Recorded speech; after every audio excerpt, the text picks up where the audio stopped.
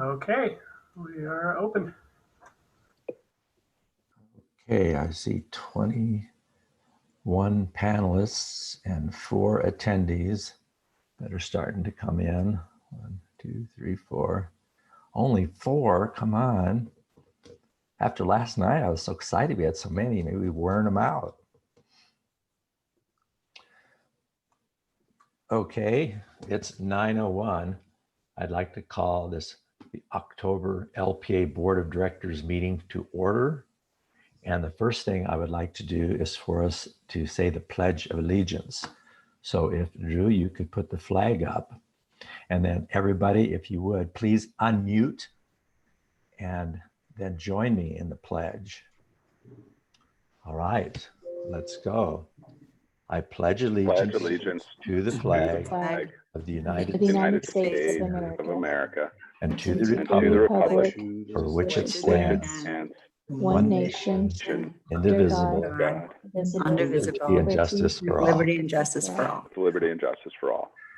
Hey, certainly a lot easier to do that in person. Thank you. The next order of business is that we need to, well, first I'd like to say a welcome to John Witchell. John is the newest board member. This will be his first board meeting. John, would you say good morning to all of us so we can test your system? Good morning. All right. Thank you for glad to be here.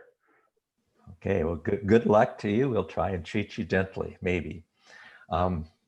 Next, we need to approve the agenda. We all have had the board packet sent out and that agenda has been put on there.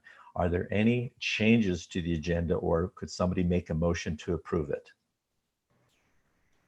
I will make the motion to approve the agenda as it is.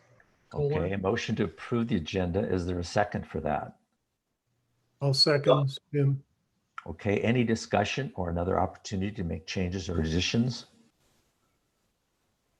All right, all those who would approve the amendment, please unmute and say aye at this time. Aye. Aye. Aye. Any opposed? Unmute and let us know. Any abstentions? Unmute. Okay, approved. The next part of it would be our actual member comments and concerns. We usually run this starting as close to 9 as we can and try and end it at 10, no later than 10. But typically we are able to end a little earlier than that. We do have a few people in attendance now. So at this time, if anybody in the attendance would like to address the board, please let us know and Drew will put you on live so you can talk to us.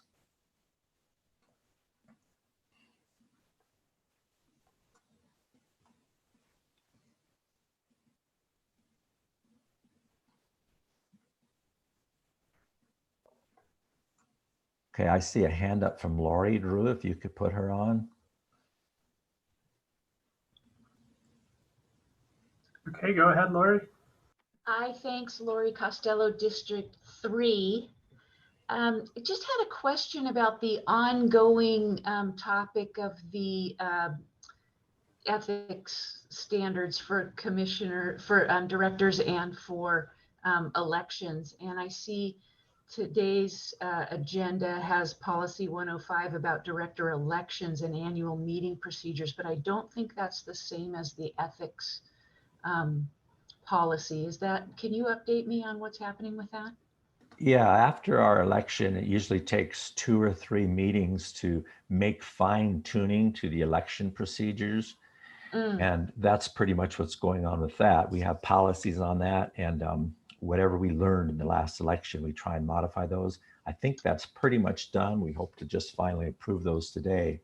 The other one, which is kind of an ongoing thing too, is how we police each other, you might say, and what we have one policy that kind of gives us guidance into doing that. And every so often things will crop up, which will make us think, well, maybe we need to do more with that.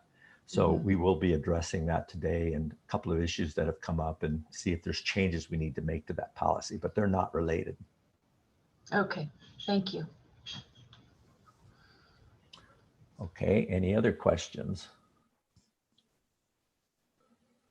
Well, that'll be one of our shorter member participation things. And maybe that has to do with last night's town hall. for those of you who weren't able to attend that, we did have, I don't know, 35, 37 at most people on there. We had a constant list of questions being asked and talking about them. And I think everybody thought it went pretty well. I felt embarrassed perhaps about talking a little too much, but we'll see how that goes with some of the other districts now. So perhaps that's one reason we don't have as many questions this morning. And if any of you have had a chance to watch that and got a nature of the types of questions, you'll be more prepared next week. Okay, well then let's go on. The next item would be the consent board items. You have two hands up. Oh, hands by us, not the attendees, panelists. I was looking at them and not us. Okay, callers, excuse me, go ahead. I'm sorry, I forgot to put it down from earlier. All right, Tim, go ahead. Yeah, thanks, Britt. I just wanted to acknowledge I was on the town hall meeting call last evening, and I thought it went really well, and that you and the others did a great job, as Rachel did, managing the herd of cats. And I hope the members felt that was useful.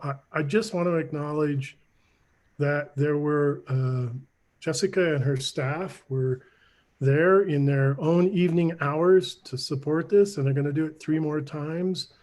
And I really want to express my gratitude for that. I don't think it's easy it's certainly above and beyond the call to take your evenings out, and especially when we're doing it from Zoom, from home and so forth. And so I really just want to acknowledge them and thank them for that. And also Hillary and her department for organizing everything to put it together. And I look forward to the next 3. So thanks a lot, everyone.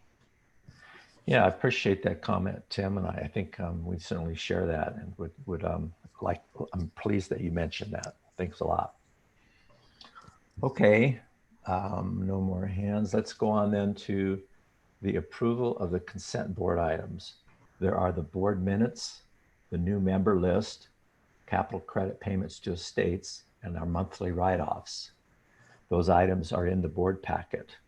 Let's look first for an approval motion to approve those, and then we'll, in discussion, see if there are any changes or questions on them. So may I have a motion to approve the consent board items? So moved. Bob Lynch moves. Is there a second? Second. Rachel, second. Rachel seconds. Now, is there any changes or discussion or questions on the consent board items? Tim, go ahead. It's just a question. In the minutes, we refer to the attorney Denning, and I just wonder if we should clarify that should be board attorney Denning versus staff attorney. So I know, I'm not sure we had the staff attorney on at that time or not, but that might be something we want to clarify now or going forward.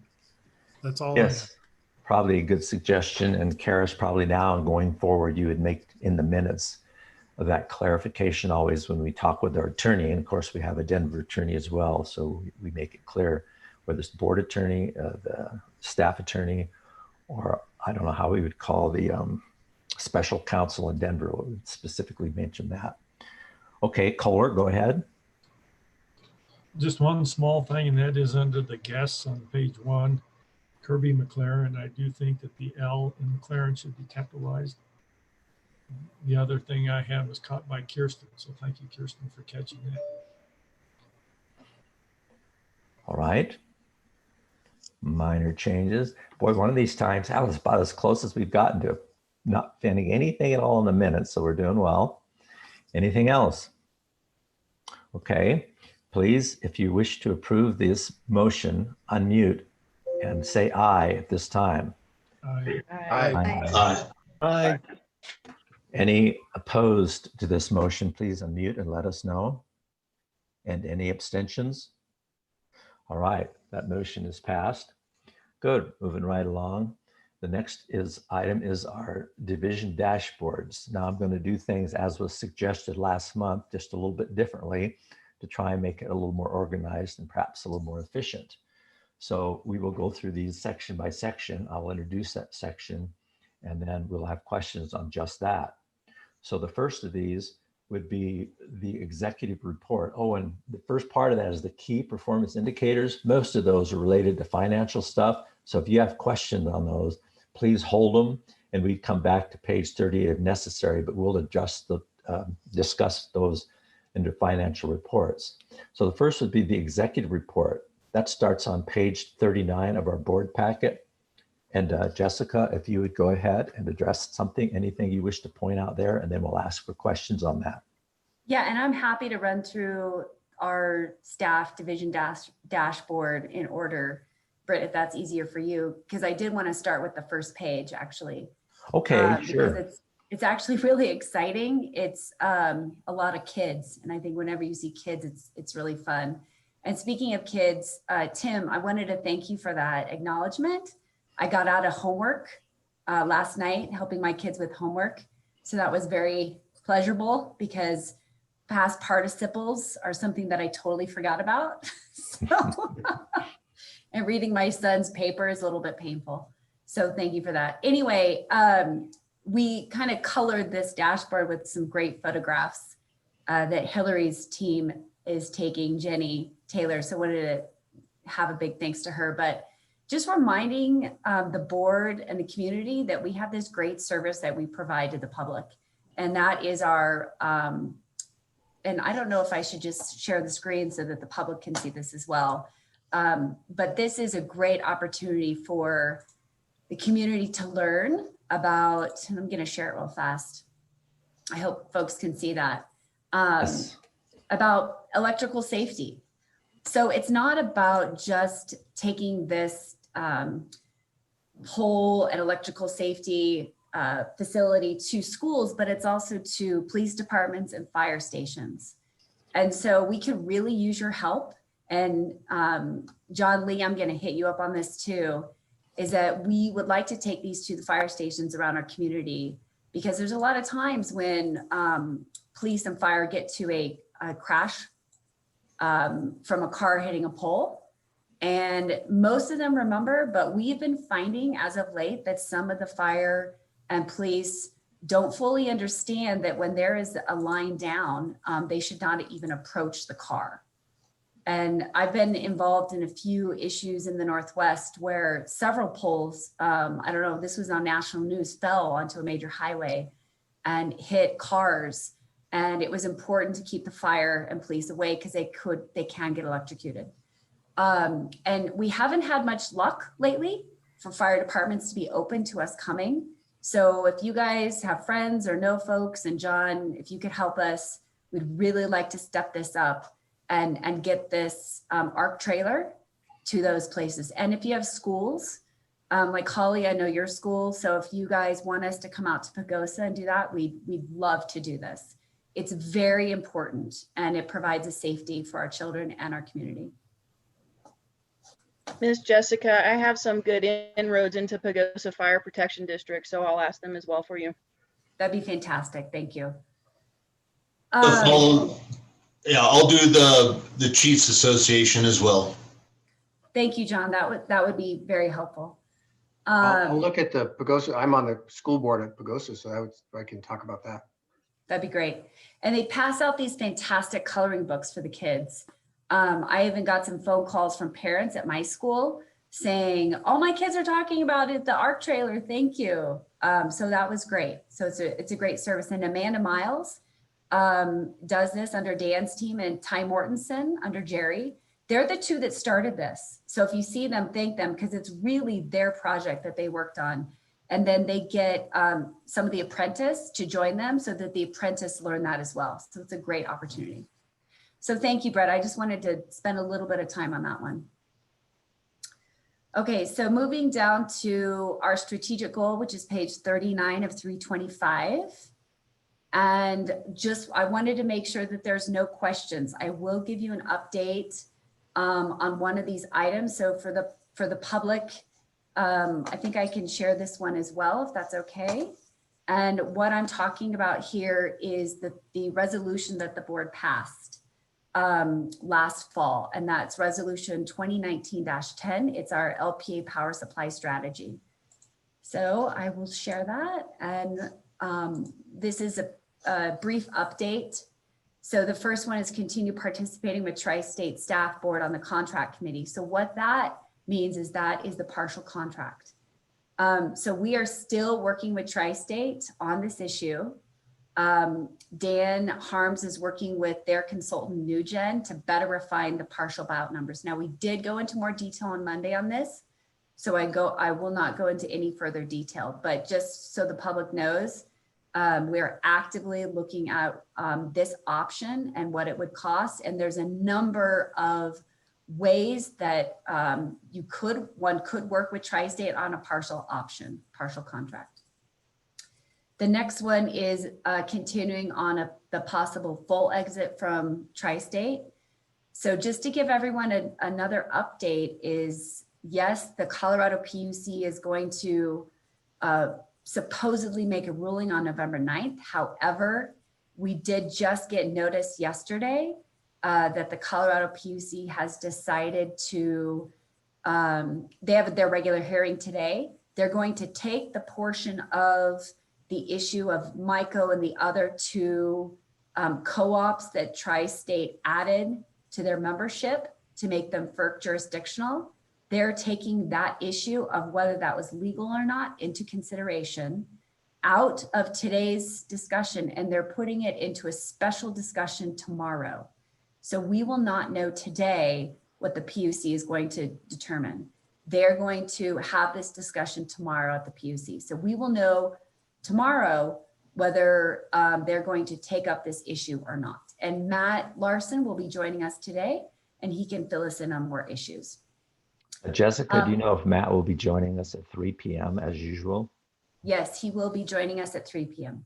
Okay, so anybody who needs to go away and then come back, our guests, if that's specifically what they want to hear, make sure and join us at about 3 p.m. And then in regards to the current wholesale electric services contract, as we've stated all along, we've tried to work on that for several years now, Dan Harms in particular, on the current policies. There's no further work happening at that time because Tri-State has really transitioned to more effort on working on a partial contract. So are there any questions on this issue?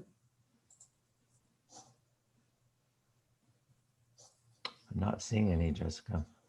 Okay. So now I'll get to the next page, which is page 40 in your packet. And this is slide 5 in the dashboard. So executive report. And, you know, honestly, the highlight was going to the fire with John Lee.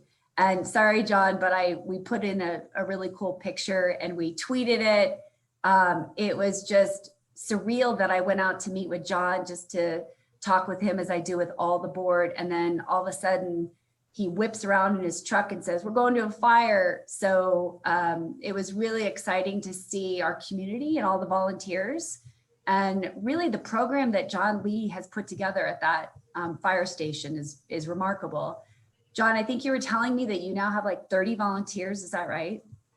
That's right. Yeah, we're running right around 30. Right now we're at 31. But it's a good little program on the western side of the county.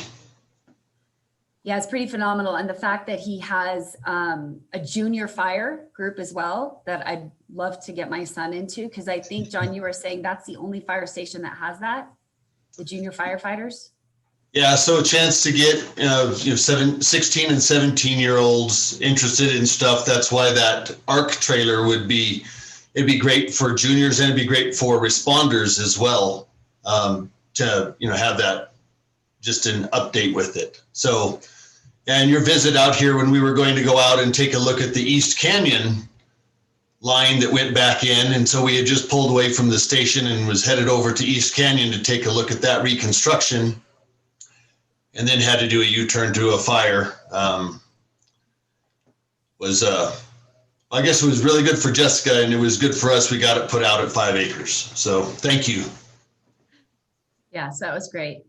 The other highlight I would just like to mention is that it was great. I got a call from Senator Bennett's staff and asked me to go attend a really small event with the senator in Pagosa. So I was with 12 other Pagosa and Archuleta community members, including San Juan Business Health Alliance. And that was just an hour discussion about how are we doing in COVID and what did you learn? And really, I talked about what we learned at La Plata is that one, everyone's using broadband, and as we can all tell, it's really frustrating when we lose reception and it's tough to have meetings. And so that was a common theme throughout all the members on that group, is that we needed to do and think more about broadband. So that was really good. And then I also just talked about energy resiliency, right? Because it's important that we plan for that. If there's a cyber attack, cyber issues came up more during COVID than any other time. Energy companies have been hacked all over the US pretty extensively, which, by the way, I've talked to Drew, and we are going to do a cybersecurity update in November, December, more in-depth discussion about what we're doing to protect our system. But it just goes to show that local energy is really important for resilient networks, both in time of pandemics, but also cyber attacks and whatever else is going to be thrown our way. So that was a great discussion with the senator. He actually asked me to walk him to the car, which was great, and just talk more about energy security and renewables. And he is watching the FERC issue, and so that's helpful as well. And then I think the last point on there is NRECA, the Women in Power Group, has attained over 1,000 members already. And Sue had asked before if board members can join. Unfortunately, they cannot. NRECA wants to keep that at the staff level to keep open communication. However, Sue, I did speak with Jennifer Goss at Tri-State, and we are going to create a Tri-State Women in Power group that will include the board members as well.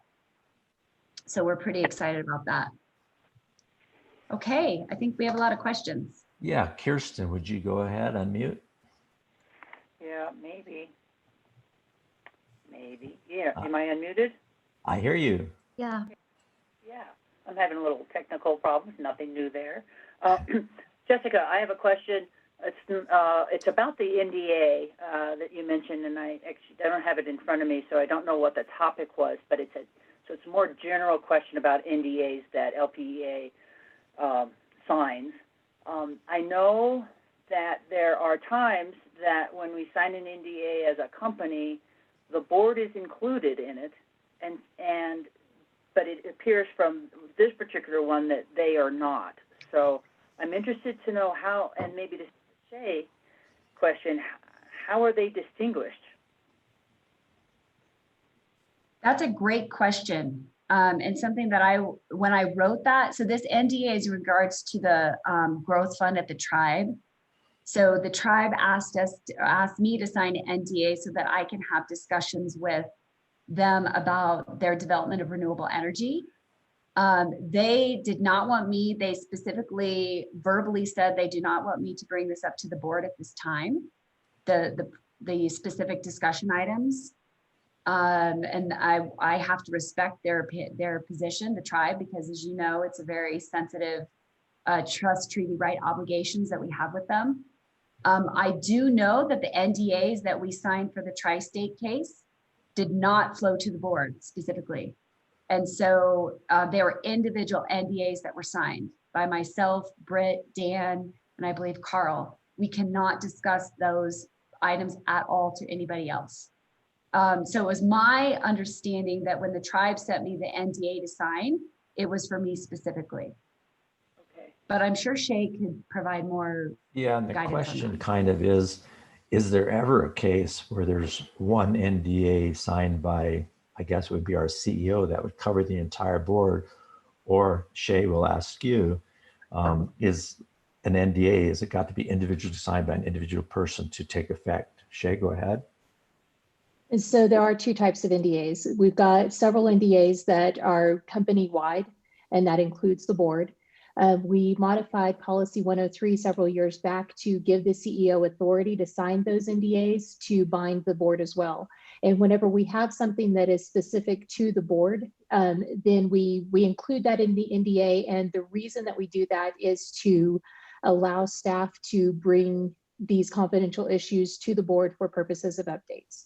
So we do have several of those NDAs out there that bind the board, the full organization, and the staff as well. And so it's a blanket one. There are also specific NDAs that are just for one person. Jessica mentioned the ones regarding the tri-state case.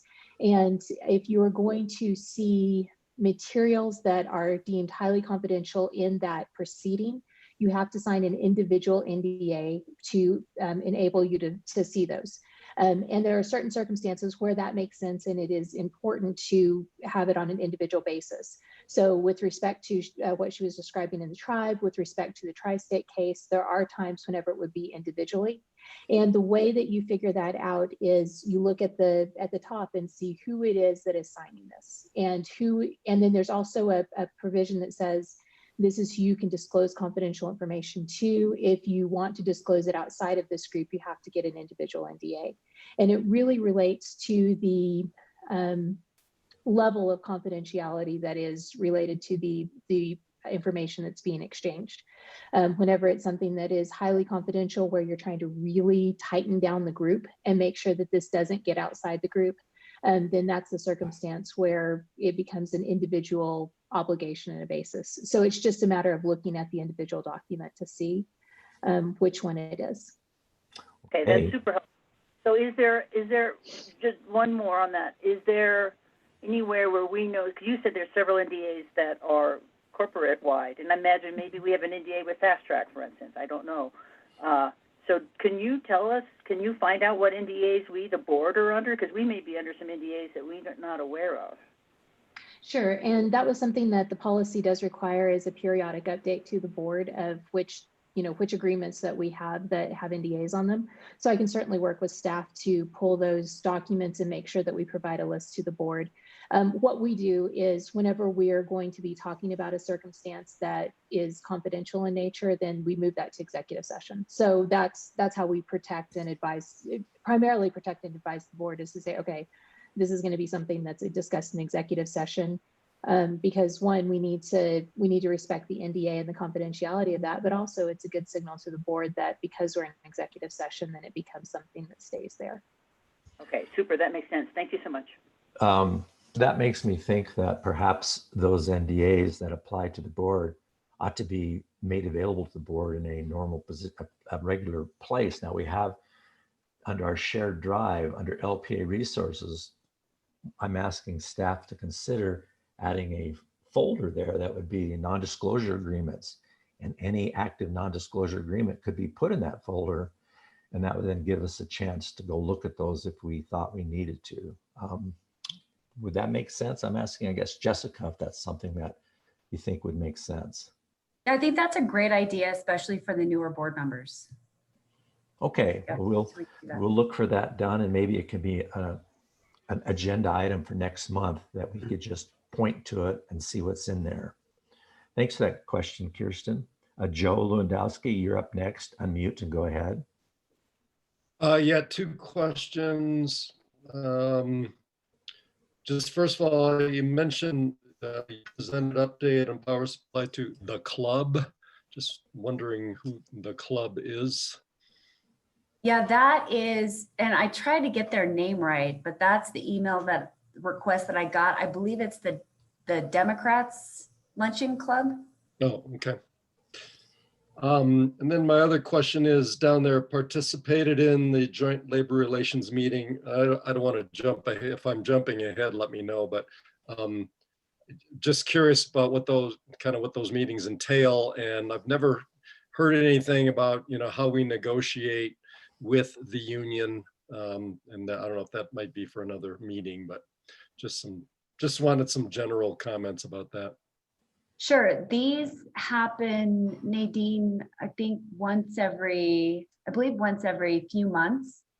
But they are with IBEW at the company. So what it is it's myself and Nadine and Jerry, and we meet with the stewards every few months just to check in. And so it's just a check-in thing, just to see how's it going, how's the union going, are there things that we can work on together? That's where we first brought the Code of Excellence to that group. And then that group stood behind that and then brought it across the company. So they're more relationship meetings. And when do we negotiate with the union about pay and benefits and stuff? When does that occur? That occurs in 2022. We'll start in 2021. And then the contract, I believe, ends in 2022. So there'll be a new one in place. And that's like a 3-year contract or 2-year contract? I believe a 3-year. Unfortunately, I think Nadine had to jump off because she has a fire drill at her apartment. She would have more details on that. Okay, But yeah, thanks. it's typically a 3-year contract. Okay, Bob Lynch, you're up next. Unmute, go ahead. Yeah, Joe asked my question. I was kind of curious who the club was too, so got that. But since I had my hand up, let me ask, are we, and Hillary might be more asking, but are we archiving the town halls from last night? I didn't have a chance to attend, so if there's any chance to listen or look at what people were asking about, be curious. Or is there a chance we're archiving those? We're recording them. We're going to post them all on our YouTube channel, and also post all of the Q&As on our fact checker as well. But if you're wanting to take a look at that recording earlier, like before yours on Monday, I think that we can get Drew to send that to you. Great, thank you. It'd be really helpful. Sorry I couldn't attend last night, but that's good to rehearse a little bit on what people are looking into. So thank you. Okay, Rachel, you're up next. Great, thank you. Yeah, I was just curious if you can provide a snapshot of the process for further developing the strategic plan. So I was mentioned in here and. Sure.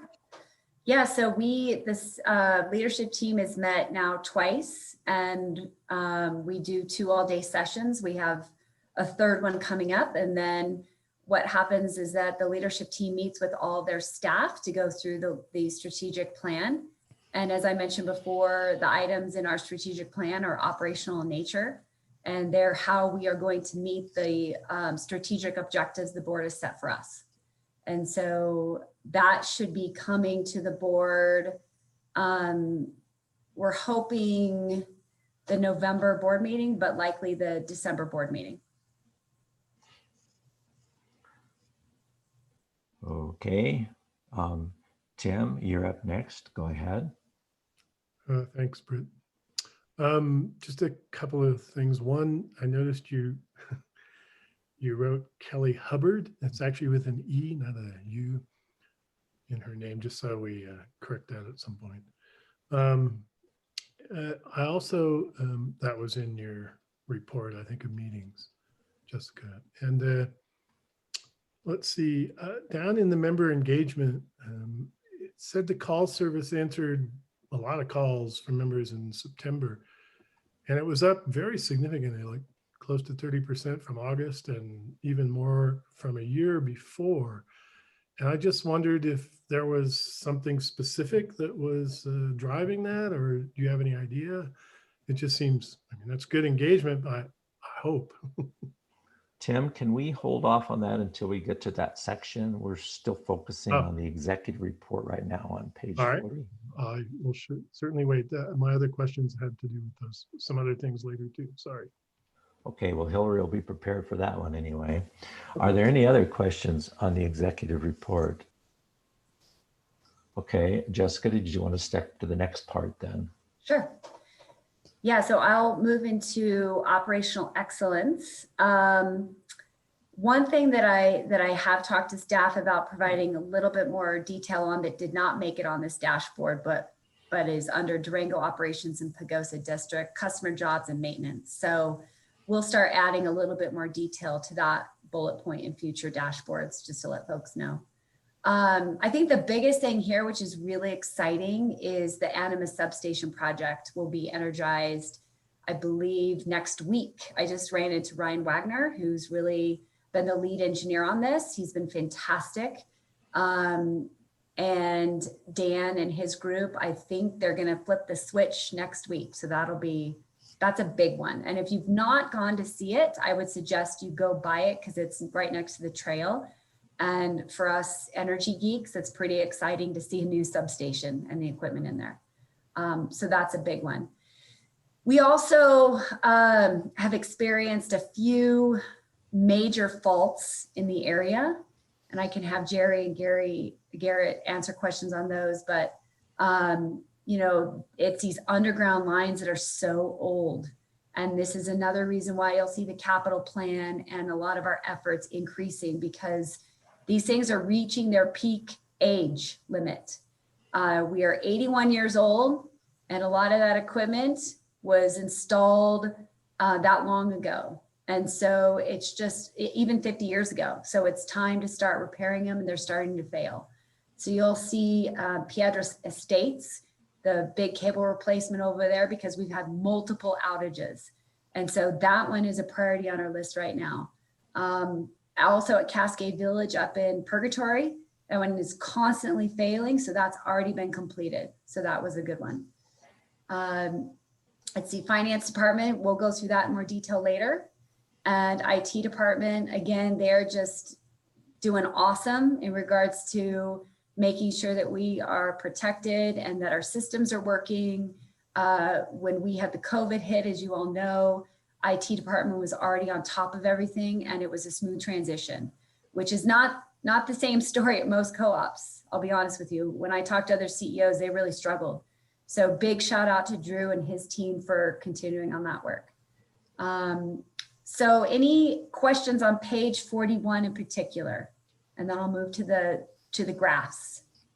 Well, one thing I wanted to point out also for the attendees is that we now have had a change in districts. And so if you'll notice, the last item under the IT department is called data mining to determine and notify members who have accounts changing districts. And because we did move borders to them to be something that was a lot easier for everybody, there will be certain members now who won't be in the same districts they were before. Yes, and if you have questions on that, the redistricting, I would encourage you to go to our website, because there's a great explanation of maps on our website that show that. Okay, Joe Lewandowski, go ahead.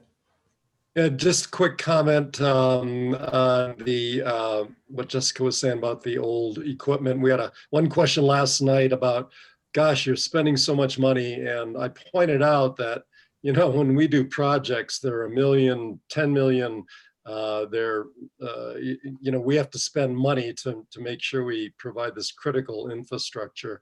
And I just think that's an important point to make to in our outreach meetings to folks. You know, we're not filling potholes, buying library books. We're, you know, keeping the lights on 24/7. So if you get a chance to say that, I would encourage it. Yes, great point. Okay. Okay.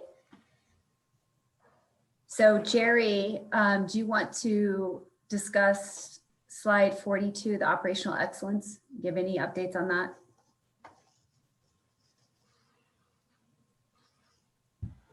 So we have, it's been different for our safety meetings. We're so used to meeting in person, and with everything that's been going on, we've been holding our safety meetings by way of Yammer, which is another digital platform. And it's been going really well. It's been a really good change for us because it's made us diversify how we go about our safety meetings. And I think that we are really engaging people. We're hitting all of our compliance issues that we've run into. We're keeping up with that. And then we're getting really good ideas company-wide for safety. And it's really expanded our viewpoints. We haven't had any major incidents or accidents. And it's something that we're striving for in our 5-year plan is 0 incidents and accidents. And everything is just running really smooth for the situation we're in.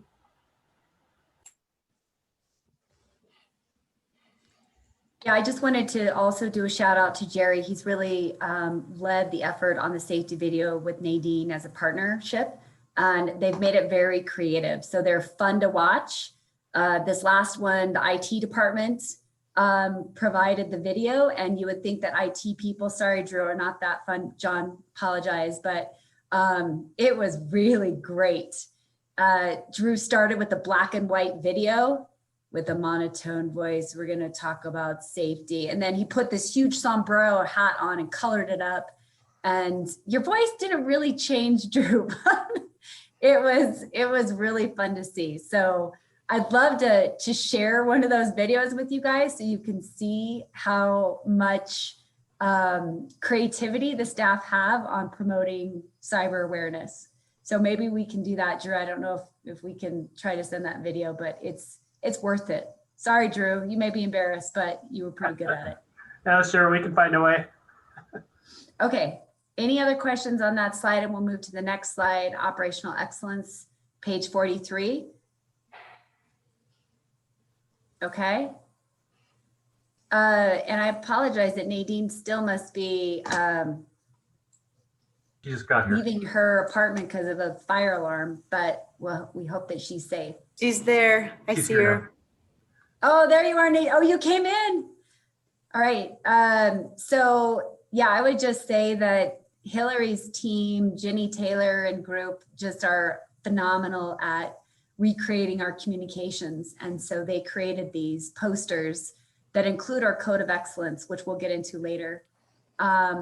But again, safety training, ladder safety, which you would think is pretty boring, but it's pretty important because that's where a lot of falls occur, even at home. We have standard bloodborne pathogen training that is required. And then of course, we did first aid training for all employees at the company. And so that was very important, including AED training. As safety as our primary responsibility, we want to make sure that we're up to speed. I don't know if many of you know, especially the new board members, but oftentimes our linemen are the first ones on the scene at a carpool crash. And so they're actually providing and assisting in CPR oftentimes. Jerry, in fact, last year found someone that the car had rolled, I believe, Jerry, and the person was ejected. And Jerry was one of the first ones on the scene with the police, and they were doing CPR to try to save this person's life. Unfortunately, I think that person passed away, but just to let you know, our folks go through some traumatic events, and it's important that we get them first aid training, but also we have AEP counseling available for our employees, because as you can imagine, it's pretty horrific to come upon a crash like that. Any questions on page 43? Tim, go ahead. Yeah, this is, I don't know if it's the right page, operational excellence. And I noticed a little cartoon there that makes some puns. And I just wanted to say whoever is making puns there, that is the highest form of humor. And I congratulate you on that. That is also Jenny. She's a pun master. Love it. You should do a pun contest of some sort along the way, I think. And let the board in on it. Okay. Any other questions on this part? Then we'll go on. Okay.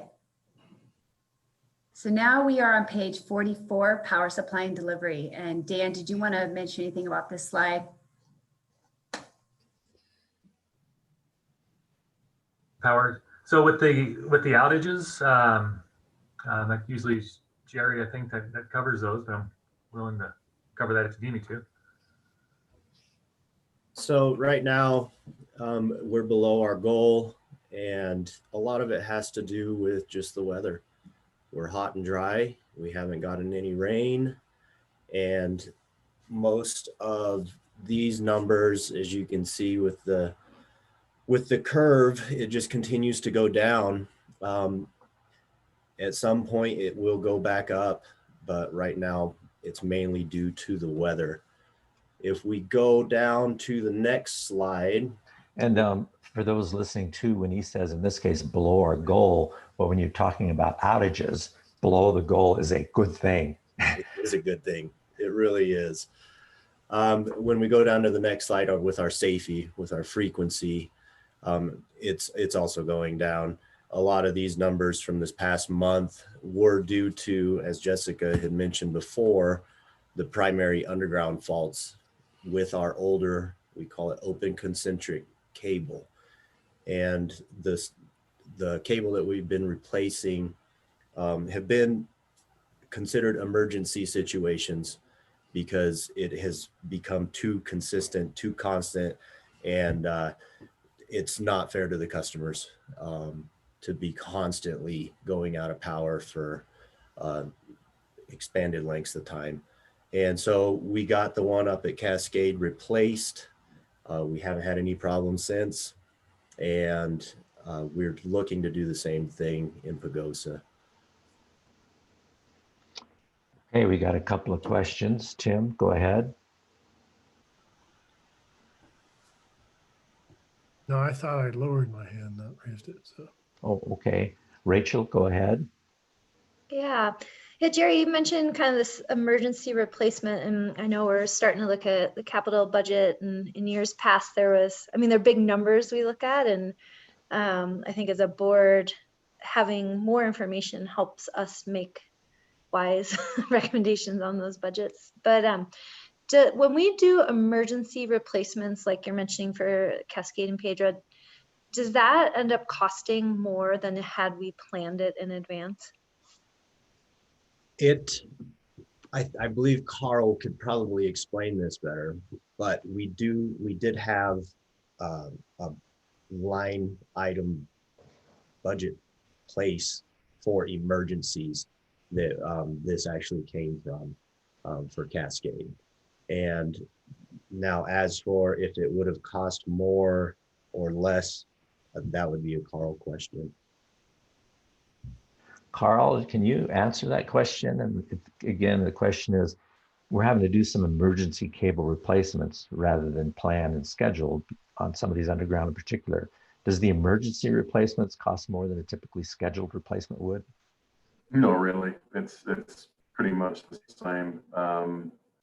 The only time where these things can become more expensive is if we have staff, the linemen doing it out of hours, when you've got to pay overtime rates. But I don't believe that's the case with this one. Okay, thank you. I don't see any more questions. Jessica, if you could, or is it Jerry, did you have more?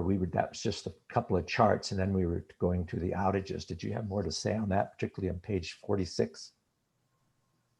We just had one question brought up last month about major event days being added in to these graphs. And the reason that we don't do it is a major event day would skew the graph so much that these bars would be, I mean, you wouldn't be able to see the differences. And that's why we keep them separate. So if we ever did have a major event day, then we would just display it totally separate. Do you recall, Jerry, when the last major event day was and what that occurrence was? That was in early June, and it was due to the high winds, and it broke a ton of trees and branches and created small outages widespread throughout the county. Okay, and I get that idea that if you put those sort of typically storm-caused things, they would cause everything to skew up some, so you might miss just the general day-to-day operations. So that makes some sense to me. Kirsten, unmute and go ahead. Yeah, thanks, Jerry. I wonder if a solution to that would be just have an asterisk on the on those days, or no, this is the monthly one, or use the second y-axis. Because that can be a different scale.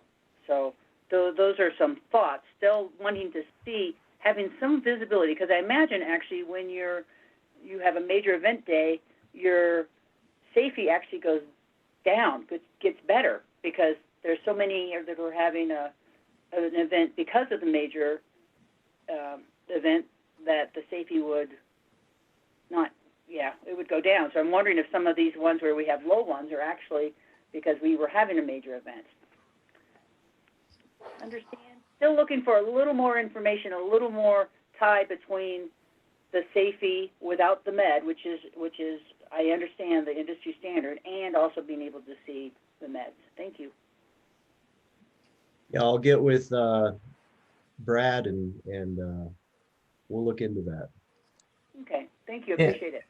And I'm wondering if, and I think you mentioned, Jerry, that just another chart that just puts those major event days on it, since they're not too frequent, it would still be, they would be captured somewhere. You have this chart that's like over 2 years. Maybe there could be a third one that added that. But anyhow, it's just a thought. I'll let you guys think about how best to put that together. Tim, go ahead. Yes.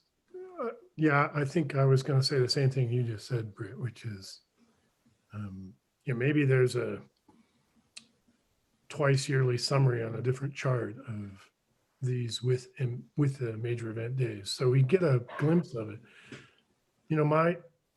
My concern when I bring this up has to do with the perception of our members. I understand about the industry standard and how we need to, how operations needs to be able to view their information in a way that's most helpful to them, and I don't have any problem with that at all. But one of the things that members talk to me about kind of on a regular basis is when the power goes out. I'm sure we all get that, and so having a reference to say, oh, this was a major event, across the system or whatever, is very helpful to be able to reference that. And that could just be a different chart on a less frequent basis so that we have it available. So I'll just put my voice of support to that. Okay, looks like we can go on, Jessica. Okay, so I'm on page 47 now, and this is leadership and organizational development, where I'll just share my screen, I guess, unless Hillary has this already up and ready to go. The video? Yeah. I have it right. I've got it here if you don't. Okay, so I'm going to share this because we're pretty proud of it, and it's pretty exciting. And this is something that is what we've been working on for a very long time. And maybe what I'll do is before I hit play, Hillary or Nadine, do you want to give it any background about who did this video and why? Yeah. Which one do you want? You can go ahead, Nadine. I think you can speak more to the IBU side of things. I can speak more to the LPEA side. Yes, so the IBW reached out to LPEA to do this video. And the reason was we are amongst one of the first co-ops to work with the IBW on the Code of Excellence. And in the fall, we got a huge diverse group of employees together that came together with management and union to create this Code of Excellence and work together. So that's a little bit of the background, and we were just really honored that the IBEW reached out and sent their team down to interview us. Nadine, did the IBEW actually do the camera work? Yes, they sent their own video team, so they did all the camera and the interview work, which was awesome, and they did a great job. It was really fun to meet them. Thank you. They worked with our in-house video expert, Jenny, also now known as the Pun Master. She's getting cards made, I guess, as we speak. And yeah, she worked very closely with them just to get the right shots and to get the right branding that we wanted in there. And so it was really quite a collaborative effort. All right, I'm going to hit play. Hopefully you can see.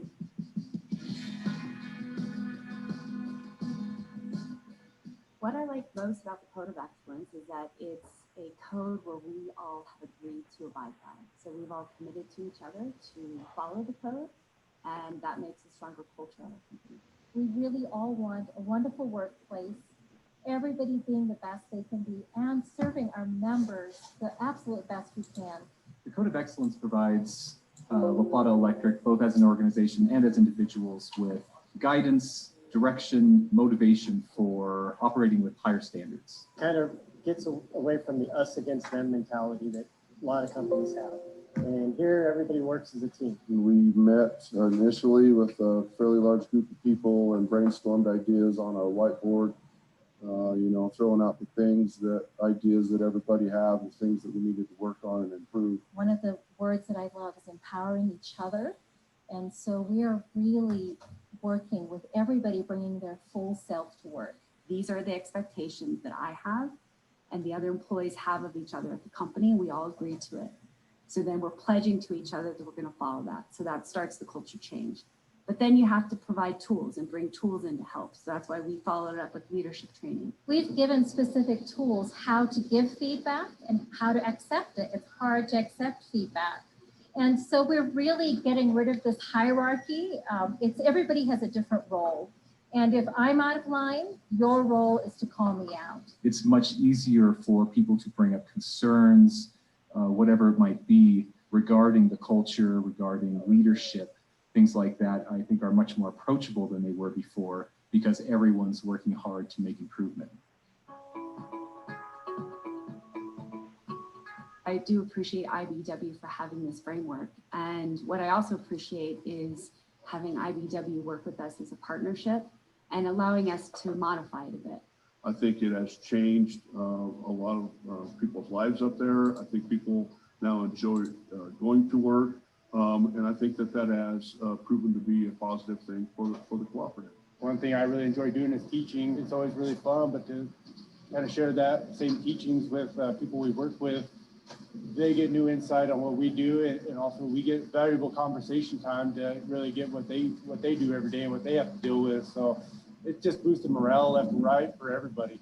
To be able to go out in the field and shadow and just learn some more terminology that I can bring back to my role is very useful when customers call in and have questions. When we started doing the Code of Excellence, customer service would make brownies or cookies or something and take them to the linemen, and pretty soon here the linemen would come with flowers, and it was just like a thank you, we appreciate you, and that's what it's supposed to be about. We had a high number of grievances prior to starting the Code of Excellence, and since we've implemented it, we haven't had a single grievance. If there's something going on between employees at the company, go back to the Code of Excellence, go back to our principles, remember what those say, and then use the skills that we taught them in leadership training for how to address that to each other. The entire 22 years I've been here, I've never seen collaboration between management and labor the way it is right now, and morale is at an all-time high.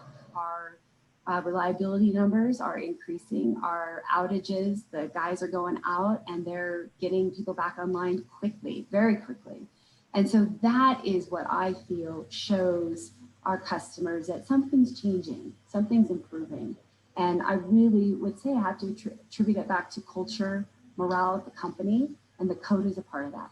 The things I like the most about the Code of Excellence is the relationship it builds between management and the employees, and how both sides will strive to do their part and to do their job to the best of their abilities. It has brought La Plata Electric back as a family. We're looking out for each other and our members and everyone involved. When we come out to the work site, everybody's like, La Plata Electric's here, and we're proud of our employees. I do want to be successful, and what that success looks like to me is just doing the best that I can every day and trying to uphold the values that are in the Code of Excellence.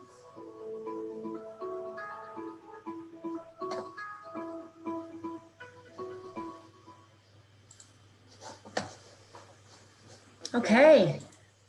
So obviously we're pretty proud. Yeah, thank you. It was a good effort. It was a collaboration with our staff. We did this together over 6 months, Nadine, is that about right?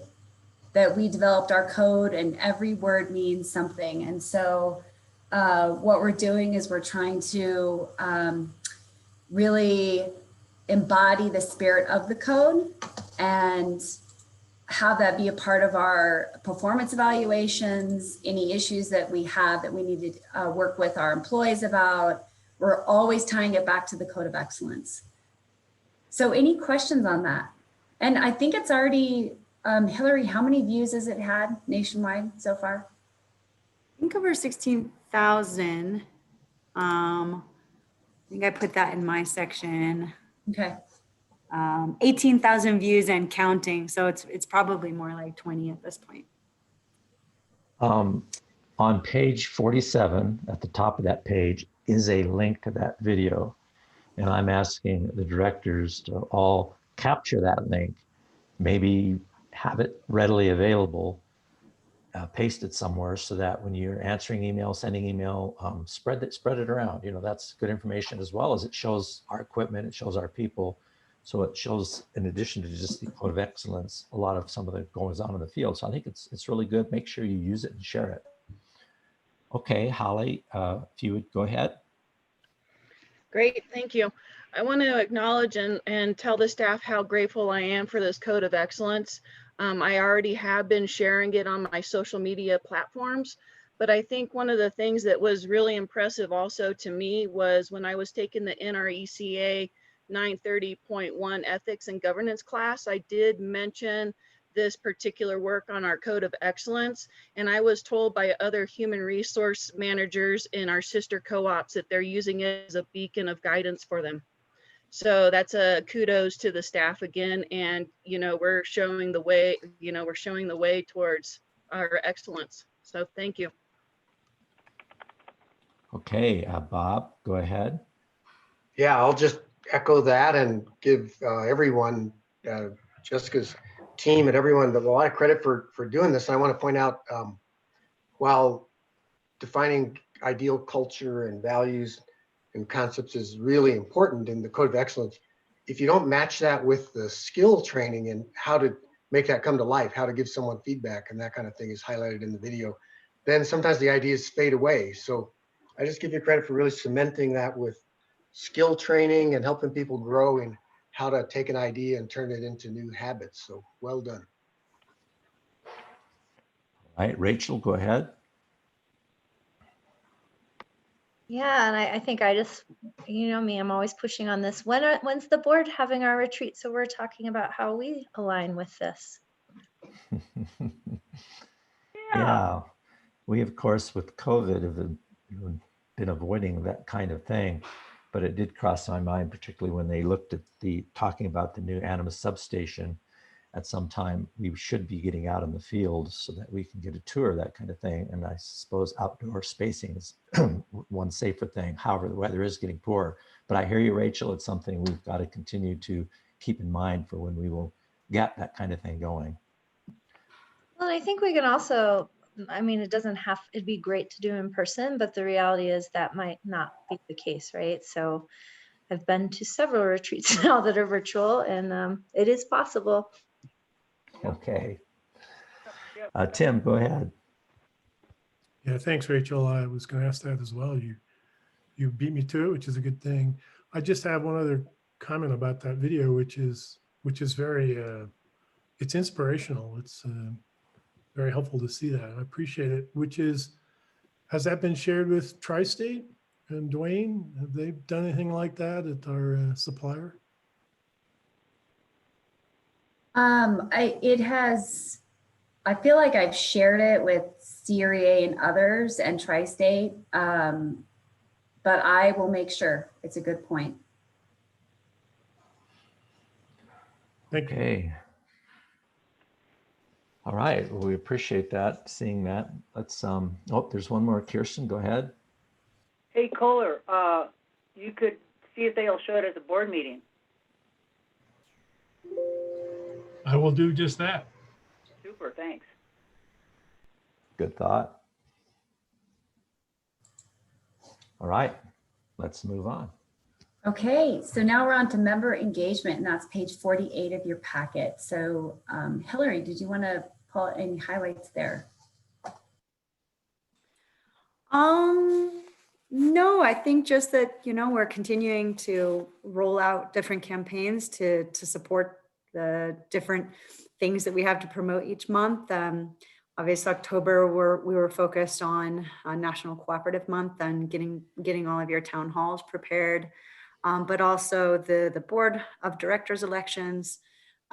We continue to do our standard communications, including our e-newsletter and regular newsletter. and our outage recap emails and other emails as needed.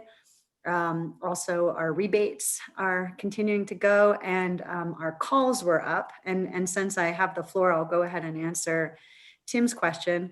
The reason that our calls were up 28% from last month and 35% from the year before was a combination of two factors. The first is that we got a lot of more service orders than we usually do. Can't really tie that to anything in particular other than more people moving, more people creating new service, more people closing accounts. So just a lot of movement of people within the area. The second piece is that the payment plans, the extended payment plans that we put all of our members in arrears on, those really started to take effect during the month of September. So even though we had talked about it and advertised it in August, it was really in September that people were seeing it on their bills. And we had a lot of queries and questions about that. So that's what that increase was about. Okay, we have quite a few questions. Joe Lewandowski, you're up first. Go ahead. Yeah, I'm just question about the heat pump rebates. A year ago or so, I went to Home Depot and they didn't even know what I was talking about hardly when I asked about for hot water heaters. So are those mainly for hot water heaters, and what sort of, are we promoting this? I believe those are for heat pumps specifically. Water heaters, Dan, correct me if I'm wrong, but I think that is a different rebate. Yeah. Sorry, Hillary. There are a few different rebates, though. I think we talked about the HVAC heat pumps. That's one set of rebates based on the tonnage being installed. There are heat pumps for water heaters and separate rebates for heat pump water heaters. And we got to jump on. We're developing our plan right now with our strategic plan on how to approach and handle those right now. So you'll be definitely seeing some more advancement of that to come. But Joe, it's actually really great timing. We had a conversation just yesterday within our team about how we really need to step up our engagement to get the sellers of these products more in the loop with the rebates that we offer. So we used to do quite a lot with Home Depot around the LED rebates, and usually they would find out about these rebates, not so much from us, but from the end sellers. So I think there's a lot of room for improvement in working with these vendors in our community to make sure that they're helping spread the word when people are buying these things. Okay. Tim, would you go ahead? All right. Two comments, questions that I have here. One is, thank you. Well, first, thank you for answering my earlier question, Hillary. And then two more. One is the rebates. I appreciate that information. And I recall we had a report in the past around all the costs around energy efficiency investments that we make both internally and also with our members. We've gotten that in the past. I think Dan has created it. And I just hope that we will get that again. I don't remember the timing of it, but I always have found that report really helpful. So I look forward to that. The other is that I had a guy come out and look at my furnace, which is almost 25 years old, to make sure it was winterized. And he said it needs to be replaced from a local, reputable, longstanding HVAC company here in the local area. And so I asked him about heat pumps, and he told me, no, you don't want one of those because they're so expensive. And he knew nothing about any rebates. And the quote didn't show anything either. And he was pretty discouraging about it. And I asked him about high efficiency furnaces. And he went on to say that, kind of discourage those as well. And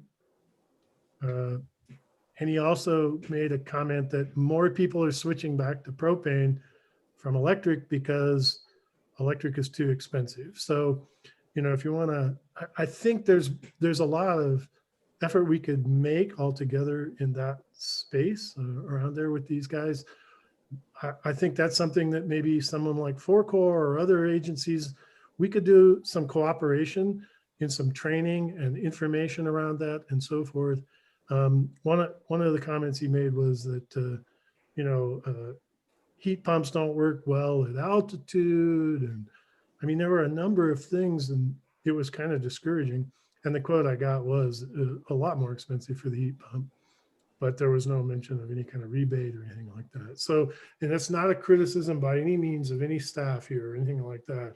I'm just saying there's an opportunity there for us, I think, in education and outreach, and it's not just once. I think it's kind of going to be a really concerted effort. So, Tim, could you send me the name of that company possibly? I will send you my quote and everything. And yeah, I need to share that with you. I Thanks. believe we've talked to that group before, and we haven't made a lot of headway there. It was two different people. First was the tech, who was very discouraging, and then was the guy who quotes these things. He was less discouraging, but discouraging just the same. So yeah, thanks. Yeah, I completely agree, Tim, and Dan and I have had multiple conversations on this. It's the importance of education. LPEA does have a history of gathering together contractors and doing presentations and trainings. It's something that we haven't done this year for obvious reasons, but I think we just need to move forward and do these things virtually. But yeah, heard loud and clear and agreed. Maybe one other last comment. I'm sorry here, I did go to a seminar that Holy Cross put on, a webinar earlier this week around electric vehicles and their plan, which was pretty good. I think it's recorded. It might be worth looking at if you haven't seen it. But one of the things that came out of that was they provide a $200 rebate for electric bicycles.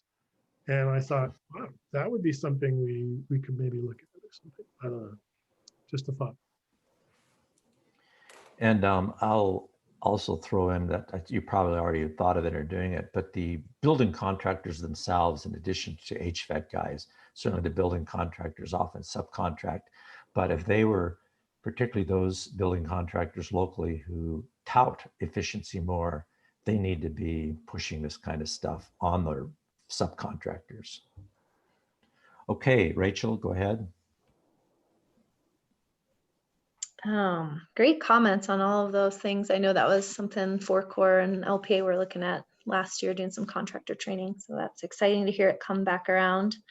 And I am completely biased in this, but yes to e-bike rebates. I just want to say, I know I'm always harping on the website. So thanks so much for the work that's been done on that. It looks really, it's the UI UX stuff is really great. It's like easy to navigate and it looks really good.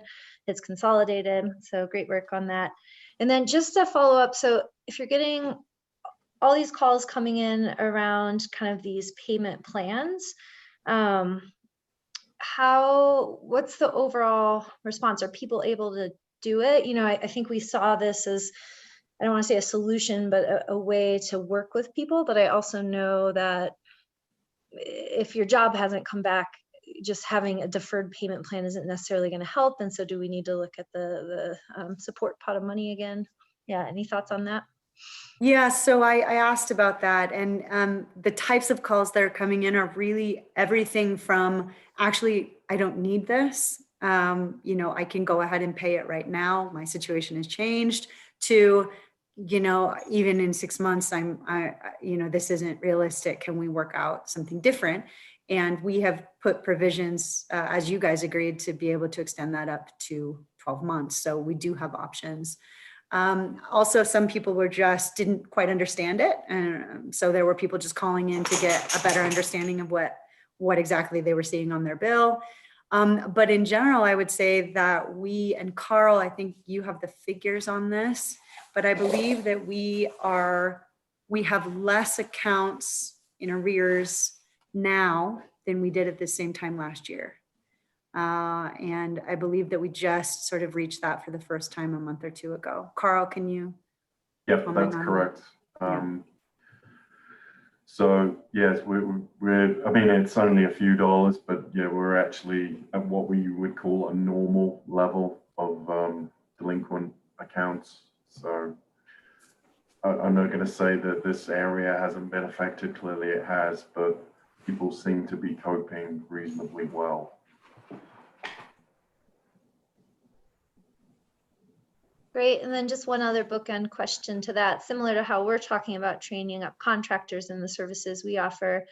I know we've talked about this in the past. Do the CSRs have kind of a referral sheet, if you will, of additional nonprofits in the area that offer utility support? They do. They're under the billing options page on our website. At the very bottom, there's a list of agencies, but our CSRs actually have a page-long list.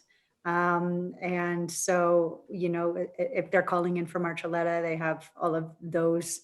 If they're calling in from Durango, they have all of those.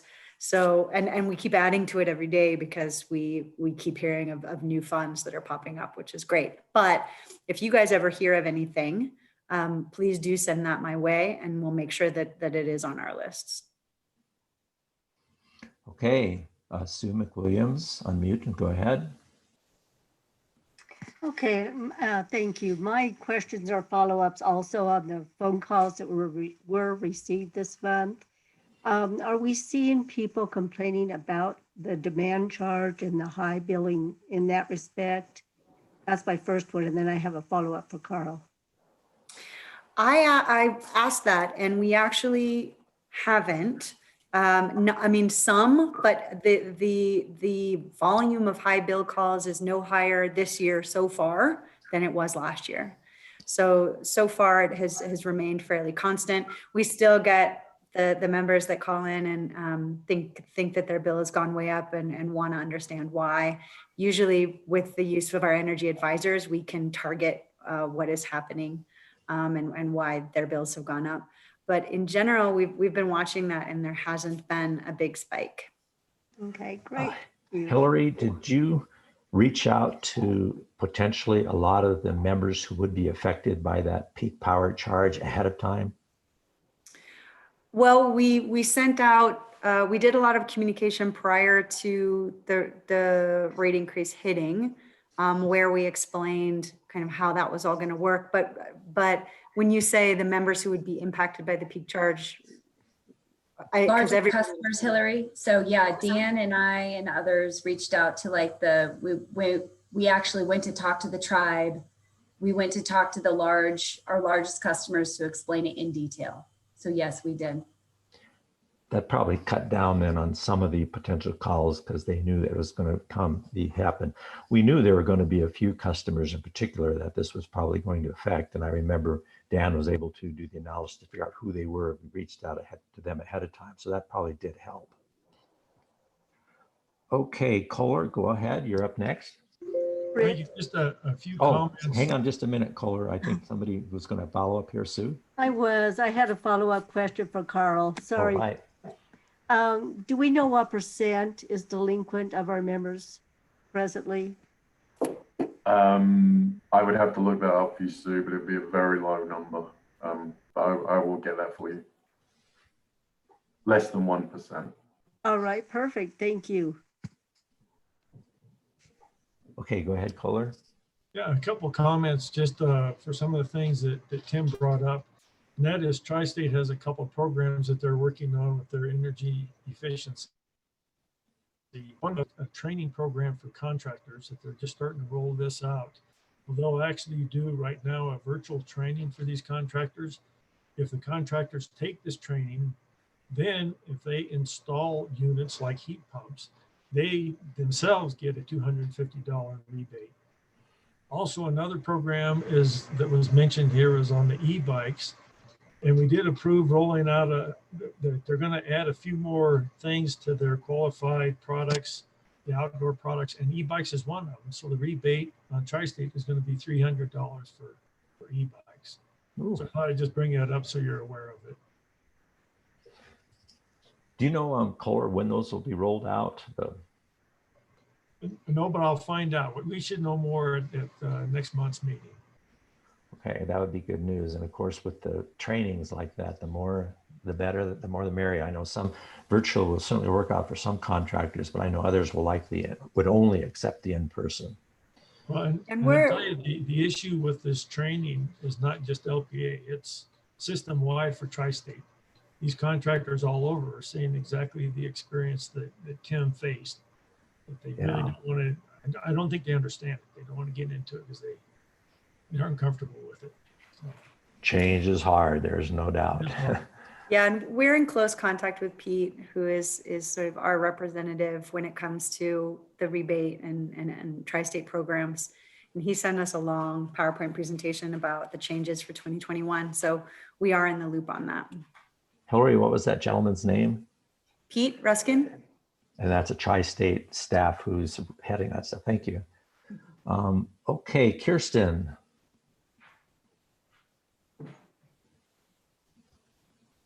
Kirsten, unmute and go ahead. Yeah. Forgot. Thank you. Okay, then we'll go on to Holly. Unmute and go ahead. Hi, I was just going to bring up what Kohler just did with the Tri-State. When I was reading the report, they included that synopsis on contractor training, and I thought that was really super important. But Kohler, if it's possible, or to whomever could possibly do this, I would really like to see that presentation of Tri-States on their plan for the beneficial electrification and distributed resources. Thank you. are you specifically asking about the training for the contractors? That they have a plan for going forward with their beneficial electrification, you know, planning and programming and stuff like that. And they mentioned a presentation, and I was just kind of curious if we could have access to it or at least see it. I will find out. Thank you. Thank you. All right, Carl, go ahead. Just wanted to follow up on Sue's question. Just ran the numbers for right now, and it's 0.7%. 0.7, so that's less than 1 by a little bit. Okay. Do you know, Carl, since you just did it, how many accounts is that? That is, let me just pull up too many windows open. That is 195. Okay, 195. Oof. I know the percentage sounds great, but you still think that 195 is still, you wish we could do better, but we will. It's okay. Usually between 150 and 200 is pretty standard. Carl, your report that you gave to us just on Monday, just an update, was showing that we are less in arrears than this time last year. Correct. Which is pretty remarkable if you think about it. Yes. And I think a lot of that has to do with Hillary's CSR team of putting people on the 6-month payment plans. So that was a great idea. Okay, let's go on then to the last one of these sections before the financial report. We'll take a break before the financial report. Okay, so distribution of the utilities. So Dan, we talked a lot about many of the items in here already. Did you want to pull out any specifics in your area? You know, there's just one thing I wanted to comment on. I think Tim mentioned this, Kohler and others mentioned about the heat pumps and contractor training. This isn't in my report, but I thought it'd be a good time to mention it. That Tri-State is given a 3-part series on the results of their heat pump study in our area. And yesterday was part 2 of 3. And just hit exactly on everything that contractor just mentioned to Tim. They went over the myths of heat pumps and just great points on all that. And Tri-State is giving a 2-part virtual training with San Miguel for contractors and then for homeowners on heat pumps. And so I'm going to zoom into that and watch that, and hopefully offer some refinements and do the same thing for our area over here, depending on what that looks like. But I think, and Jessica's mentioned to us wanting to have a beneficial electrification type of offerings to our public. So that all seems to be coming together, and would be a great opportunity for that. So I just wanted to throw that out there, that that Tri-State is really ramping up, hugely ramping up efforts on beneficial electrification that we can certainly take advantage of there. So good stuff. Just also wanted to point out the 5-year construction work plan that is in one of my bullet points there.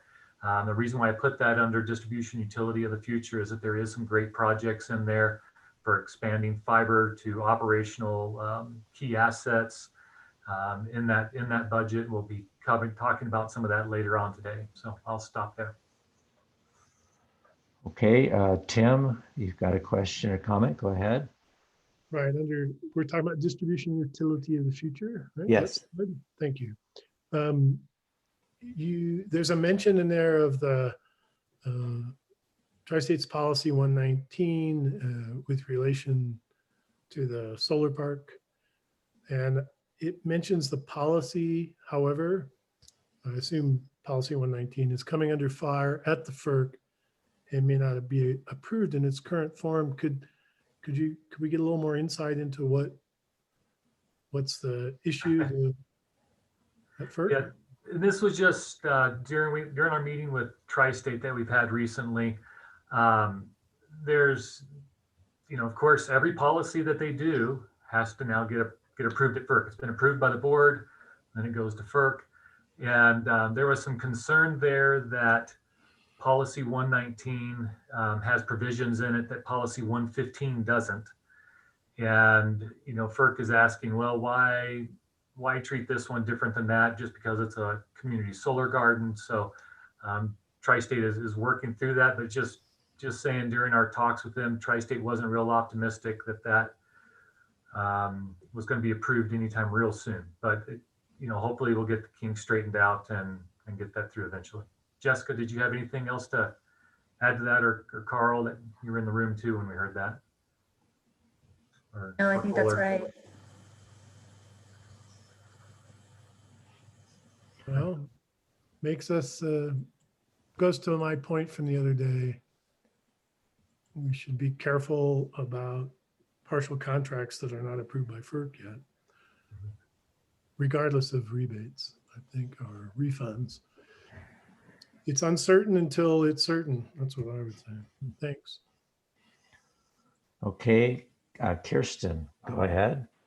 Yeah, Tim, one thing to consider is the rates aren't approved by FERC yet either, none of their rates, but they get to, Tri-State continues to bill us because they have accepted the rates. So if they are approved differently, then there is either a refund or I don't know if there will be a makeup. So it is typical that things are accepted so that people can keep doing business. Otherwise, Tri-State could not legally be even sending us a monthly bill right now for our regular membership. So there is that time lag, and I understand. I think cynicism is called for and appropriate, and I'm just explaining a little bit about why the delays. I'm sorry, I'm going to interject there. I don't think I'm being cynical. I'm trying to be very, very cautious. I think those are different. So I think cynicism is a good thing. Okay, so I think caution is a good thing. I also think cynicism is a good thing. So I don't use that as a slight. Only when combined with a pun. Well, that's exactly. Spare us at the moment, thank you. Okay, Dan, anything else on the next chart or two? No, not unless there's any questions on that. All right. Jessica, would the next part be then going on to the financial report, or is there anything else that we've missed? No, that's it. We can now move on to the financial report. All right, well, we're going to take a break before we move on to that. It's now 10:30. We'll get started again at no later than 10:40. If everybody's back at about 10:26 or so, I mean 10:30, it's 10:30, 10:36 or so, we'll get started then. So about 6 minutes or more. Thank you.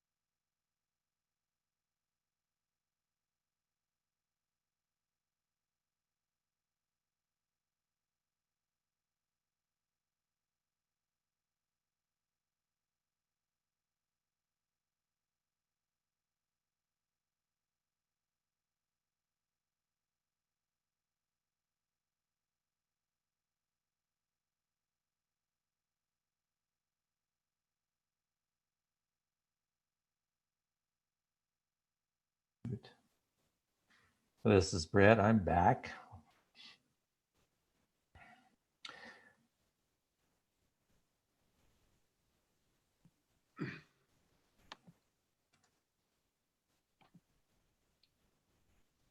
I'm back. Boy, I don't know if it's people burning wood stoves or we're getting smoke from the fire, but I just stepped outside. It's pretty smoky. Yeah, you smell. know, I did the exact same thing, Joe. I stepped out to get some fresh air and it wasn't fresh. Yeah, I think it's from the ice fire. And yes, comes straight down Mineral Canyon and straight through Silverton. It must be really bad up there, and then straight down the Animas Valley. Yeah, it's a couple hundred acres or more, I think, for the Herald this morning. No, it's Is there any over it's containment? 500. Over so- 5 now. Yeah.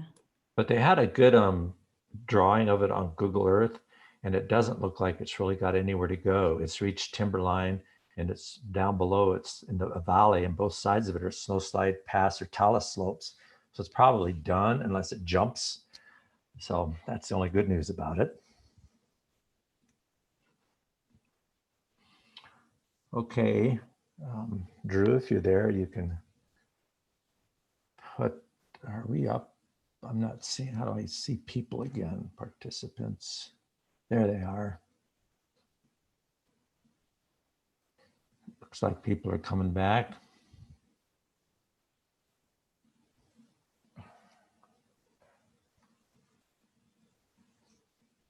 For those who haven't yet looked on our LPA website at the new district map, you need to do that.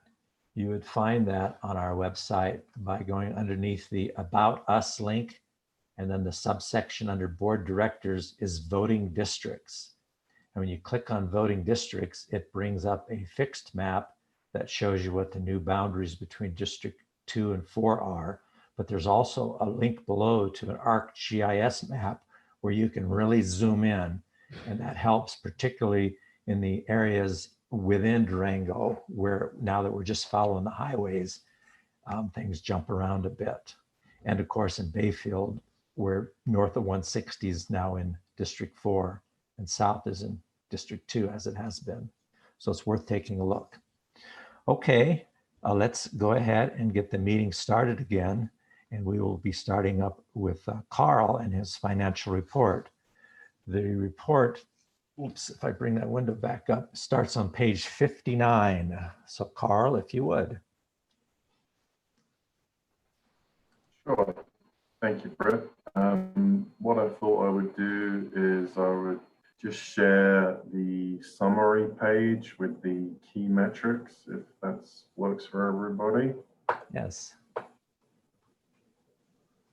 Okay.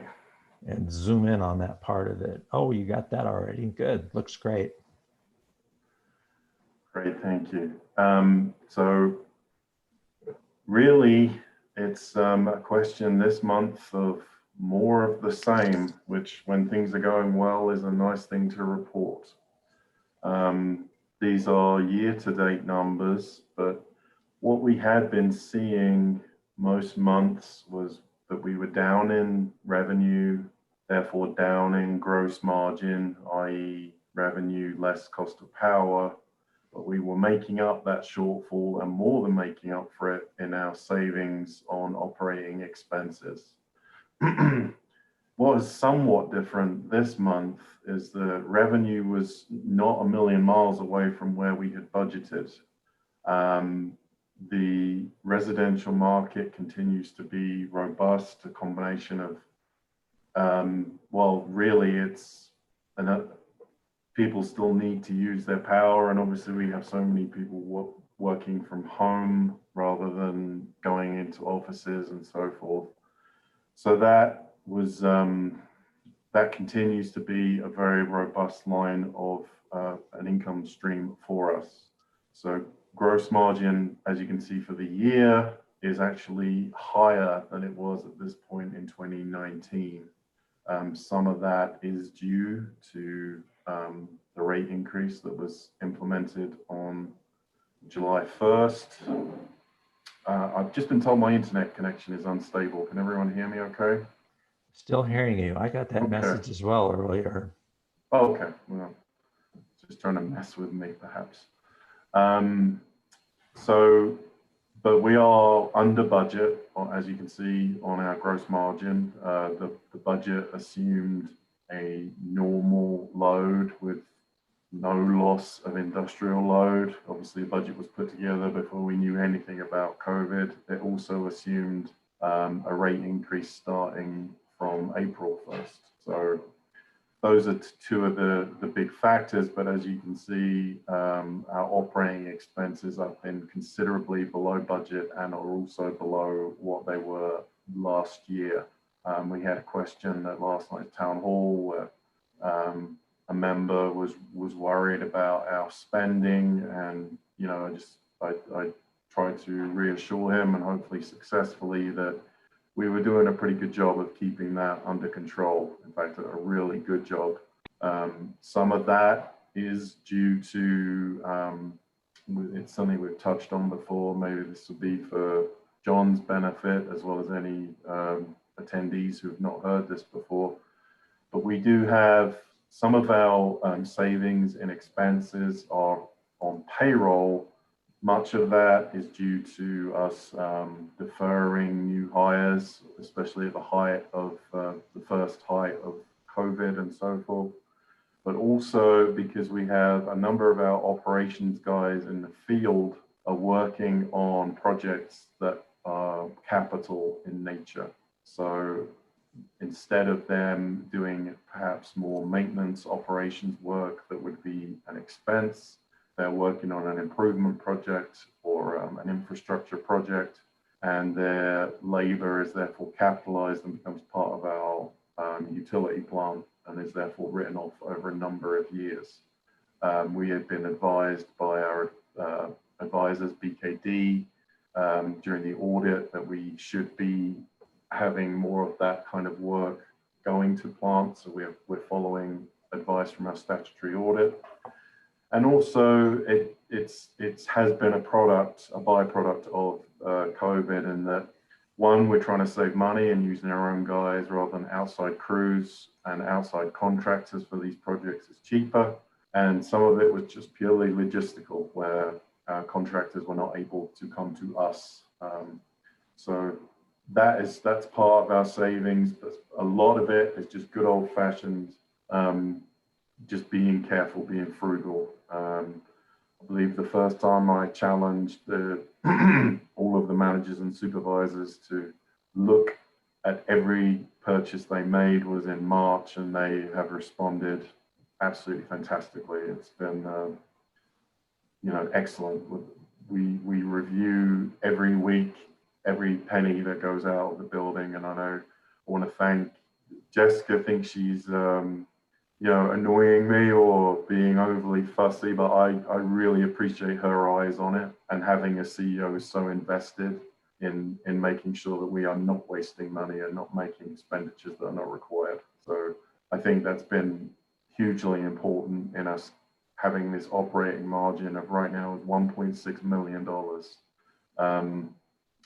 This time last year, that was $500,000. I think that tells a lot, especially when you look at kilowatt hours sold being so much lower. I'll just run through these metrics real quick and then invite some questions from everybody. So our goal is to have our year-to-date operating margin as a percentage of revenue be 1% or higher. It's actually over 2%. We have cash reserves of 17.42% of our operating costs, the range 16 to 20. The only ones we have that are not green are actually too high. So that's not a terrible position to be in. OTIA of 2.13 is very healthy indeed. Equity percentage, that 45 to 50 range is something we want to maintain. A higher equity percentage does not necessarily mean a good thing, and we will be under the 50% mark when we retire the capital credits next month. So with that, any questions? I will stop sharing so I can see the hands. That was probably the best way to go. And I'm looking for them, and actually I don't see any now. So evidently you've got things explained clearly enough. There's one up. Joe Lewandowski, go ahead. Yeah, I guess more of a question for other board members is, you know, we keep getting these questions about, gosh, our spending is out of control. And I'm just wondering, is there a way to, again, you know, through these outreach meetings, I think we should make a, you know, a point of that because we get this needless criticism that's totally unfounded, totally uneducated. And it's wearisome on the staff and it's wearisome on us. So if there's any way to, you know, talk to constituents and let them know the truth and the facts, I think that would, you know, serve us and our members. Well, I would just ask Hillary briefly is this interesting enough in the year of COVID to have an article put in the Herald to try and address some of those fallacies, I guess they would be, or is that such a boring article it wouldn't work? Because I know the town hall meetings are typically just those who follow us anyway, probably not so much our critics. I think, you know, we could potentially draft a release at the end of the year. You know, fortunately or unfortunately, it's not really up to me whether it's interesting enough to put in the Herald. It's up to the Herald. But if we do feel like we were in a good financial situation at the end of the year and wanted to promote that, then we could definitely do a release on it. And it would have to be done in a way that would, again, illustrate what we've done for our members and trying to help them pay bills and not just touting the fact that we've got so much money that we've cut expenses and all. But anyhow, just a thought, Joe, I hear you. And the people who are conducting the town hall, make sure and do what you can to make that point. And of course, Carl will be there as well to help out. Any other questions for Carl on the financial report now? Tim, go ahead. Yeah, thank you. Carl, in your report in the text, the narrative, you indicated that AR is about $405,000 lower than in 2019. And I just want to verify, is that is the correct number, the 405,000? And those accounts receivable would include what in there?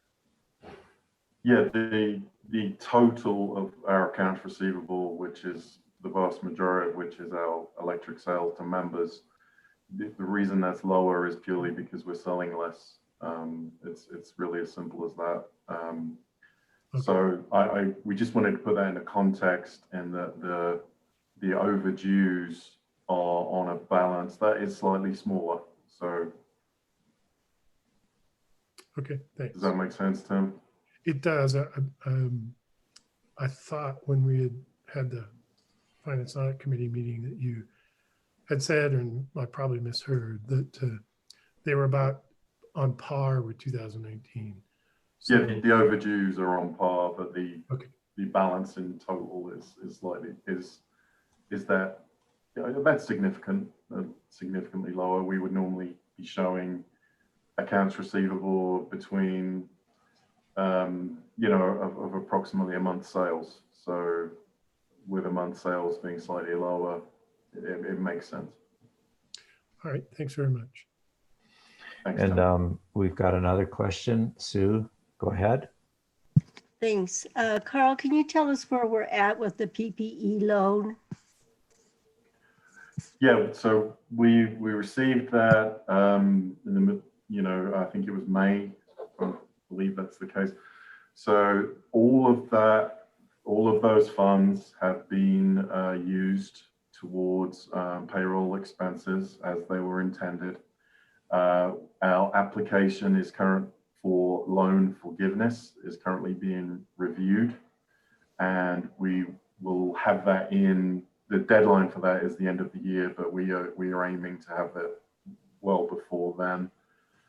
We have our advisors, BKD will review it for us as well, just to make sure we are done everything completely correctly.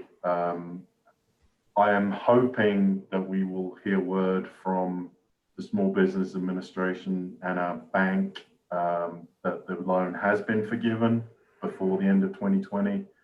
I understand they're receiving so many of these right now that that may not be the case. So once we know that it has been forgiven, then that will become income for us. It will become non-operating income. And that may be 2020 and it may be 2021. As of right now, we can get into this when we look at the budget later. I have not included it in 2021, although I think it's a coin flip whether it will come up in 20 or 2021. So does that answer your question, Sue? It does. Thank you very much. Thanks, Sue. Okay, anything else on this part of the financial report? Well, I want to point out the last line of Carl's statement again is that, yes, it's been great that we've been able to have such extreme fiscal discipline, but we can't maintain that indefinitely, in particular employee training and other things that we've not done because of COVID, we will do again. So we want to make that clear as well. Any other comment on that, Carl? No, I appreciate you adding that, Brett. I think that will lead in nicely because when we look at the budget later on, you'll see where we are thinking that we won't be able to maintain quite this level of low expense in 2021, although we are obviously going to be extremely careful and not, we're not going to be wasteful, but the opportunities for training and so forth, we would hope would be available to us in 2021. Okay, then Carl, let's go on to further parts of the financial report.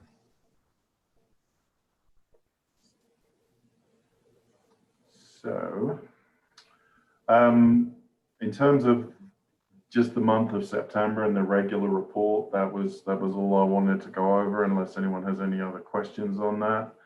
We did add the additional operating margin chart, thanks to Britt for supplying that for us. I think that's on page 4 of the financial report, or where that is on the board packet is page 62. Page 62 of my packet. So that you can see that green line looks very healthy indeed, especially compared to the blue line, which is the cumulative forecast for 2020. We do have a couple of quarterly reports that we look at this month. Is everyone ready to go forward into those? It looks like it. Excellent, thank you. So, I don't recall which order these are in. So the first one, there's the board. Page 74. Page 74 is our consultant and contractor report. So this is, would you like me to share that, or does everyone have it in front of them? Yeah, why don't you share it up good, share it and blow up the top few lines as much as you can, because it was brought up again, what are we spending legal? And here's that definitive amount for what that is. What I'll do is I think I'll get the Excel report, because that's more, I can play with that a little bit more. Oh, I said that's Q2, so that's not going to help you very much at all. Sorry, bear with me one moment.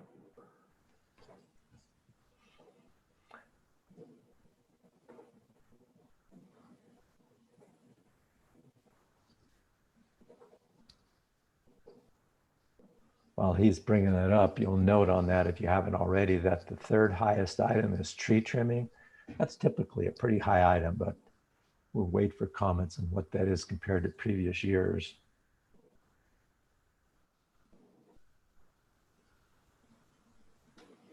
Okay, apologies for the delay there. I have it now.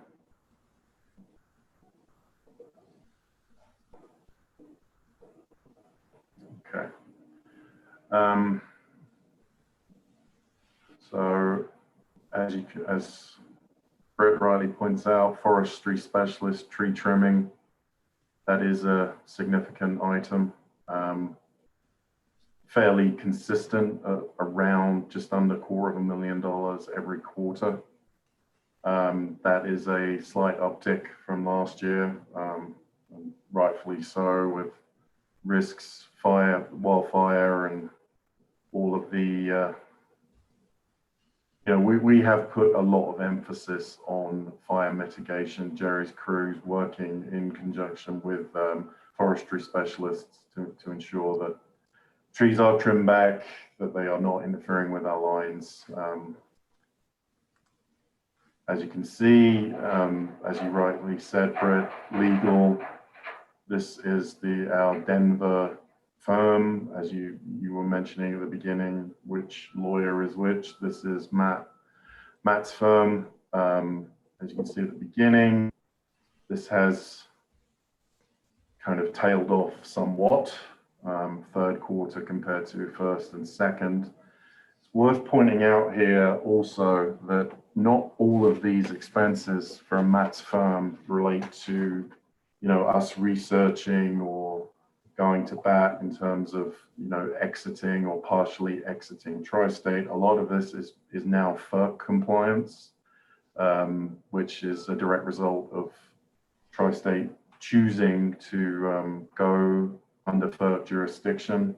The last few invoices that we've got from Matt's firm, they are hovering around $40,000 to $50,000 a month in terms of compliance with FERC, which is not anything to, you could argue, is it related? It is related, but it's not our choice to be spending that money. Yeah, just a little more elaboration on that. And of course, if people have questions, make sure and hold them for Matt for details. But we don't have to weigh in on FERC, but if it wouldn't make any sense not to, if there's any modifications or slight changes to tariffs, rates, policies, or anything that we see like that, the exit pleads, it makes sense for us to weigh in and try and modify things that would be good for the cooperatives. However, even weighing in on the smallest thing is pretty expensive. Rachel's got a question. Go ahead.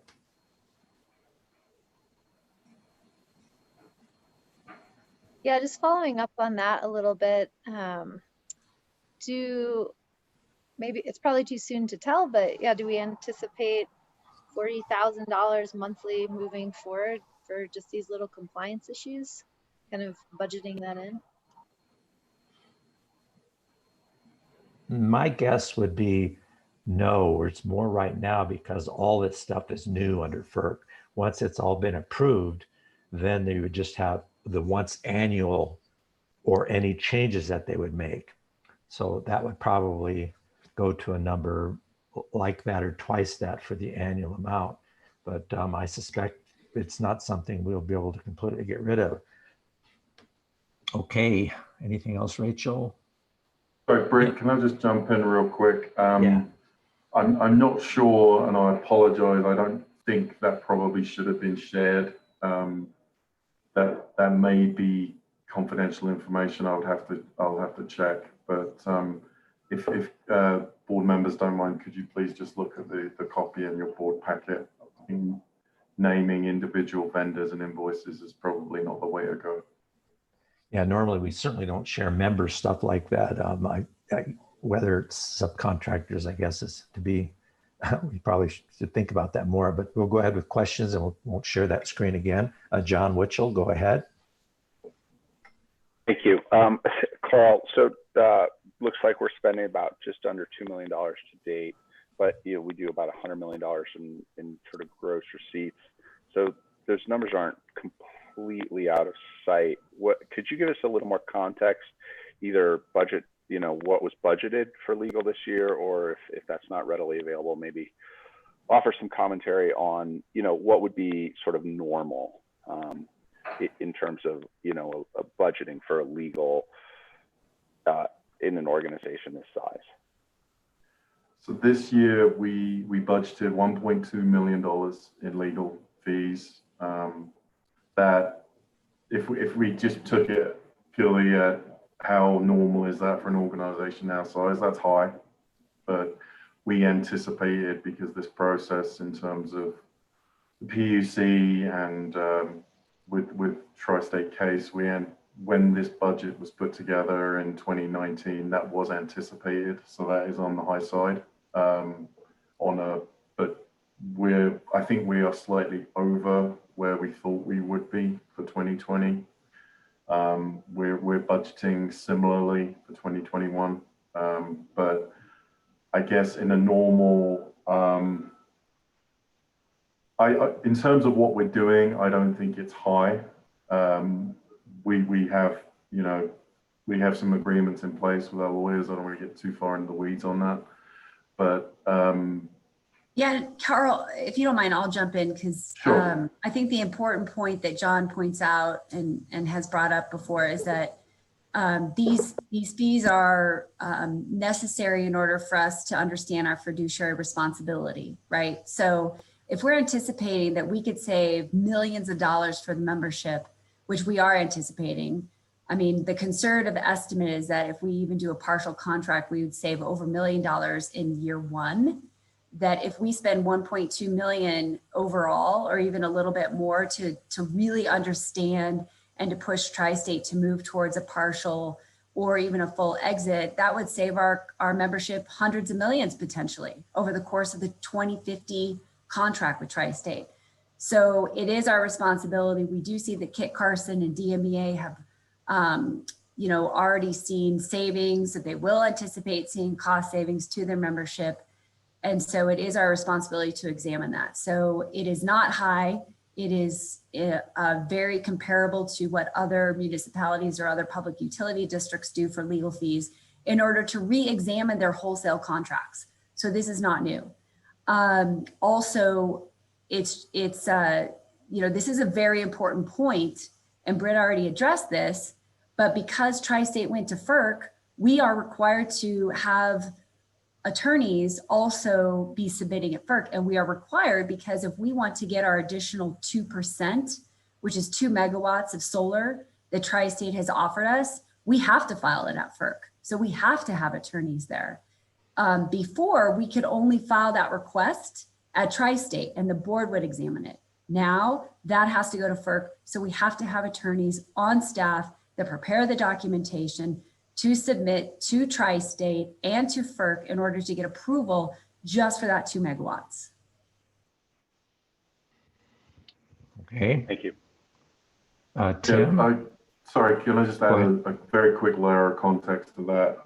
Thank you, Jessica. Explained it way better than I had. I'm not going to name names, but I know of a co-op going out through a similar process, not in Colorado and not with Tri-State, and their legal fees were in excess of $3 million last year. So that's just adds a little context. Of course, more context would be what percentage of that is of their revenue. Of course, you probably don't know that up. Their revenue is very similar to ours. Similar. So they were maybe 3% or about 1% spending. Yes. Yeah. Okay, Tim, go ahead. Yeah, thank you. In addition to what Jessica and you have just said, I think it's really important for us to recognize that we are part of a cooperative and that Tri-State is also a cooperative and that there are 7 cooperative principles. One of them is open and voluntary membership. Another is autonomy and independence. A third is cooperation among cooperatives. And Tri-State continues to not operate by those cooperative principles. They work against their members' principle for independence, for our ability to have an open and voluntary membership in their cooperative. They have fought us legally every step of the way, every step that we have tried to find a way to either work with them or exit, and they don't even give us the number to tell us what it would cost. So these are not costs that we have incurred because we want to pay lawyers. They are costs we have incurred because we are trying to make sure that the cooperative that we are a member of meets their own cooperative principles. They are a high cost supplier. They take our funds, our rates, and then they spend them on lawyers that then increases our costs again. I think it's really important for us to remember they are not our partner at this point. They are our adversary. I don't know if that's the relationship we want, but that is I don't want it, but it's certainly the relationship we're in at the moment. This is a direct cause of Tri-State's actions, not ours. We are defending our members, trying to resolve how we can get better rates and cleaner power and local generation that our members want, not what Tri-State staff want. So I think this is really important to put in context. Thanks. Okay, well, let's not get too far astray. I see we've got some other hands up here. We'll focus on the financial report here. We'll get our chance to talk more about Tri-State when we have Matt on. Joe, go ahead. Let's see, Joe, unmute and go ahead. Yeah. I just wanted to point out my favorite item in here is meter reading. And meter reading is down substantially for the quarter. And so thank you for that. And I'm just wondering, going forward, are we looking at about this amount quarterly for meter reading, or can we expect that to decline somewhat? I'll take that one, Joe. As far as the meter reading goes, you're making some great headway there. We're expecting to pull 100% of that in-house. Right now, there is a base fee of $2,000 for each of the 2 meter reading groups that we work with. And so it's $2,000 plus $30 a meter to have them read right now. And they're reading, I mean, it's only a handful, less than 20 a month. And so very expensive to read those 20 meters with that $2,000 base charge. We're hoping to get that pulled completely in-house. We do have an agreement with them, and we have to look at the term of that agreement. But as soon as we can, we'll hopefully drop that off completely here coming pretty soon. And I guess what people are paying in rates doesn't even come close to covering that cost, correct? Well, it's, a lot of these pull in those opt-out reads that we have to have, and yeah, when you get down to a handful and you start to spread that $2,000 over that handful, it's not going to come close to covering that. So that's why we need to get rid of that right now. Okay, and then I just had one more. There's an item on here for, it's not much money, but was for a fire repair. And I'm just wondering, $6,900. Did we have a fire somewhere in our facilities or what? Anybody know? That was about the 4th, 5th from the bottom.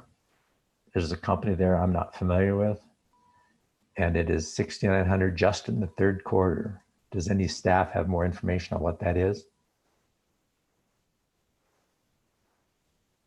Drawing blank. Somebody, of course, knew and put that in there. I think we're trying to scroll down to get to it. Which page is that, Britt? Page 74 of the entire board packet, and it's about the 4th item from the bottom, 5th item from the bottom. Jerry, correct me if I'm wrong, but I believe they did some work for us after we had the fires out.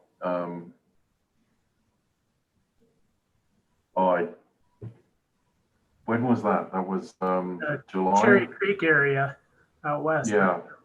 That is exactly what that is. We had to do, normally we don't have to do much tree cleanup, but the landowner wanted us to remove the downed trees.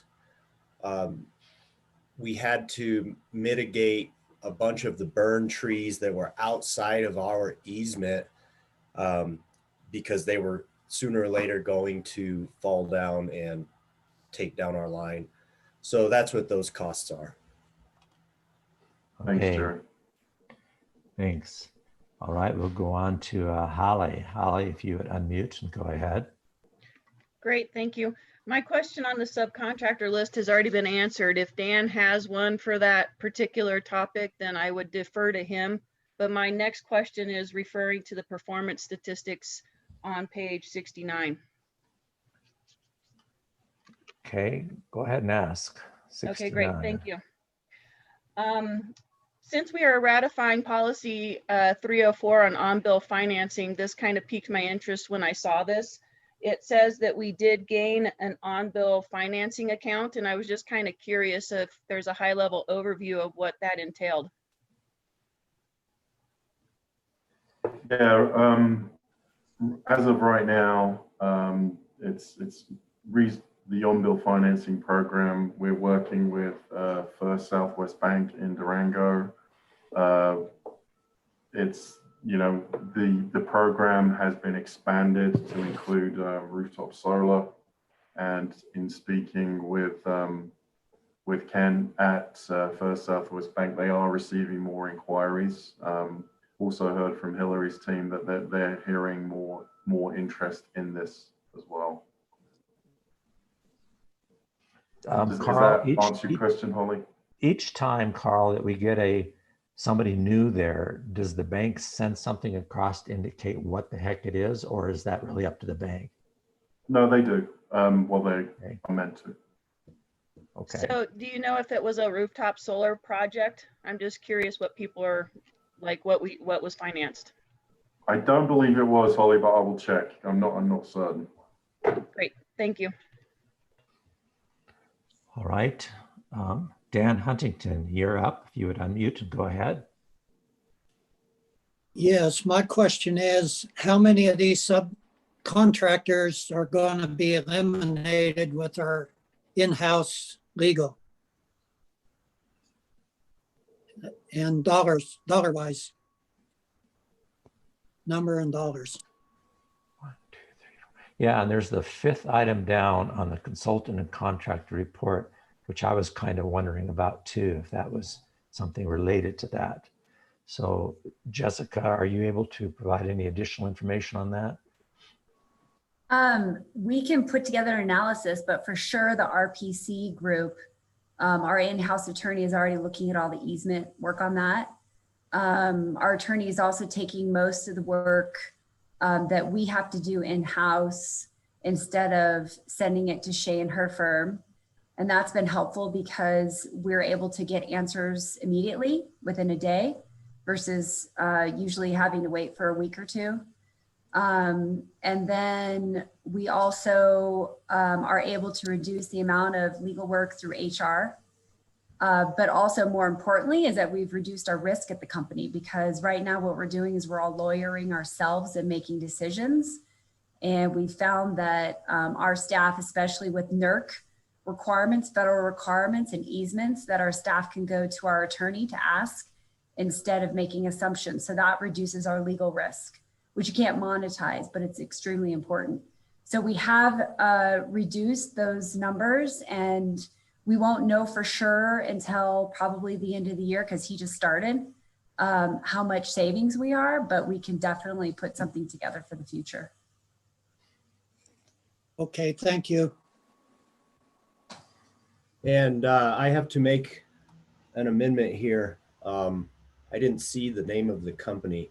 I'm having problems with my screen. Anyway, Mountain Blade Runner, that was the helicopter service we used to set those poles. I don't know if you guys have ever been up there, but it saved quite a bit of time and effort for our crews to set those poles on that Cherry Creek fire. So that's what that is. Interesting. Jerry, how many poles was that approximately? It was 2 poles that we had to set. The guys spent 3 full days just jackhammering the holes. They had to carry or get a generator up there with an electric jackhammer. It was quite the process. We did a full spread article on that project in Colorado Country Life, and we also put together a video of it because Jenny went out and filmed the guys at work. I'd be happy to share that with you all again if you'd like to see it. Well, sure. I think that helps to have those links refreshed and shared. Maybe, I don't know what's the best way of making those links available to us, but certainly putting it in an email gets it right in front of us. Go ahead, Jerry. That whole project, it will be an insurance claim. Oh, how does the accounting work on that, Carl? When it's something we initially spend the money out of some pool for something like this, and then the money comes back to us? Yeah, we set it up as the expense as normal, and then set something in the balance sheet for a receivable down the line. Okay. Dan, did you have any other questions, or you just didn't put the hand down? Okay, we're good. Are there any other questions to this point on the financial report or the consultant and contractor report? Looks like we're good. A lot of discussion on that. Okay, Carl, are there other items then? Well, we've got another quarter report, capital item budget report. Is there anything you'd like to point us to on that? That is on page 75. Let me just pull that up for myself and make sure So just while I'm pulling it up, just want to explain that the consultant and contractor report is derived from our accounts payable. So where you may see something like that $6,900 as an expense, it's not actually an expense in our profit and loss account because we know we will be recouping that through insurance.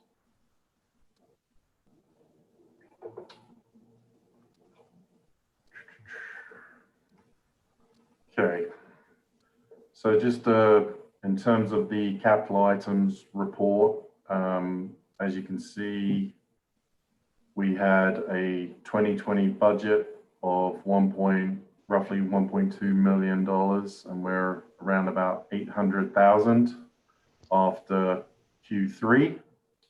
So I think it's fair to say pretty much, you know, on target, perhaps slightly ahead of target with the items that we had planned to purchase.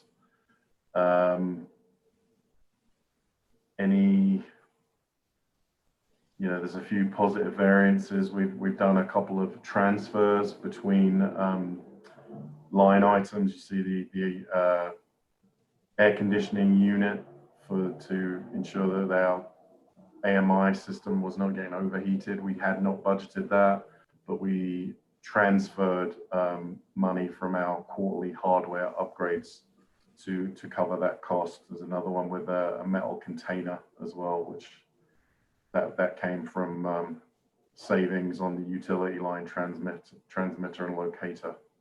So all in all, I think I want to commend especially Jerry and Garrett for you know, keeping very much within their budget, not ensuring that they're pulling things in at the budgeted cost. You know, you can see things like the digger truck was slightly under, the underground puller slightly over. Those things happen, but in as a whole, they are right on target, and that's good to see. So, any questions on that report? Joe Lewandowski, if you would unmute and go ahead. Yeah, not a question, but a comment. Again, for our outreach meetings, people just don't understand how expensive it is to run this company. And I'm looking at under Durango operations, mini excavator is 100 grand, a digger truck is 330,000, hydraulic duct underground puller 199,000. Again, I think these are the things we have to point out to people that, you know, to keep the lights on, it requires this kind of spending. So that just comment. Thank you. Yeah, and Joe, also to your point, because we really, it's a last thing that we do is to spend money on these large items. And the crews and our own mechanic work tirelessly to keep those trucks running. So this is a last ditch effort when the trucks are basically broken down and no longer safe. Does Jerry and Garrett and the team decide to spend the money? So it's not just a, oh, we'd like a new truck. These trucks are old, several years old, and they're no longer safe. And so that's why it's also important to point out that these expenses are only done when absolutely necessary and for the safety of our crews. Okay, appreciate that. Carl, are there anything else on the financial reports that you want to talk about, or does anybody have any questions on any of the financial report in general, or else we'll move on? I had nothing to add, Brett, unless anyone's got a question. Okay, good reports, Carl. I don't see any other questions. So we will move on. The next part of the agenda is called the Board Correspondence Proposal. That is on page 76. And if you will recall, we had some discussion in previous meetings when we would receive, for instance, a letter from a member who would ask us to read that letter aloud during a board meeting, or we've had other letters where we've had members who have asked us dozens of questions at a time, sometimes quite controversial. And so it was just a general discussion of, we haven't really thought about how to handle some of these new things, particularly in the time that we're getting more net connects and more services available. So this is work done from that. So if Hillary, you would take it over from there. Thank you. Great, thank you for the introduction. A big thanks to Joe and Rachel, who met with me face to face, 6 feet apart outside, which is really a pleasure to see some of you guys face to face again. I do miss that. But a big thanks to them for taking the time to sit down with me and hash this out. Basically, what we did is we took all of the recommendations and the opinions expressed during the last board meeting, and we cobbled together a proposed procedure moving forward. To make that stronger, then I worked with Graham and then also Shay to tie the recommendations more closely to our existing policies, which do help to guide quite a bit a lot of these questions. So in the interest of time, I won't go through the entire proposal. I hope you had a chance to read through it, but we'll open the floor to discussion and comment. Email. Okay, we've got a couple of things, questions. Kirsten, hey, Hillary, I think that might be your dog that's... It is, hold on just one. So I appreciate the work that you three did on this, and I think it's great. And I know that Shay was involved also, just not in the person to person. I have a question. Does this, if we agree to these steps, and there are some board responsibility in these steps, so we need to know what we're agreeing to, does this then get added to an existing policy, or are we going to be making a new policy? Hillary, go ahead. Is there a thought on this related to policies? My understanding was from the last meeting that we would put together a proposal for discussion, and then based on what was approved, if it was needed, it would go to the policy committee for the creation of a policy.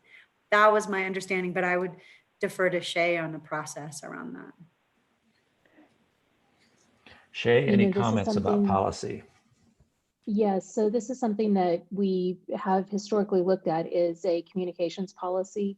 I think it was brought to the board a couple of years ago, and I would recommend that we revisit that and try to implement a policy that would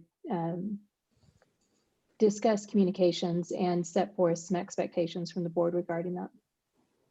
There are some things that would require amendments. For example, policy 129, we're going to be taking up during the next policy committee. And there are some changes that would need to be made to policy 129 as well. Okay. Next question is from Tim. Tim, go ahead. Yeah, I want to thank Joe and Rachel and Hillary as well for putting this together. It's really nice, one page almost, and pretty clear. So I appreciate that. I had this, I saw this suggested board member response to a member concern, which is supposedly in the director orientation package. And I don't recall ever having seen or read that. And I did a search in a Google Drive and couldn't find it. So is it possible to share that with us? And I'm not even sure I've ever seen a director orientation package or packet. Maybe I have, but anyway, finding those and being able to review those would be really helpful. So thanks much. Great, I can answer that question. Okay. Tim, those are on, so we redid our orientations this year with the board members, and I sent out each agenda with everything on it. I'll jump in Google Docs and double check where they are and send you guys a communication. Thanks. All right, Kohler, you're up next. Thank you. So one of the things when I have had communications with our members on concerns is they kind of follow up with us, and I like to kind of follow up with them. And in the third bullet, it talks about tracking and transparency purposes. And I'm not too sure that this has the detail that we might want to be kept up on, as long as it's not confidential, because the members are kind of looking at us for that, you know, that we are following up. So could you maybe elaborate what would go into these folders? And I mean, I don't want just the date that we corresponded on Wednesday the 3rd or whatever. I'd like to see something a little bit more. We corresponded, and this is our correspondence. Would that be included in that folder? Yeah, I think that that could be possible. What I discussed with Drew was that your Google Drive was probably the most convenient place for these to live. The idea is that if you receive a correspondence, that you would put it into the appropriate folder just so that all the members could see it. And then the tracking document would be something that we would need to build. But I would envision that it would involve a date, it would involve including the actual response, that it could be quite a robust tracking document, so that you could not only see the date that it was sent, the date that was responded, who responded, what the response was. Because I think actually directors could benefit from seeing the responses that have been sent in other districts and in other cases. We didn't want it to become too cumbersome, but I think we can build a sheet that can contain as much information as you're willing to input.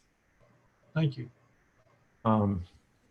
Hillary, thought and suggestion too. I think it's a good idea to do that.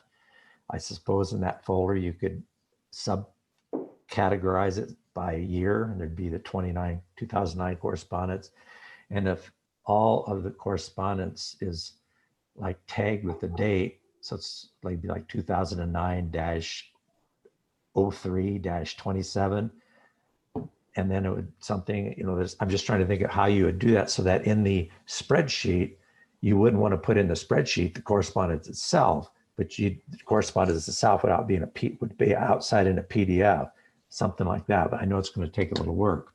And for directors, I want you to perhaps practice the concept. If somebody sends you an email that you think ought to be shared in this folder, all of our email typically has a print this email to PDF file. So you would print it to that file, and then you drag that file over into this LPA resources area. So that's just something when you get a spare time, a bit of homework to see that you could do to make this work out. Because typically our correspondence would be coming in that way. Sue, and what we can do is put please. together as just a simple how-to sheet. We wanted to float this idea first to see if to get your comments on it. But in the creation of this, Drew and I can put together a very simple sort of how-to, and hopefully would make that process easy. Yeah. Okay, Rachel, you're up next. Go ahead. Yeah, I was actually just going to suggest Airtable. I don't know if you've ever used that platform, but you can do tags and this and that. Anyways, and that's all. Let's see, Hillary taking a note. I know there's a lot of platforms to do this kind of stuff. I personally I've tried some of them out. I'm just trying to reduce the number of things we have to learn in some ways as well. But it's certainly, if something makes it easier, it's worth looking at. John Witchell, go ahead. Yeah, I was just going to throw in, I mean, Exchange and Outlook works really well for this. You can just create a public shared folder and then CC it so that all communication is logged there. You don't have to print it out. I think that's going to work a lot better, because then when people do reply all, it gets logged. And if somebody misses the reply all, you can just forward it. You don't have to print it out or take it out to a separate device. And then that's archivable, indexable, searchable, all the usual stuff. Food for thought. Yeah, it could be, I don't know if everybody but me uses Outlook. I don't. That's one difficulty I run into now and then, but I never have. I've been using the same email system for 20 you would use years. Well, yeah, I mean, if you configured it in Outlook, you would just create like correspondence log at LPEA.coop, and you could just CC it out of anything off your iPhone, wherever you wanted. All right. Sue, go ahead. Okay, thank you. Back on bullet point number 3, where it talks about the member correspondence to the staff, will those emails also be in Google Drive so that the board can look at those? We had envisioned that the correspondences that would go in there were the ones that were initially directed to the board, and that then had to go to the staff for answering. The issue with us putting in all of our member correspondences is that there's a lot.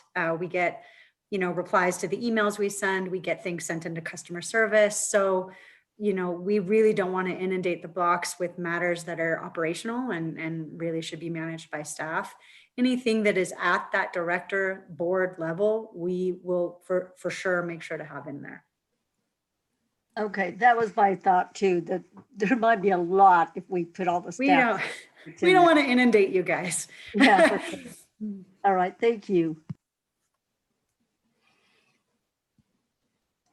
Okay. More questions on this. What, Hillary, do you think would be our next steps then to get this going?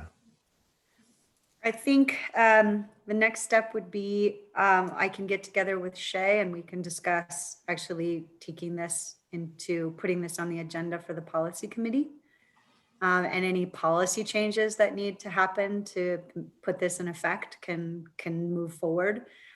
Simultaneously, Drew and I will meet to start working out the details of the tracking document and sort of the how-to and what is expected. And then those two can converge and we will get moving on this. But I think we can probably go ahead and start these folders and start this tracking document even before the policy is officially in place, because it sounds like we have agreement. Okay.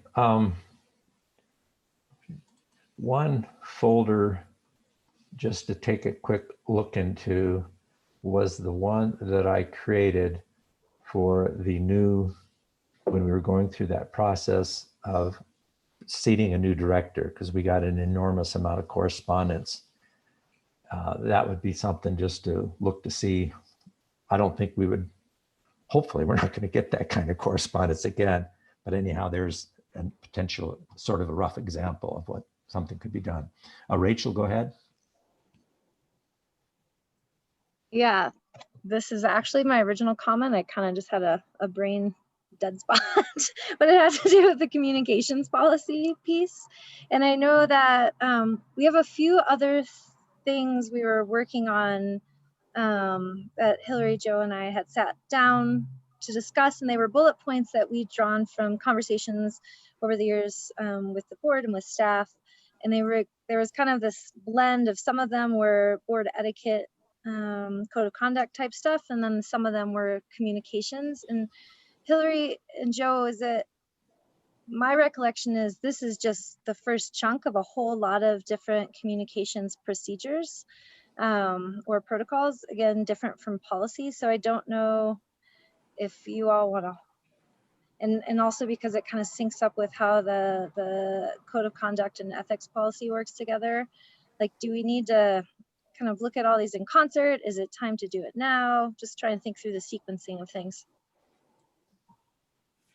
Yeah, so we still have the broader chunk of work just about the director engagement strategy that will be presented at a later board meeting.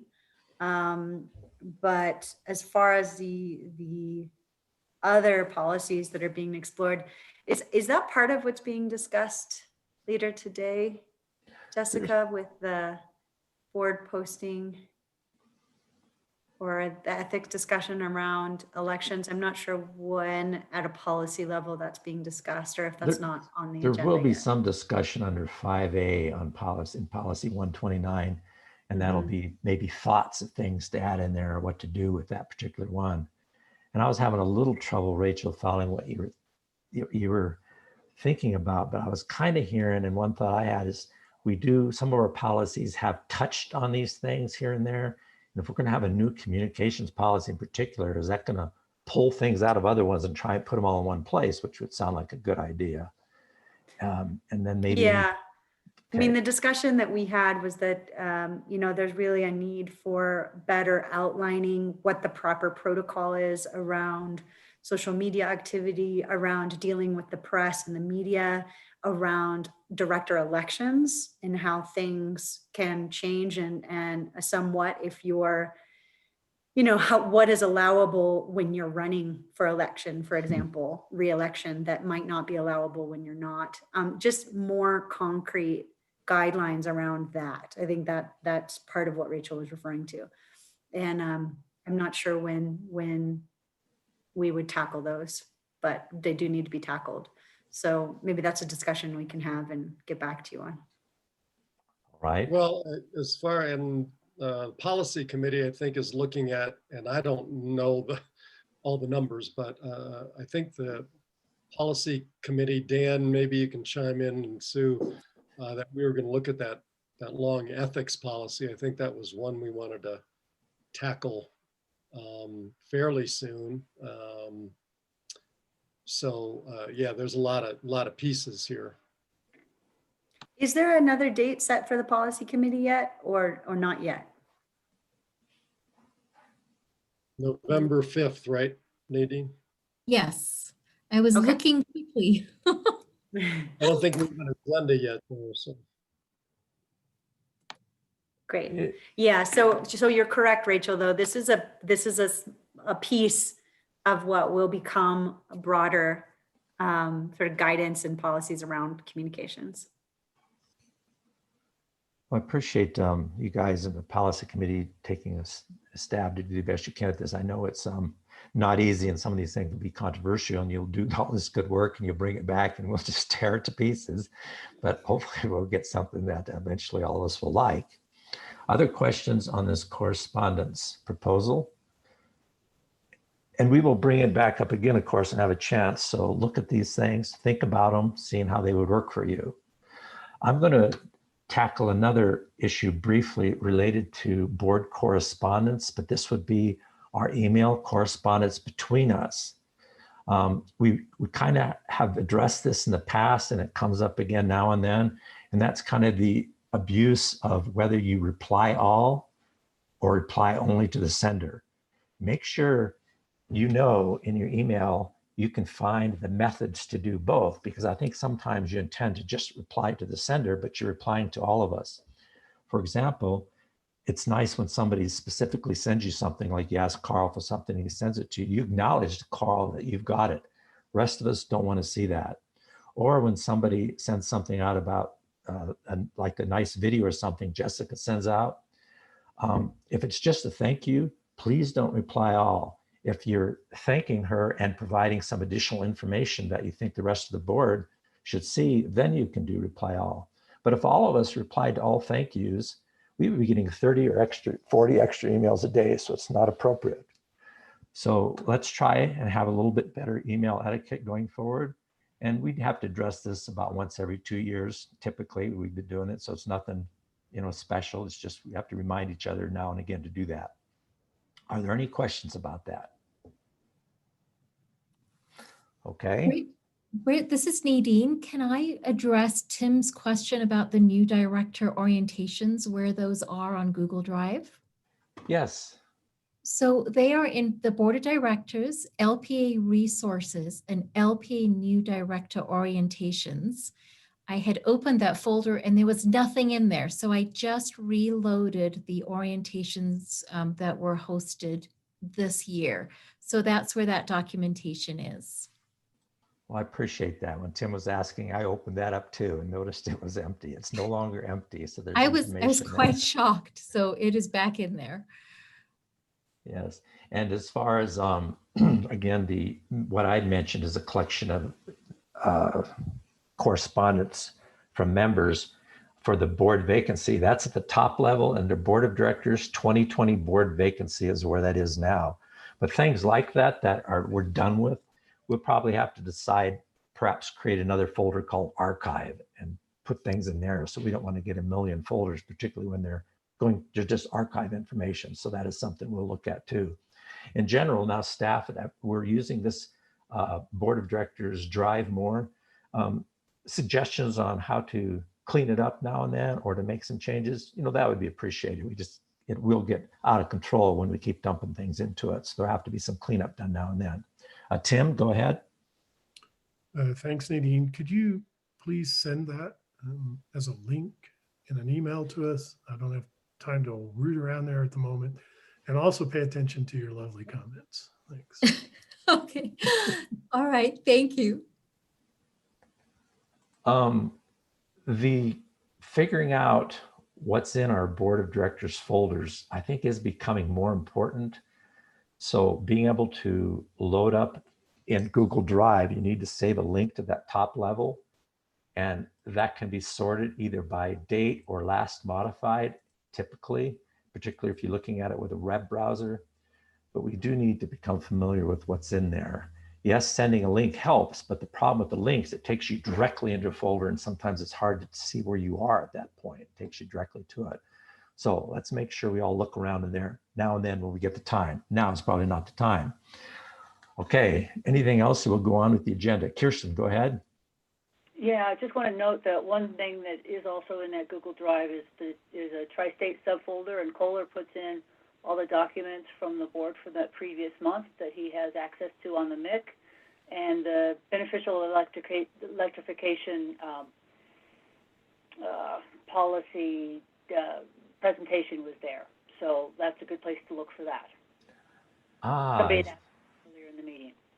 Good to point it out. That has been a treasure trove of information to look at. And I see that that's being kept up by Kohler. Kohler, I appreciate that. Okay, anything else?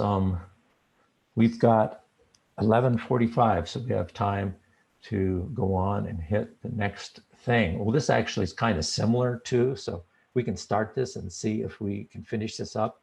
This would be a board agenda item 5A, and this is titled Director Public Posts and Policy 129 discussion.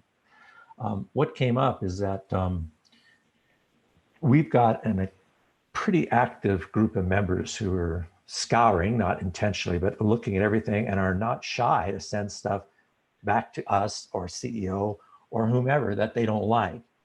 And so we also have our First Amendment rights, where we're allowed to say what we choose to say and with our opinions.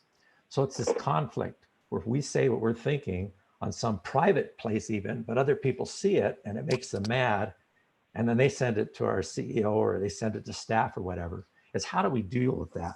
And the particular one that came up this time was Sue McWilliams was posting on Davin Montoya's Facebook page, I think it was, and that got sent around wider than they probably intended it to. And it was comments that perhaps affected LPA's morale a little bit.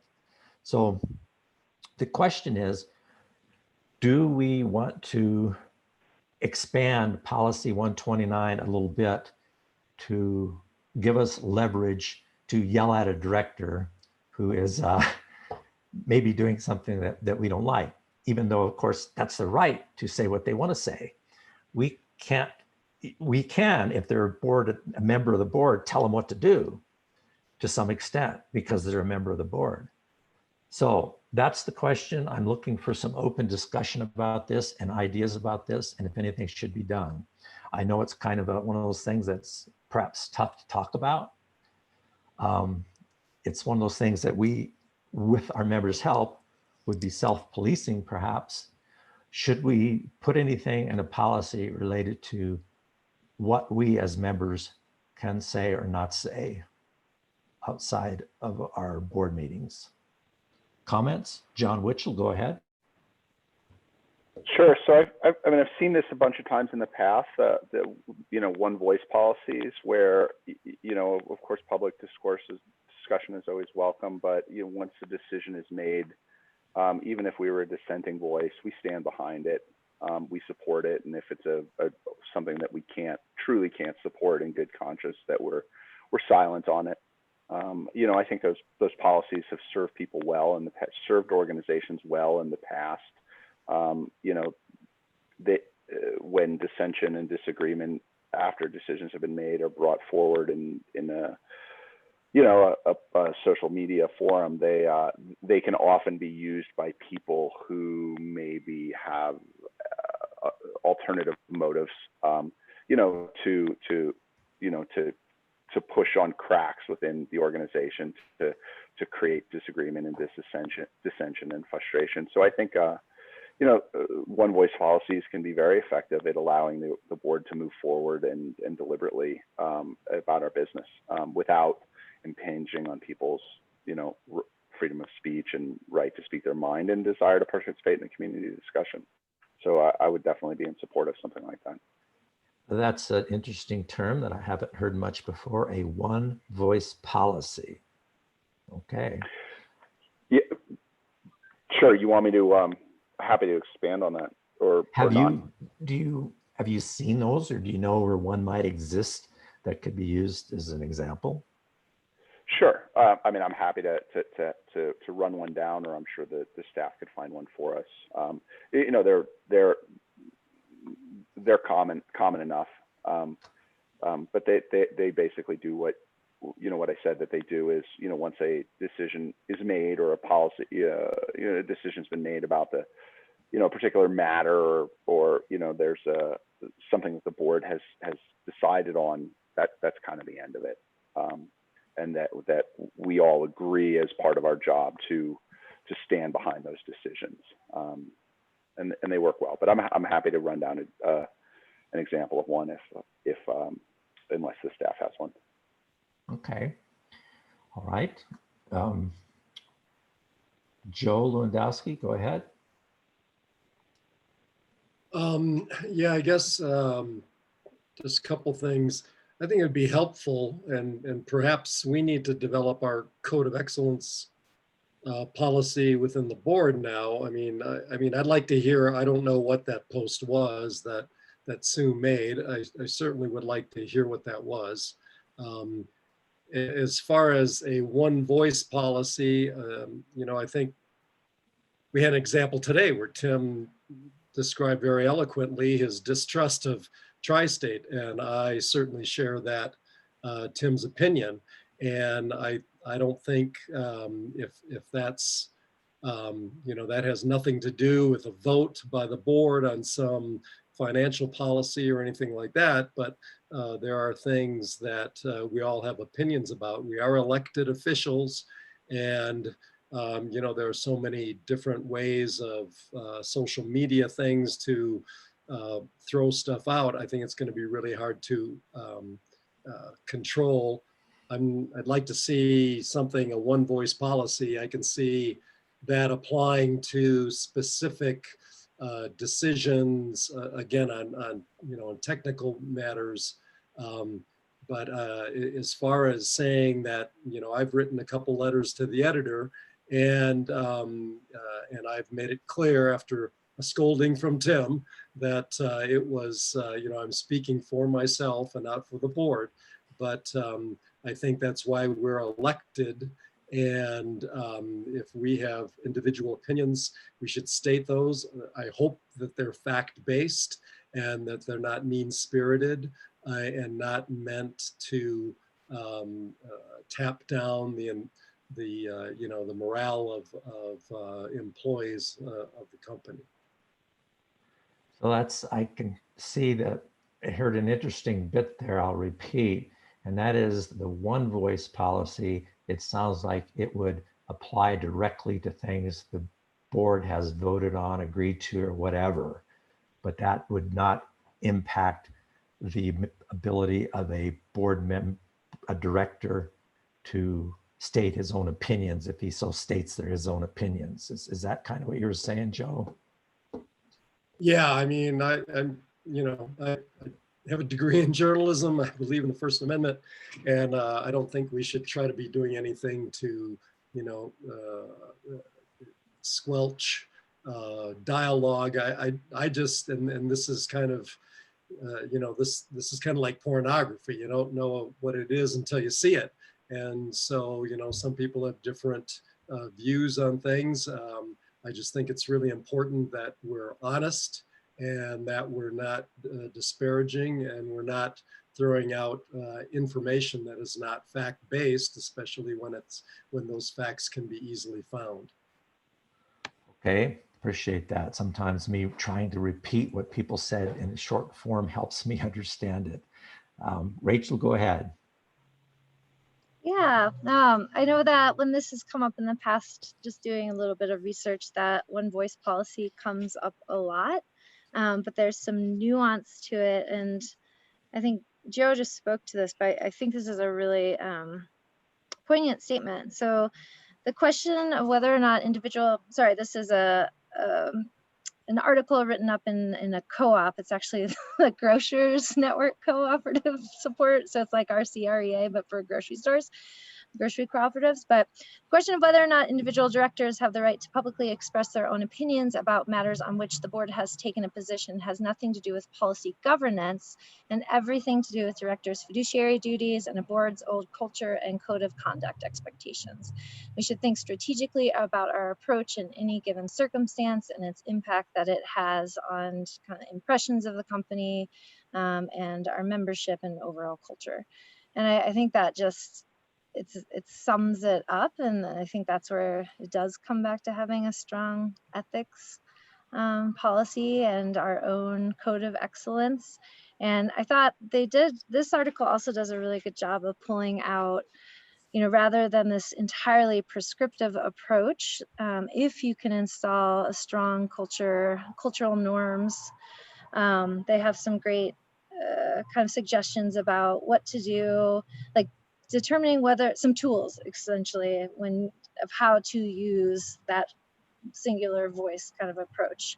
If it's all about governance, great, singular voice. If you're in a persuasive position where you're trying to persuade members, or members have a choice in a matter, then there's a different approach to take. So I don't know, I think there's continued conversation around this, but something that'd be worth us understanding a little bit better, and referencing existing research and tools. Yeah, referencing existing stuff, it sounds certainly useful. Rachel, maybe you can email a link or share an article with us too. Okay, Tim, go ahead. Thanks. This is a good discussion. Similar to what Rachel said, I think it starts with our own expectation of our own performance and behavior. And I don't know that we've ever really had a strong discussion or a thorough discussion around our own expectations as a board around that behavior. At least I haven't.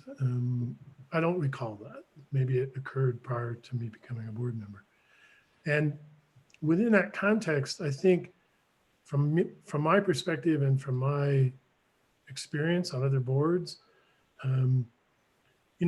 there's an expectation that you will fight as a director to represent your constituents in a dialogue leading up to a vote.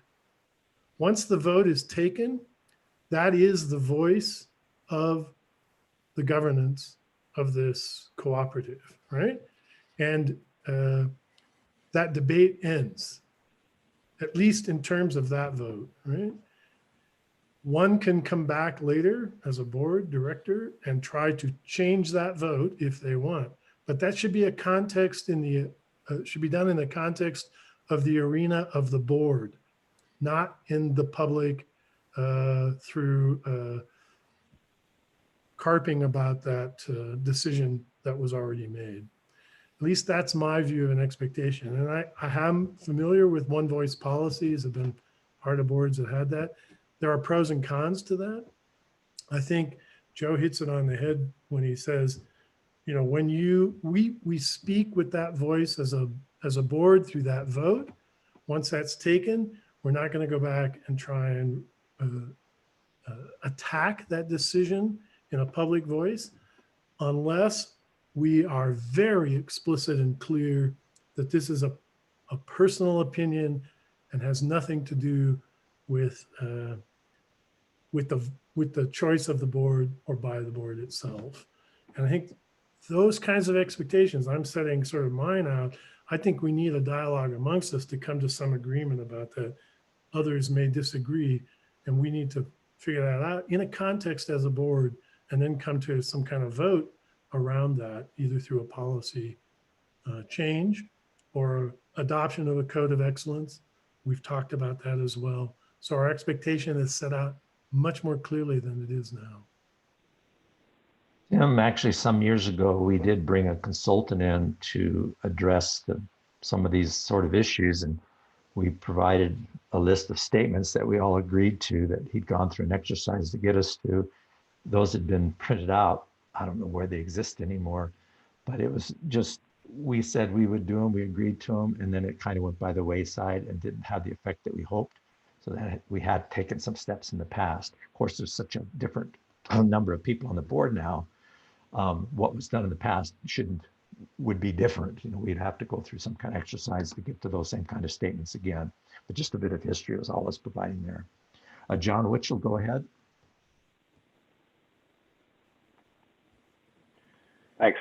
Yeah, I just wanted to touch base. I think Tim nailed it. But you know, one way that I would tackle it, and I've seen it in the past to address Joe's issue, you know, we have there's some time boundaries. We'll tighten up a lot of that.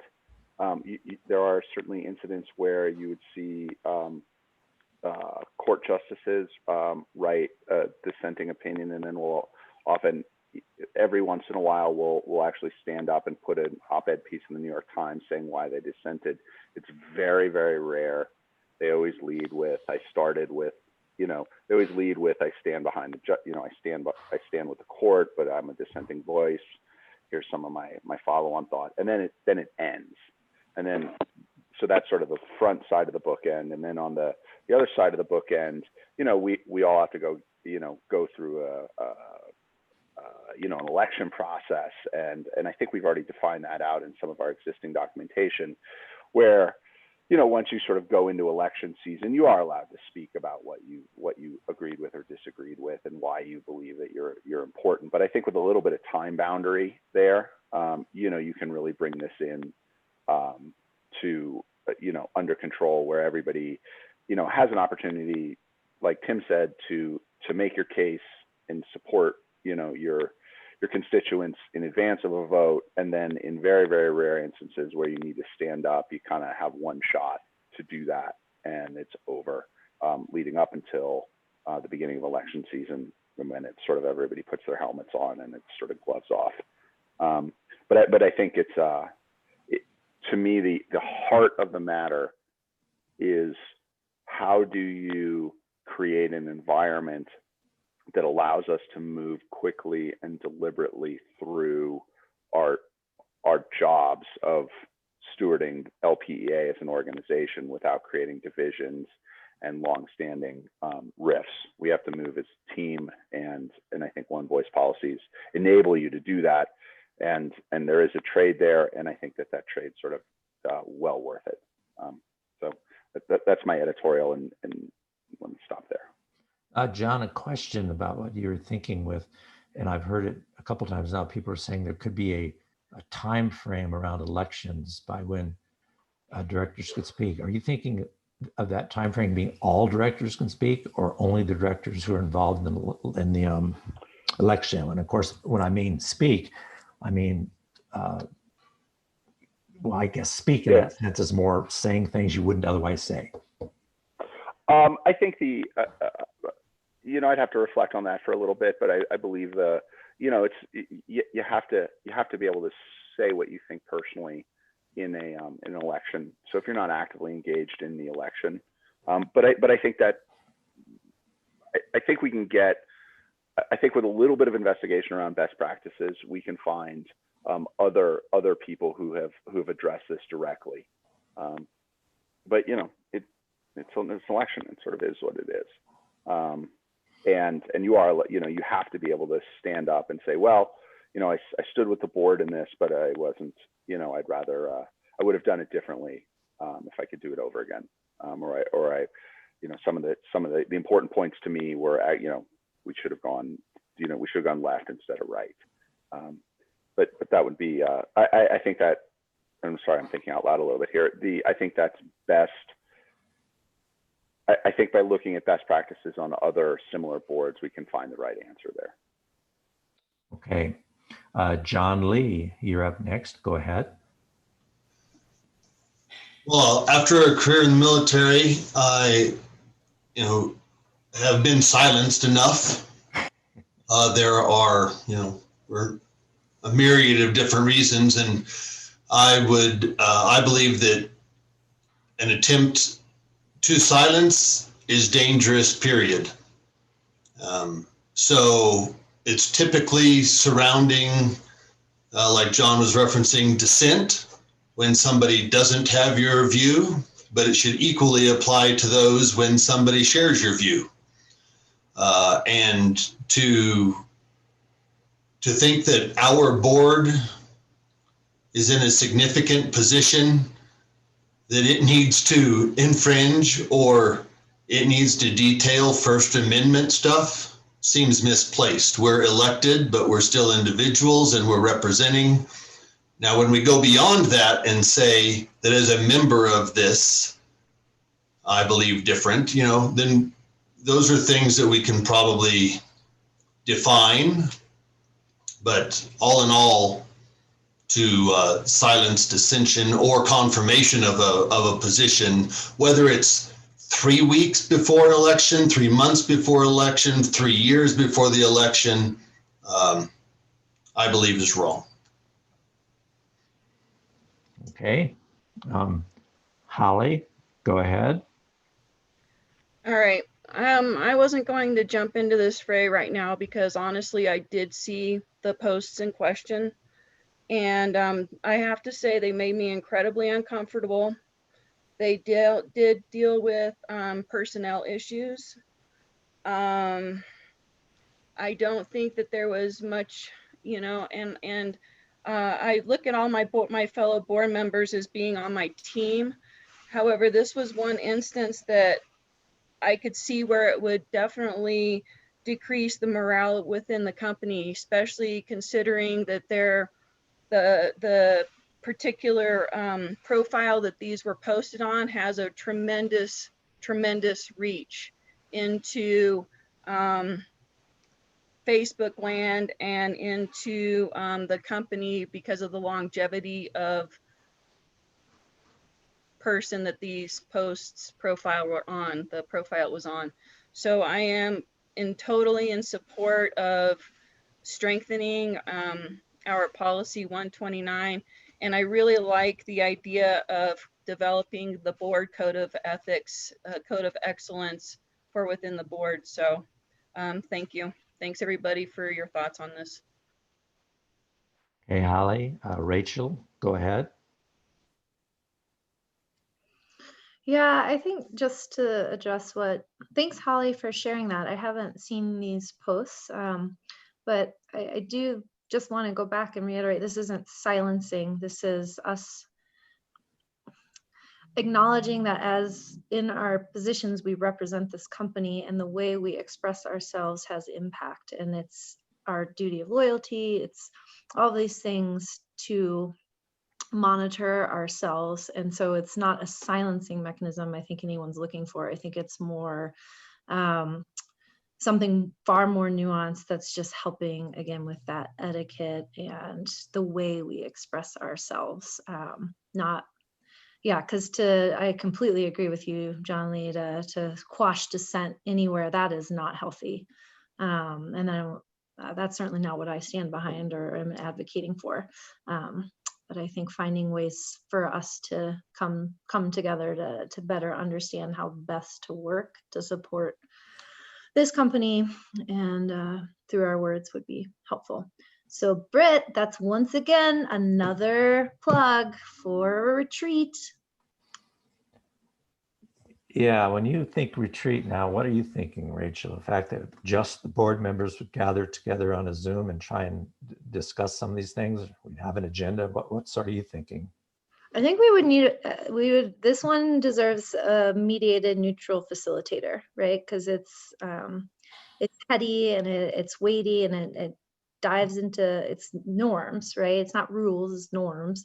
And if any of us facilitated it, we're not impartial, right? We should be, I shouldn't actually say that, we should be participating because we should all buy into this. And so, and also I think if you got an external facilitator, if we're not meeting in person, they've all figured out ways to do the same sort of things they used to do in person remotely. And so they'll have all those exercises in hand. So yeah, I think I've heard a lot of people say, what is our code of conduct, our code of excellence, our this and our that? And it seems like developing some sort of outcomes based around that could be a great place to start, and then work backwards and design some sort of convening to get us to that place. Where would this start? What's the next step, Rachel? I would be more than happy if a few folks want to get together just to noodle around and come up with a bit of a framework or proposal, and kick it back to folks for further input and feedback. And then again, I'm always someone who starts with goals and outcomes and then designs backwards. So, okay. I can outline step one. Okay, Tim, you're up next. Go ahead. Yeah, in line with your question and Rachel's response, I'm on another board in which later this month we will engage in a virtual facilitated retreat. And if you have a really good facilitator, they can pull together a lot of the questions I think that you're asking here and put it together. And it sounds like Rachel might have some ideas of people and have experience as well. It is possible. It's not as easy as getting together. And we probably want to make, if it's a long period, we might want to make it into 2 chunks or something like that. So I think it's possible. And if we feel it's necessary or needed, which I think everybody does at this point, or most of us, we could engage in trying to do that. I'm wondering about the timing too. Maybe that, these are things that kind of go on, they crop up again now and then. The next month, I don't know if we're going to need a committee of the whole meeting, but if we wanted to do an afternoon committee of the whole next month on this with a facilitator, would that be an acceptable first step for people? And I'll probably ask for a motion and a vote on that or something like that and here in a little bit when we finish the discussion, but that would be one way we could start. Sue McWilliams, you're up next. Go ahead.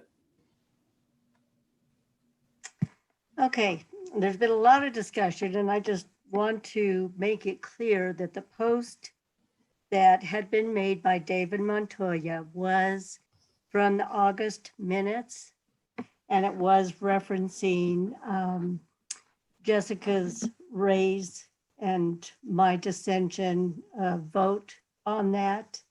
And then there was some follow-up comments on Facebook about changing things at La Plata Electric. And the comment, a couple of, I believe I had that I did make were my own personal view and not that of the board. And in that post, I did make that very clear. I probably would not have commented on it at all had I not been mentioned as being the dissenting voter. So that was in the August minutes. And so I responded to that on Facebook there. And I did have a conversation with Jessica afterwards about that post and how some of the staff felt like I was being critical of the staff, and that was not my intent at all. So that's kind of the background behind that. Sue, do you have any comments about going forward? You know, this has come up in every year since I've been on the board. It's perhaps less of a problem now, but it's always seemed as if we ought to do something and there ought to be some way we go forward. Do you have any thoughts on that or objections to trying to do something? I truly have no objections. And I think in reality, part of the issue is our bylaws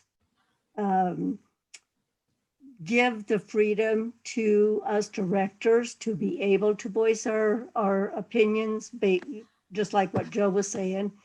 So we can do that according to our bylaws. And in visiting more with Jessica after the fact, I think that there is probably some good recommendations or comments that we could bring to the new policy 129 that will be helpful for future directors.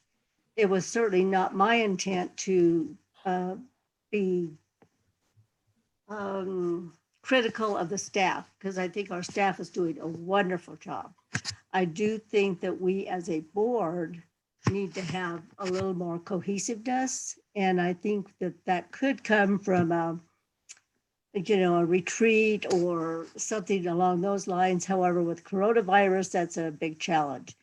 But I do think that we as a board, maybe even in an executive session, need to really sit down and talk about some of these issues. But I'm not opposed to it. And I've kind of committed to myself that, okay, my intent was misconstrued, and I probably won't be posting anything on Facebook again in that respect.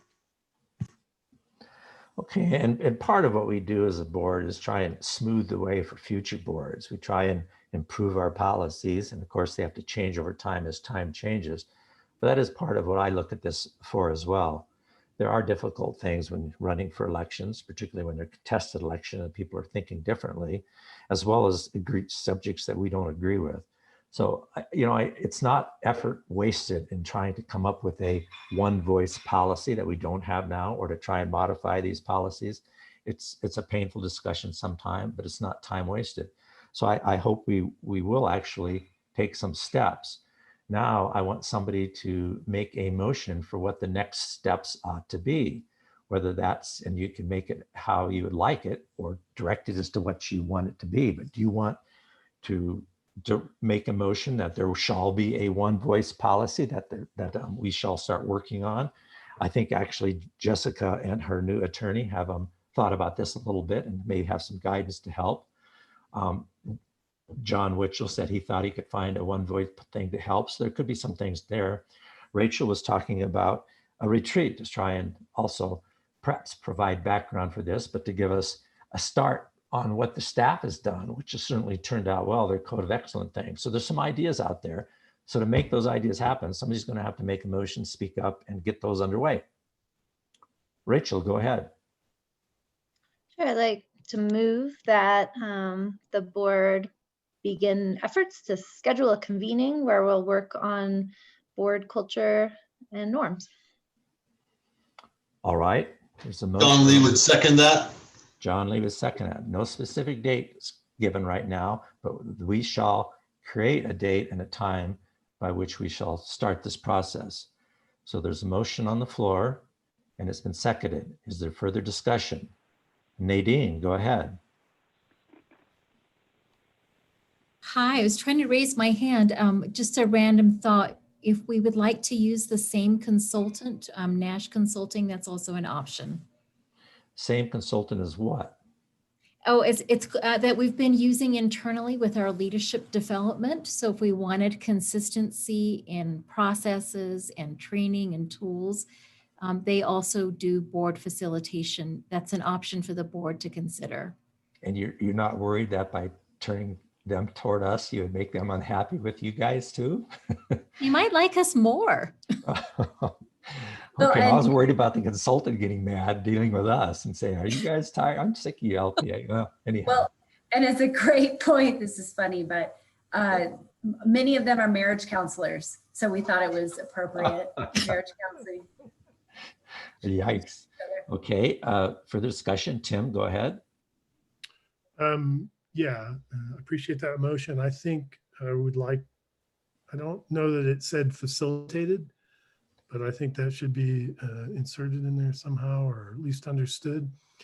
And I also know that, I don't know where Nash Consulting is. They may be very fine consultants and helped a lot of marriages as well as boards, but I'm aware there are some very good facilitation resources in the community of Durango as well. And I always think local first whenever I can.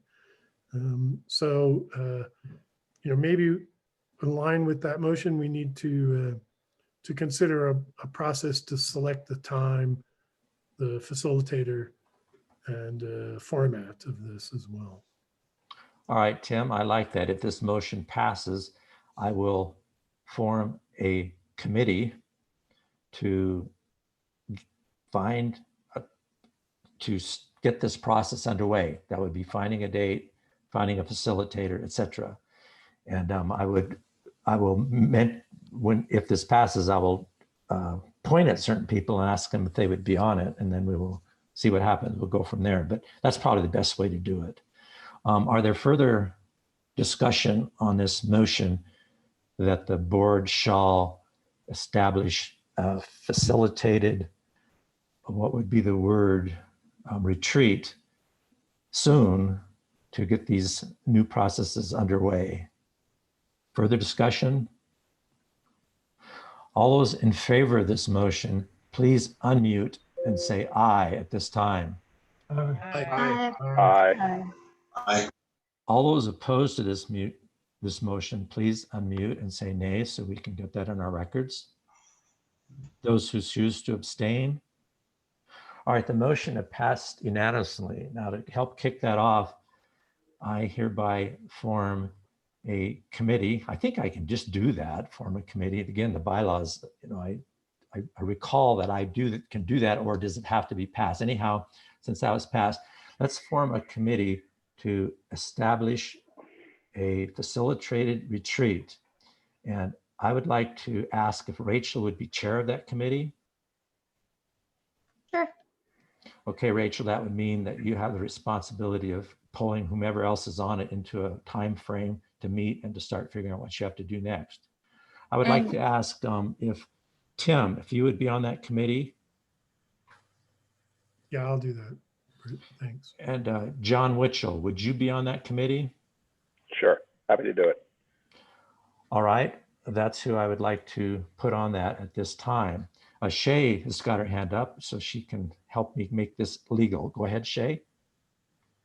Just to ensure that we comply with policy, we did set forth that the board was in charge of establishing committees and then and setting the framework, and then you are responsible for appointing those members.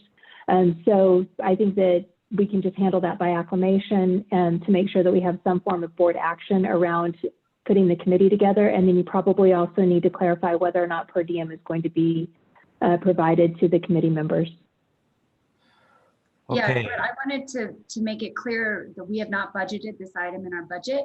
So we currently do not have the funds for that. So I think we need to either look at the board current budget and carve out funds, and then that would mean you would have to reduce the amount of board expenses for the rest of the year for that. Okay, you know, we actually probably are in pretty good shape for that this year, since because of COVID, we were well ahead. Carl, can you confirm that our budget would allow something right now? I don't know if you've been keeping track of the board budget. Yeah, there's been very little travel and training coming out 2020. So yeah, I think we can make that work within the confines of the established budget. All right, we'd be moving money from travel training for directors to pay for a facilitator. So to make this legal, as suggested to Shay, and we would vote on, I'd look for a motion to create a committee at this time to establish our process for this facilitated retreat. May I have that motion, please? Didn't we just do that? No, we motion? You know, in a sense it was, but it wasn't specifically about established committee. It was just that we're going to do it. So I'll make a motion. This is Tim, that we establish a committee to put together the retreat that we all agreed we're going to do. Okay, a motion is made to establish committee, put together retreat. Is there a second? Rachel seconds. Is there further discussion on this? John had his hand up. John Witchell. John Witchell, go ahead. Let's finish this. I have a follow-on item. Okay, further discussion on this motion to establish this committee. All those in favor of established committee, please say aye. Aye. Aye. Any opposed? Abstain. All right, the committee is established and I already put 3 people on it. John, go ahead. So as I understood this committee, it's going to cover a broad area of things that Rachel's identifying. But so I think I would like to suggest that we also instruct the staff to prepare a set of one voice options for us to review, or one voice, commonly used one voice policy options for the board to review at the next meeting for discussion. And I'm happy to do that as a formal request, if that's the right way to do it. Jessica, did that make sense to you? I know you've done a little work on that already and thinking about it. Yes, that makes sense. We can definitely provide that. Okay, so I think that accomplishes that part. All right, well, I think we're in good shape. And I wouldn't say that what we've asked this committee to do, Rachel, chair of the committee, is extremely broad. It's like, figure out when to do this, get a facilitator, and you can do a little work on what we would address in this. The other thing that we haven't completed, if anybody else wants to make any other further motion to further any of these things that are on the agenda right now for this, I would look for that. Kohler, go ahead. So I'm going back just a little bit, just a resource, Jessica and John, that you might look at for the one voice policy is in our ECA. Almost every training I've gone through, this comes up, and they've talked about it quite a bit. So that might be a good resource to look at. That's all I have to say. Oh, that's a great idea. And in fact, Nadine and I were setting up a call with NRECA's ethics lead on this issue as well. So thank you. Perfect. Okay, well, I think we've done a good job with this topic and we've got some action underway and a new committee formed. Oh boy, the last thing would be, is there per diem for this committee? If I think that there probably ought to be, I think there shouldn't be any long meetings. I expect maybe a half a day, perhaps no travel. I'll leave it up to the committee members. Rachel, as chair of this committee, would you expect per diem to do this? And we're asking you to do some work.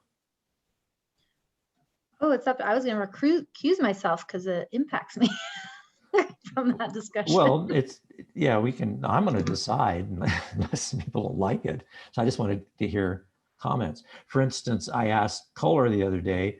Kohler and I went all the way out to that Blue Ridge area, and I had to drive down there and took a lot of time. And I was thinking, should I ask for per diem or not? And I thought to myself, I probably should. That took a lot of time. It was a specific work, but I asked Kohler's opinion and he kind of agreed to me. And so we're going to ask for per diem for that.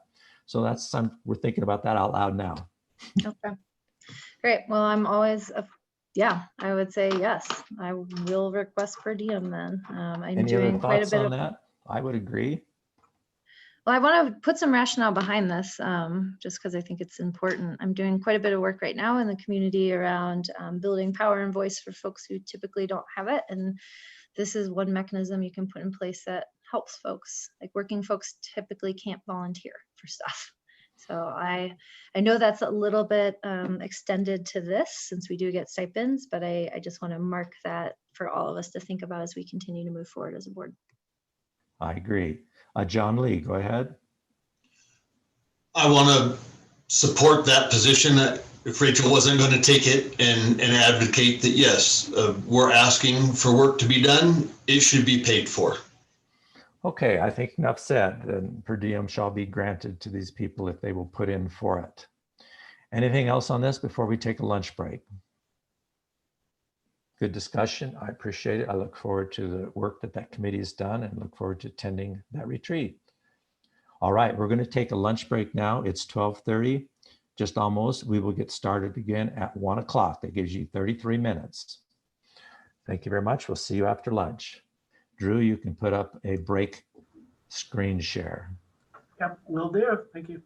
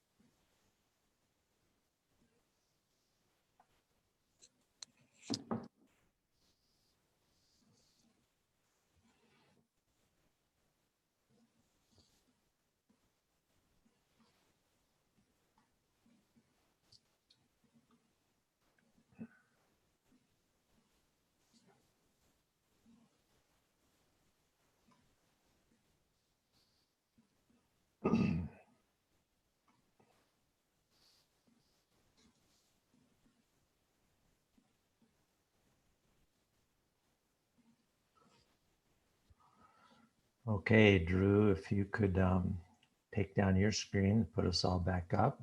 Thank you. I see people starting to show back up. I hope everybody had a tolerable lunch break.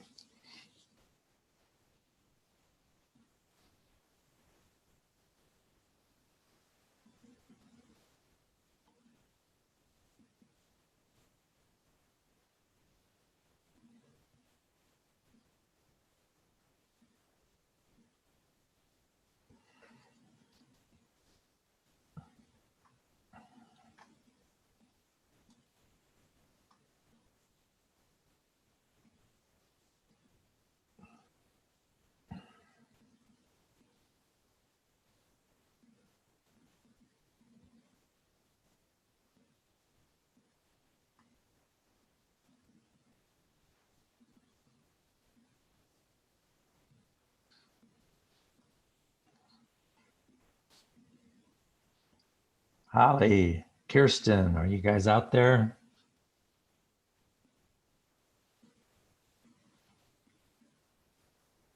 Yep, Kirsten here. All right. Holly, how about you?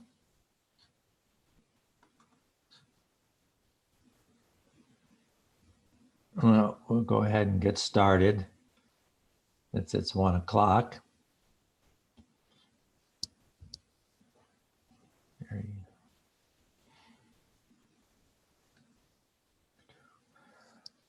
Okay, the next item on the agenda is a request from Director Sue McWilliams to change the expense approval process for our CEO. Now, the way we've been doing that is that the CEO expense report has been sent to the 4 members of the executive committee to review, ask questions, and approve. And once they approve that, then that seems to be about the end of it as far as I can tell.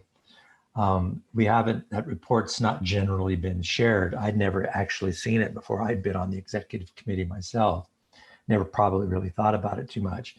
But anyhow, Sue, if you would, go ahead and tell us what you'd like to do. And actually, if you want to take specific action, you can make a motion to do that. Okay, thank you, Brett. You know, we have conflicting policies, and I know that this will be discussed, I believe, at least in the next policy committee meeting. But one of the policies, and I don't have them right here in front of me, I thought maybe I did, but I don't, says that the board receives the CEO's expense report. The other one says that it is the executive committee. But you know, after, and I sent the email out to, I think everybody got it, as to the reasons why I think it's important that we do see the CEO's expenses, in that the CEO is our only employee. And as such, we, the board, should be looking at those expenses as part of our oversight and governance. And then when I just completed the recent NRECA class on ethics and governance, that was pointed out again that there's a couple of different scenarios as to whether it is oversight, and I have to look here, or operational. And in this respect, I think it's probably both. I think that it is part of our fiduciary responsibilities to look at the CEO's expenses. And our policy makes it very clear that that is confidential and should be kept in-house. So I guess my question is maybe back to the rest of you, being a fairly new board member myself, as to why we are not receiving those reports. I guess our other employee, in a sense, that we have expenses related to would be the attorney as well. Just another thought on that. Yeah, and that's correct. And I think Joe actually last month said that as the attorney is our other employee, that we should see those expenses as well. So I think Joe pointed that out last month. Okay, are there any comments on this, on the idea? Tim, go ahead. Yeah, just to clarify, policy 103 says expenses of the CEO will be reviewed by the executive committee and approved by the president of the board. So personally, I don't see any problem with that at all. And I think there's a difference between being reviewed and approved and having them available later to be viewed by other directors. I don't know. I mean, it doesn't seem like that there is some need for the whole board, but I'm open to it. But it just seems like one more thing that the entire board, it was probably put in place to make it simple and easy and expedient. And it seems like it's worked fine. I'm not sure why there's a need for it. I don't have any problem with people reviewing it, but something's not broken. I don't know why we need to fix it. Okay, Shay, go ahead. So just to clarify, we have a conflict in policies. Policy 103 says it'll be reviewed by the executive committee. And policy 401 says that it'll be submitted to the board of directors as a whole for approval. So we need to clarify that in the policy, and that's something that we've got tagged for next policy committee's meeting to address. Recommendation that I would have to kind of address both the need for some expediency in reviewing things and not having it be something that the entire board has to deal with each month. Be that it continues to be reviewed and approved by the executive committee in the same way that it has in the past, but that a quarterly report be provided to the board so that you are able to look at it, see it, identify if there's anything that looks like it's out of whack and can address it to address Sue's concerns. That would be consistent with what you do, for example, for the cooperative attorney. You get a quarterly report showing how much is being spent on my bills and on the other bills that for legal through the consultant's report. Okay, I guess one comment on, I'm thinking about it too, other than the fact that we look at the expenses to make sure they're in line and they make sense, and there's not something going out of whack. The only other sort of information that can be derived from it is who our CEO is visiting. It's certainly not all that she visits who are in there. She provides us in her executive report that long list of people she's met with that month.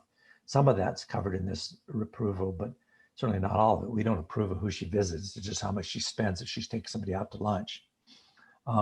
Sue, go ahead. All right, thank you. And, you know, I like Shay's idea of the quarterly, and back to Tim's point, I don't think we all have to approve it. Again, it's a policy conflict here. I think it's probably left to the board president, or should be, to approve the expenses. But I think it's important for us as the board members to actually see how much is being spent, and maybe not to the detail of, yeah, Jessica took me out to lunch last week, but just kind of the overall expenses that are happening within the organization. I think that's part of our fiduciary duties. All right, Kirsten, go ahead. Yeah, I'm good with the review by the executive board and approval by the president. What seems difficult is if somebody does want to see the detail, and even I'm good with the quarterly, but the quarterly, like for you, Shay, the quarterly was just a single number among a list of 40 other contractors. But if a director wants to see this detail, or any detail for that matter, I'm not sure why we are saying no. If a director says, I get that you approved it, but let me see it. Just because, you know, I'm interested in seeing it, I have a background in this, or I'm putting together some things. I know how frustrated we are when Tri-State isn't forthcoming with information, and sometimes I think we're not as forthcoming with our own board as we should be. Okay, Bob Lynch, you're up. Go ahead. Yeah, I was just gonna endorse what Shay was saying, and I know we've got to get the policy straight, but one, I think we should just stay simple with executive committee approving the expenses, but having some form of quarterly update. And I don't know if that's summary or if that's just a repeat of that, but in the interest of transparency, having those reports in some form, I don't know if they're detailed or they're summarized, available to the whole board sounds fine, but we shouldn't make things any more cumbersome on a month-to-month basis. And certainly we don't need extra things to review, and expenses have been, quite frankly, significantly lower with this CEO. So there's not any issues here, but summarizing quarterly so that we aren't acting like there's something that people don't have access to seems like a good idea. Rachel, go ahead. I was just going to make a motion that we retain kind of review and approval in the executive committee and adopt a quarterly review of CEO expenses at the board level. Second by Kohler. Second by Kohler. All right, a motion is on the floor to maintain the current way that we do it, but add a quarterly report of CEO expenses. Is there any further discussion of that? Dan Huntington, go ahead. Yeah, I was wondering, all we're seeing is expenses on the credit card that she uses. We're not seeing any expenses that if the expenses are put on the credit card, the company credit card that Karis has, like motel rooms and travel expenses. I don't know. I know when our previous CEO, he had a lot of travel expenses that was reported to us, and all we're seeing is just Jessica's her credit card that she uses. So I'm just questioning, what expenses do we need to see? I think we need to see outside travel and stuff like that. Jessica, can you direct that? Do you have additional expenses that would appear somewhere else than the report that we've been seeing? Well, obviously there haven't been any because I haven't traveled anywhere with COVID. I can check with Karis, but I just want to put it out there that the board does approve my budget, and those include expenses. So there is a level of trust here, and it goes back to kind of what Rachel talked about before. I need a level of trust from the board that I'm doing the right thing. And that's where the executive committee reviews the expenses. So I would appreciate some trust on this. As you all know, my expenses are probably 1/10 of all the previous CEOs at this company. I don't like to take lunches. I would rather go out on walks and meet for coffee. So I would just ask that I get some level of trust that I am meeting the budget that you set. And if you start to drill down even further, that is completely fine. But on one hand, you trust me with this, you give me a budget, I'm staying with the budget. All right. Dan, anything else? Tim, go ahead. Yeah, I kind of concur with Kirsten, and her comment isn't incorporated into this motion, which is perhaps fine, but maybe we need another motion or clarification about what information is and is not available to directors. I was lectured several times by Davin previously on any board director can see anything they want at any time. Seems like we've moved away from that a little bit. I don't know if that's accurate or inaccurate, but I didn't find much in policies that defined that. But I think if a director wants information, specific information within the context of having to carry out their fiduciary duty, that they should be allowed to have that, notwithstanding what it might cost in terms of staff time and effort, and maybe that creates a delay or creates some consideration. It's not like just go fishing, but if there's something specific that's needed, I think a director should, at least in principle, have the ability to access that information. So.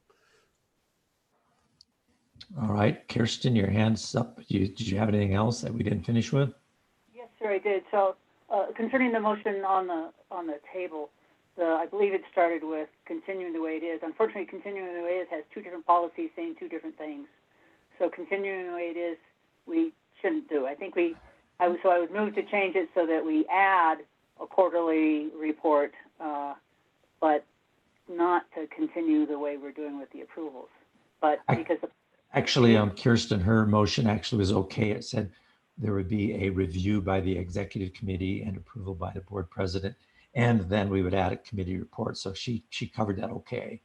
She said that. So she's sticking with 103 as opposed to the 400 number one. Yeah, if her motion passes, it would require a change in the policy that conflicted. Right. And so super. Then I would like somewhere else to support Tim in his. We do need to clarify what we can and cannot receive and ask for, and how much. We don't want to create extra work, too much extra work, but there is a level. So I don't believe this motion is the place for that, but I would like to revisit this. Okay, after this motion, then let's have a brief discussion on that. I have a comment I'd make on that too. All right, is there any other discussion of this motion? Rachel, go ahead.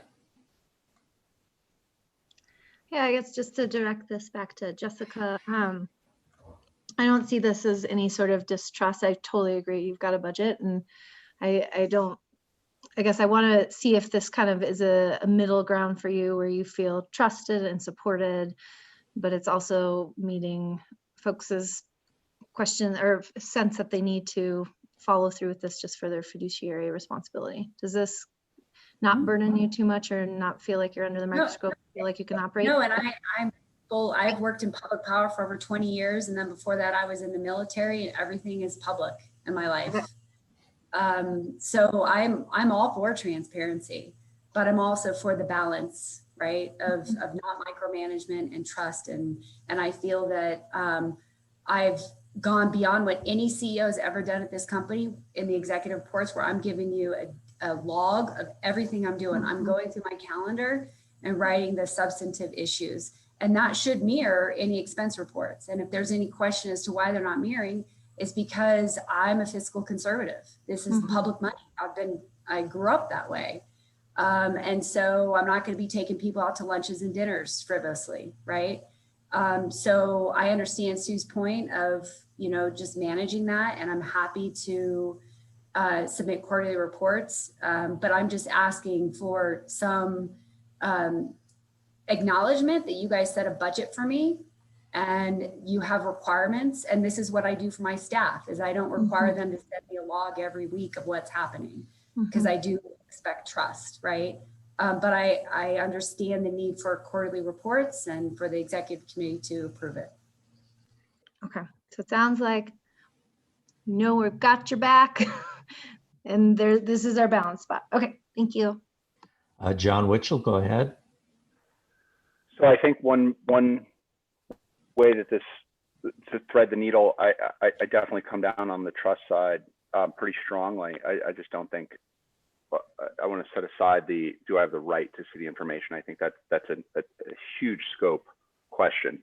But on the minor issue of reviewing line item budgets for an employee, I think it's just, I just don't think it's appropriate to do that and to absorb the time in this meeting that we could be spending working on issues that are materially impactful to the membership. And so but I also don't want to leave Sue hanging. Her request has merit. So perhaps, and maybe this is a question to Sue directly, is perhaps one path forward is that the report is simply budget variance and exceptions.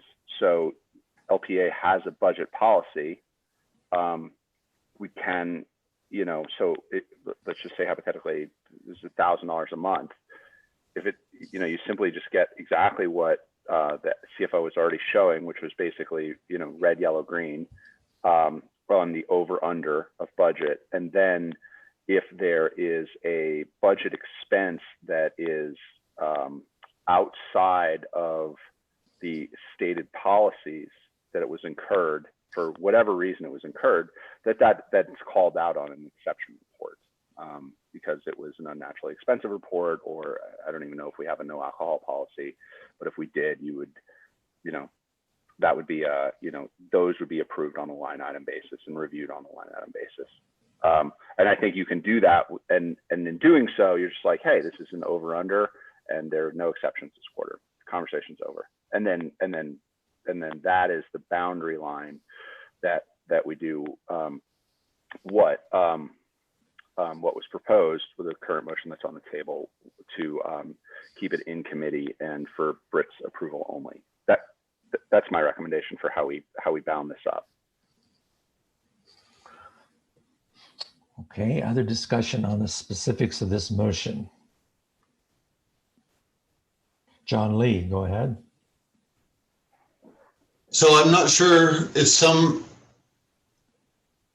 if I even need to know, or if it's the right form to, what type of dollar amount is this budget item, and is it not visible to me because I'm new, or because it was on that old budget format that wasn't as good as we saw from Jessica and Carl last month?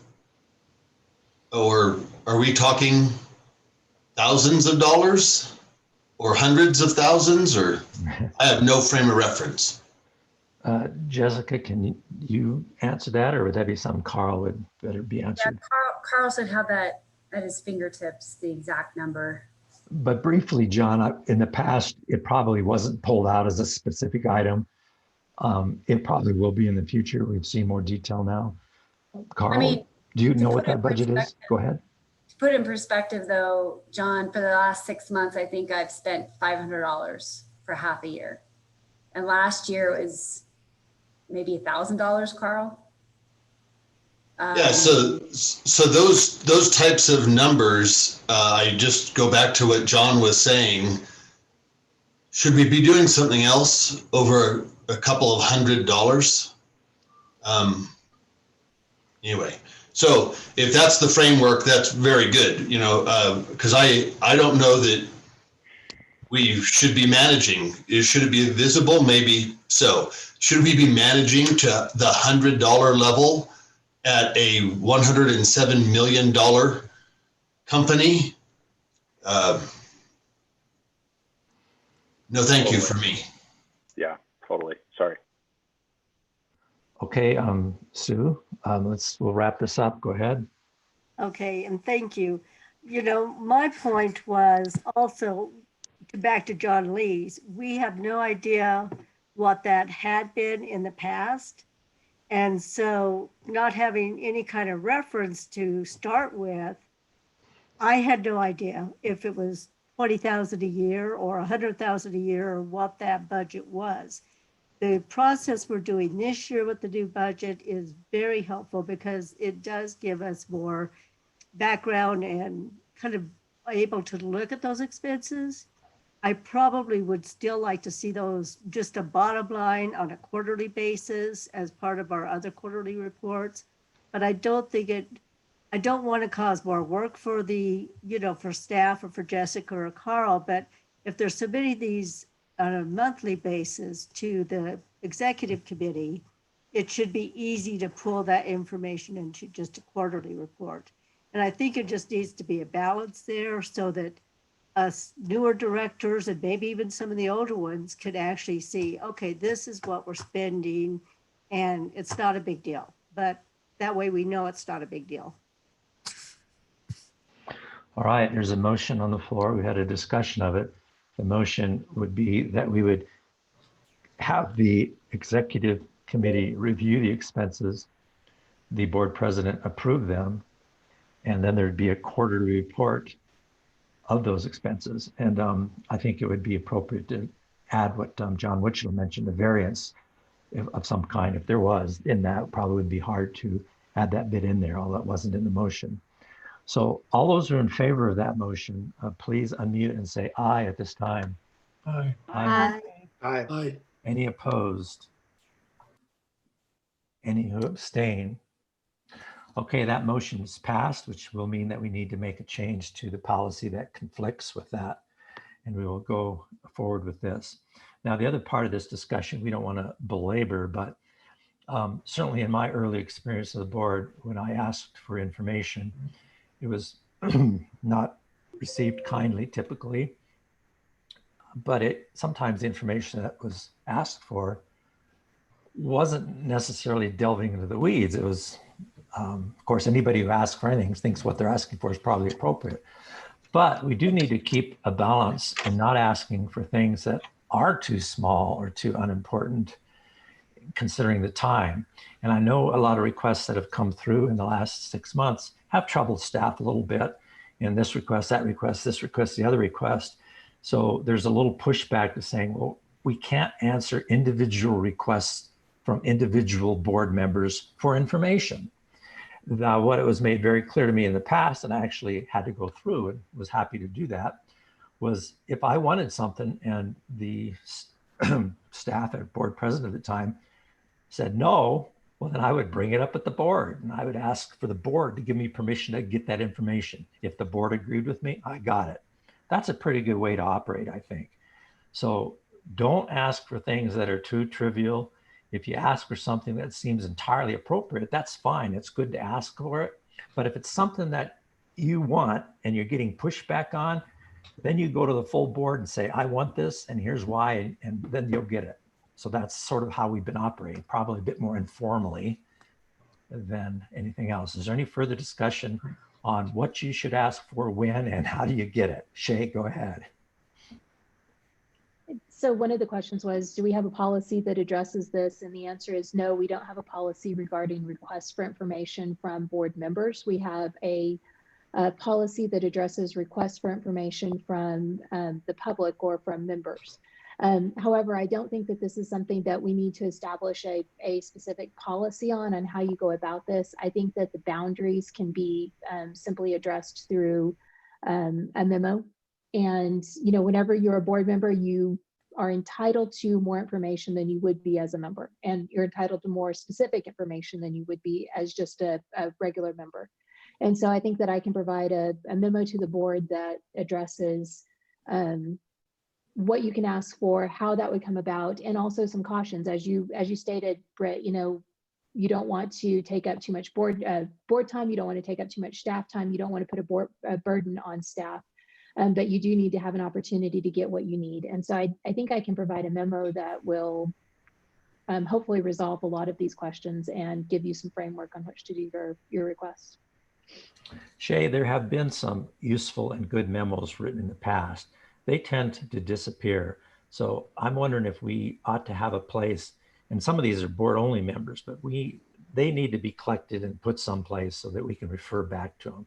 So it's just something I wanted to throw out there. You've probably got a better collection of them than I do.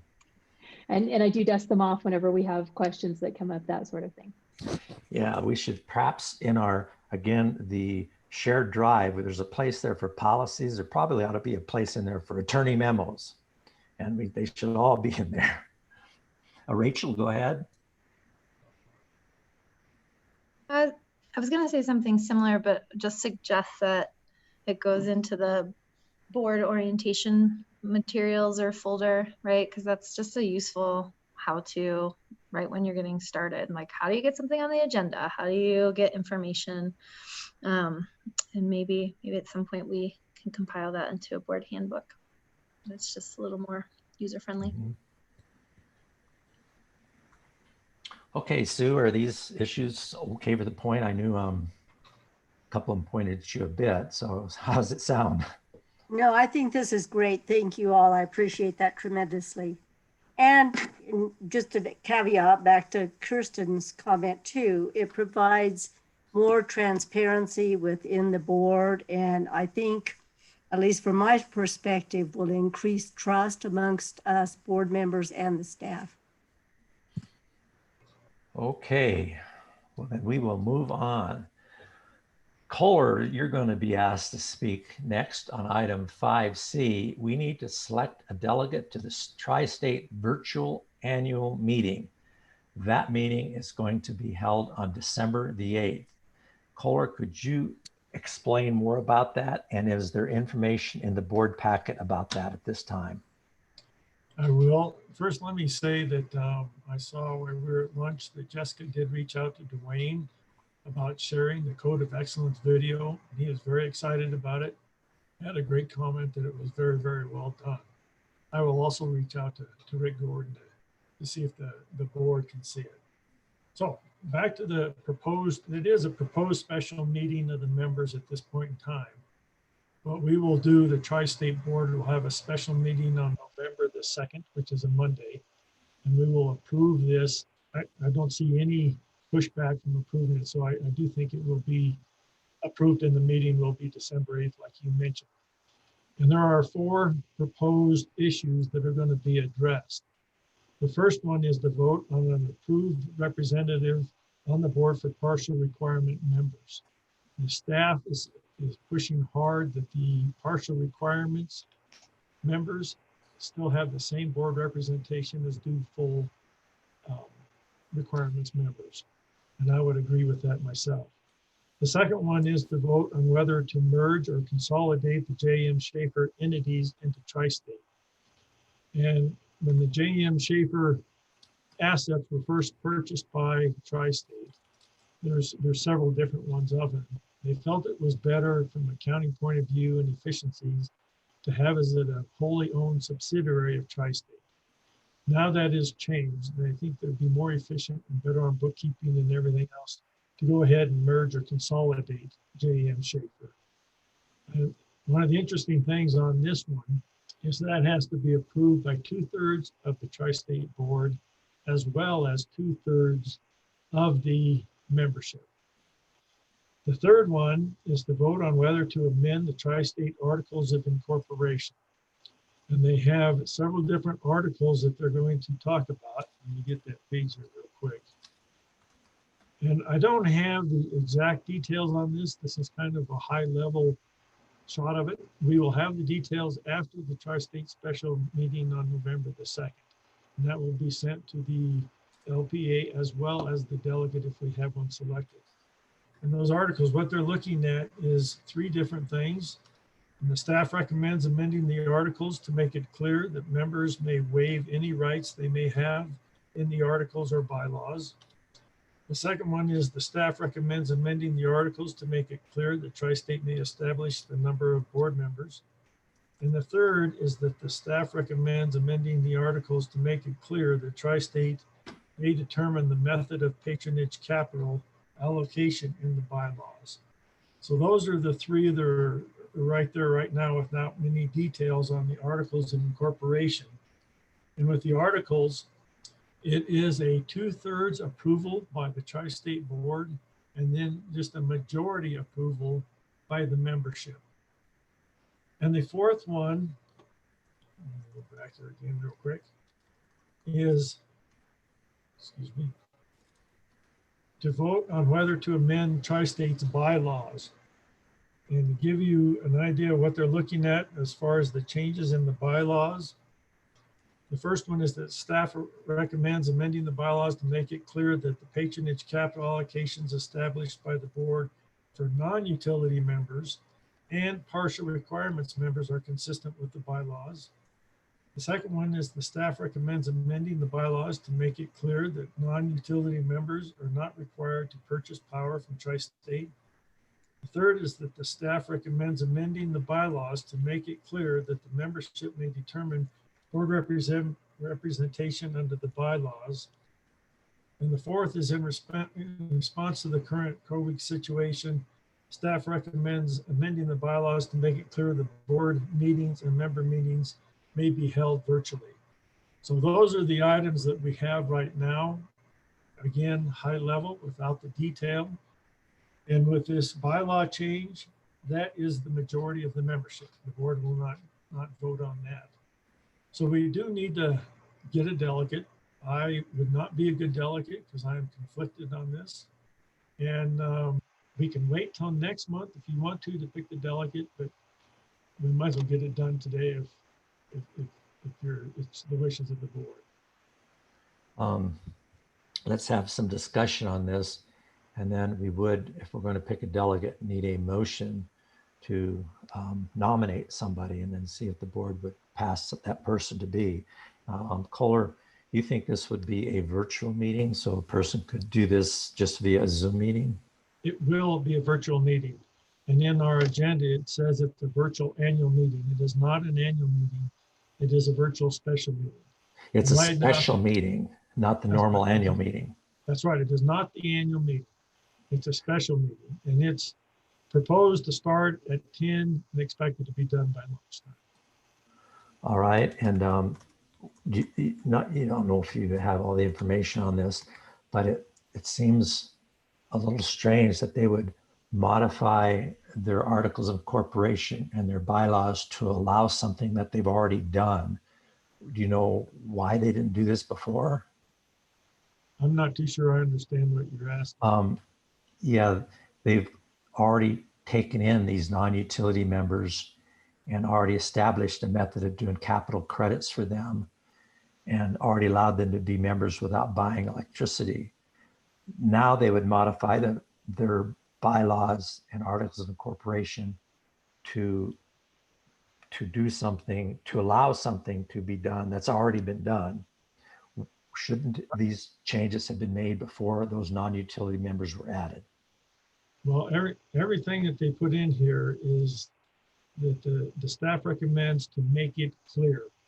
And I do believe that they want to clarify what they have in there, what the intent of the board or the members is, and maybe that's up in the air at this point in time. Okay. Does that answer your question? Yeah, I think I get it, where they it hadn't come up until all the PUC legalities were saying, hey, wait a minute, you can't do this because of what it says in there. And so now they change it so that it doesn't conflict with that.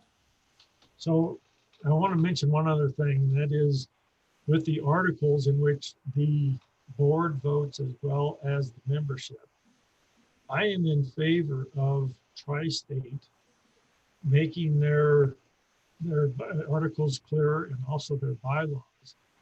So I am in favor of that from the Tri-State point of view. But from the LPEA point of view, I do not know and I do not understand exactly what the legal strategy is of LPEA that kind of focuses in on what they're trying to clarify. And since I don't know that and I don't have access to it, I will abstain from that vote for those two things, the articles and the bylaws. Excuse me, I don't vote on the bylaws, just the articles. Okay, interesting. Well, let's have some discussion on it, and then possibly there would be a motion to, and as Kohler says, it could be put off another month. I don't know if this is something that would be best done after we talk with our attorney, or doesn't really matter. We're probably going to need a delegate to this anyway. Kirsten, go ahead. You're up next. Yeah, Kohler, I wasn't able to follow. I think you said there were 3 corporate changes, incorporation changes. And where do I find those other than listening to you? Okay, so in the drive under the Tri-State folder for this month, okay, there is a document called Proposed Special Membership Meeting. And for the articles of incorporation, the 3 that I mentioned are on page 9 of that presentation. Okay, I've got that. And on page 10 and 11, we'll have the comments on the changes for the bylaws. And again, this is high level. This is not the defined language that will come out after the special Tri-State board meeting on November 2nd. Super, I appreciate that. I've got that here. So I've got two other points. One is I'm pleased to hear that the staff is supporting continued board seat for partial requirement for Class B folks. I'm surprised to hear that. It'll be interesting to see how that vote comes out. The third thing I want to point out is this is a member meeting, and unlike a board meeting, for a board meeting, we can't instruct our board Art Kohler, for instance, to go to Tri-State and do something, because when he's at Tri-State, he has to vote what he considers best for Tri-State. But we can, for a member meeting, we can instruct the member to vote the way that we as a board decide to have them vote. So there is a big difference here. So that the member that gets appointed has to follow what the board instructs as far as the votes on this. And I want you to keep in mind that, because we need to carefully consider what do we want to be our position on each one of these and how will we vote. In its present state, we can't do that consideration because we don't have the full wording, but just wanted folks to keep that in mind. So That's one a, comment I will make, Kirsten, that was on the representation of the board for partial requirements. And what the staff uses for their example is United Power. And United Power, with this first open season, they can get what they want and become a partial requirements member and still be the #1 person in the Tri-State family. And so they would have the biggest impact on the financial parts and other parts. And I do agree with it. I think that partial requirements should have a board seat. Kirsten, that was a great point about the fact that the representative who's going to this can be instructed by the board. That brings up my further comment that if and after we pick a delegate, we will have plenty of time to argue about what we want that person to vote on. So this shouldn't be as much about the specifics of going on, other than to ask some additional questions, as it is considering if we're going to have a delegate on that, because we will probably have to argue about this before at our next meeting, before a delegate then participates. So with that said, Tim Wheeler, go ahead. Yeah, thanks for bringing that point up, Kirsten. It was a question I had. I would like to make sure from our attorney that your opinion is correct before we go on. And then I have another question as well. Yes, that is correct. All right, thank you. So we have this special membership meeting that they called with very little time, I think, to prepare, and not very clear information. We'll have 1 month of one board meeting to discuss and set up a position. I think this is highly typical of the way that Tri-State treats its members. Again, you know, their staff come up with something and they push it through. They did that with the partial contract and so forth. These are really critical changes, fundamentally change the nature of Tri-State as a co-op in response to its own existing members, and they give no time, none really, to really look at it. And so my question is, what is the process for us to suggest our own articles and bylaws changes for this special meeting? Is this purely the staff throws it across the table to us, or do we have the opportunity to suggest our own? You can tell I'm really happy about the way they go about their business with regards to us as members. So I don't know if anyone knows what that process is. Or do I have to spend more hours looking through Tri-State stuff to figure it out? I don't know the answer to that, Tim, but I will say, as far as the timetable, I think it is important to understand there are co-ops such as LPEA and others that are very, very interested in things like this partial requirements. And they want to get this done. The partial requirements contract and policies were approved last month by the Tri-State Board, or excuse me, this month by the Tri-State Board. So they're put in front of FERC. And what Tri-State wants to do is, as soon as FERC says, okay, it's good to go, they want to move on this. They don't know how soon or how late this is. They're hoping to do the open season in January. So they do have to give a 30-day notice before they have this meeting. And this is why we're having our special meeting on November the 2nd, so that they can decide, okay, we're going to go forward with this meeting and have the details for it. And then you have the 30-day notice before the meeting. So I don't believe that they're pushing it just to push it. I think there's good sound reasoning I can't answer With all that. due respect, Kohler, I mean, I appreciate your viewpoint and certainly always enjoy listening to that and getting it. And I think you make great points a lot, but you know, the evidence of their actions does not support what you just said. They had a long time to figure this out. They pushed through the move to FERC. They didn't prepare themselves correctly. They brought in all these members poorly, unsupported by the law. They forced a lot of things onto us as members. And now in a sort of a last minute, well, we got to hurry up because we got it at FERC, which I don't think we as a co-op really agree with to begin with, that we should be FERC regulated. Now they say, well, we got to fix this because all these other members want it. I don't think that's a very sound sort of argument. You know, their emergency now has to affect our ability for years to come. And I don't think it's very thoughtful or respectful.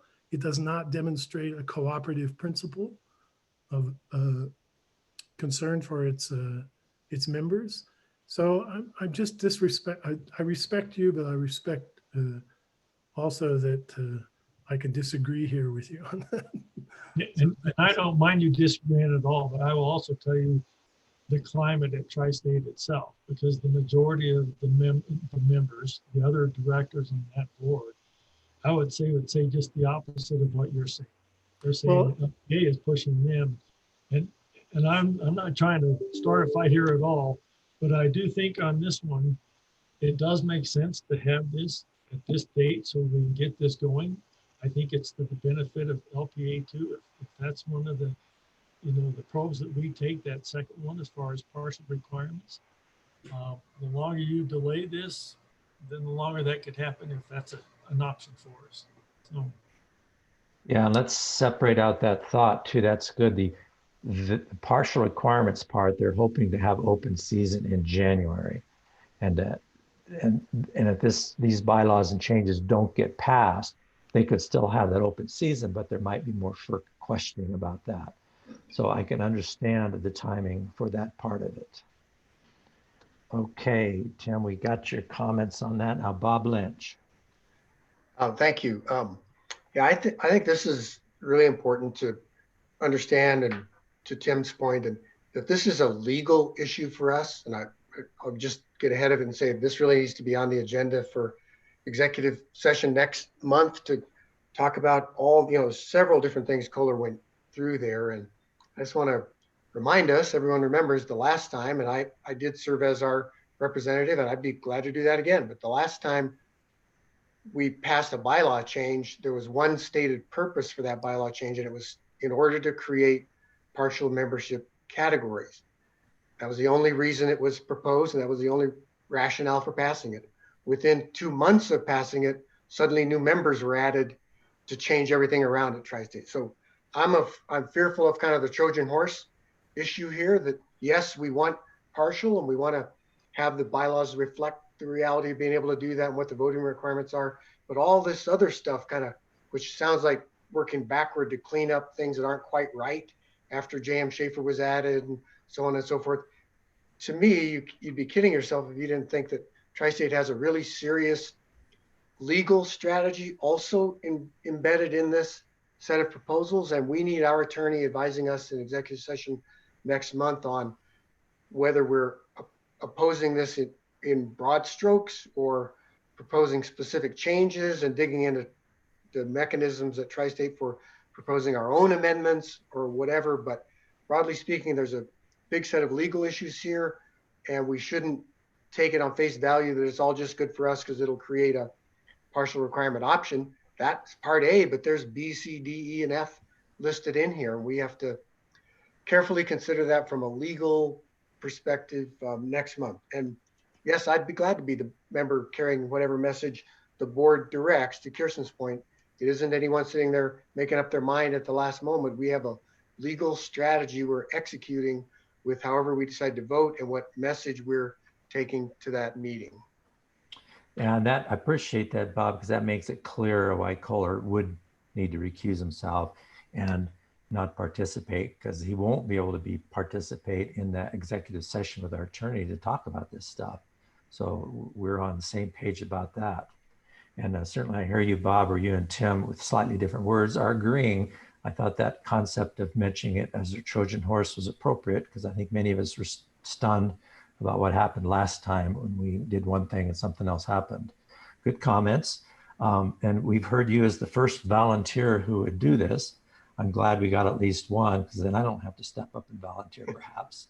We will ask for more volunteers here in a moment, but let's go on with some more comments. And remember, one thing we might want to do this month, and it seems like we could, is to go ahead and make a motion to set the delegate for that. Other discussion? Go ahead, Kirsten. Yeah, I volunteer too, one way or the other. Okay. To answer one of the questions that Tim had about what's the process, can we get something in front of this special meeting? I know that there's a process and a policy at Tri-State for getting something into the annual meeting.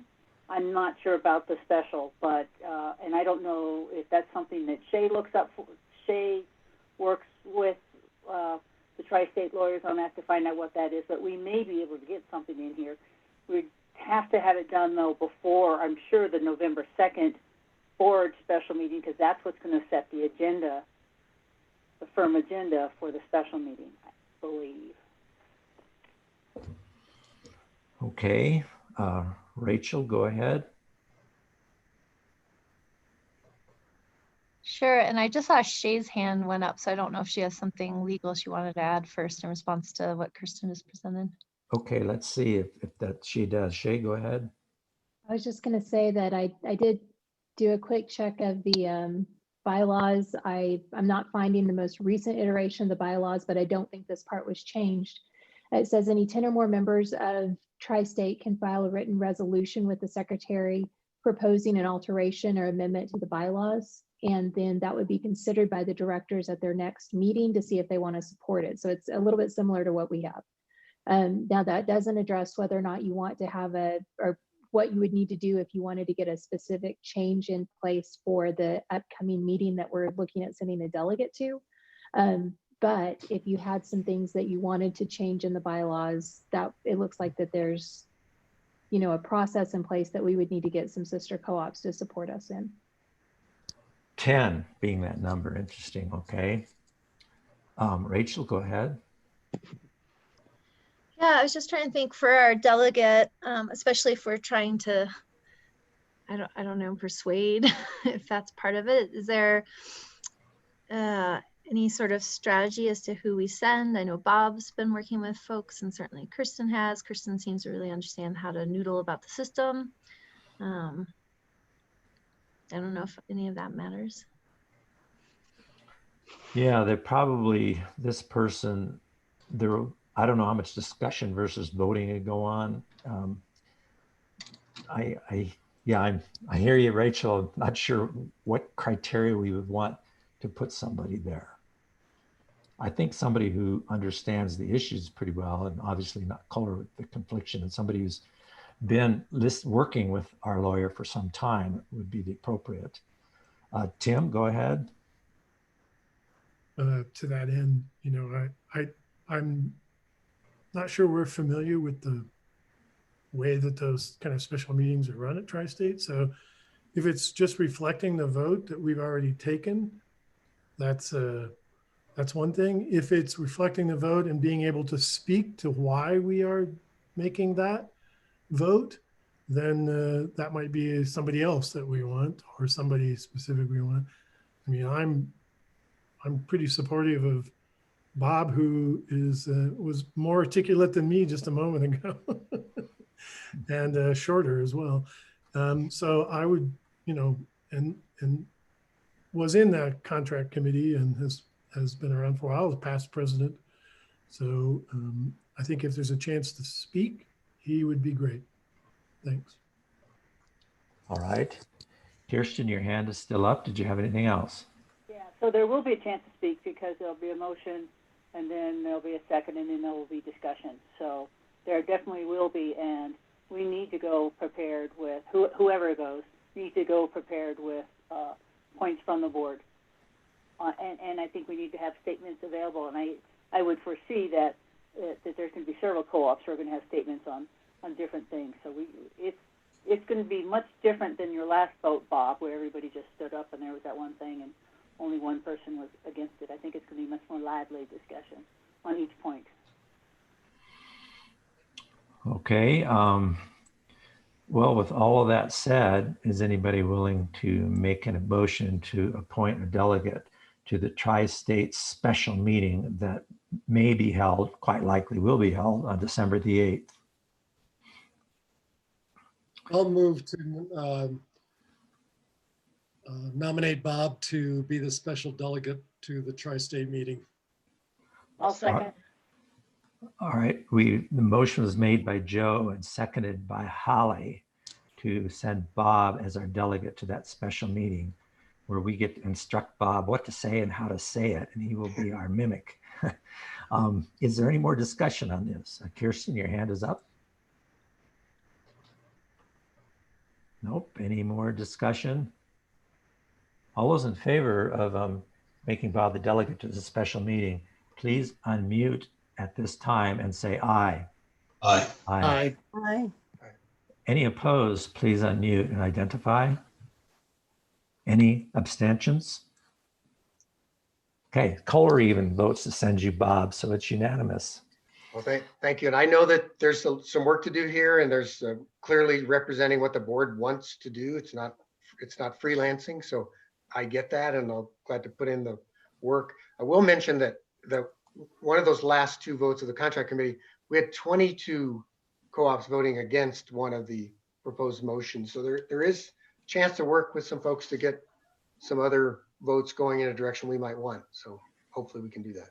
And I suspect this one, you may be involved in some discussions through our staff and with some other co-op CEOs as this goes on. And of course, maybe some specific discussions with our attorney and staff and you. So I appreciate your willingness to put in some extra time to do a good job with this important task. Absolutely. Thank you.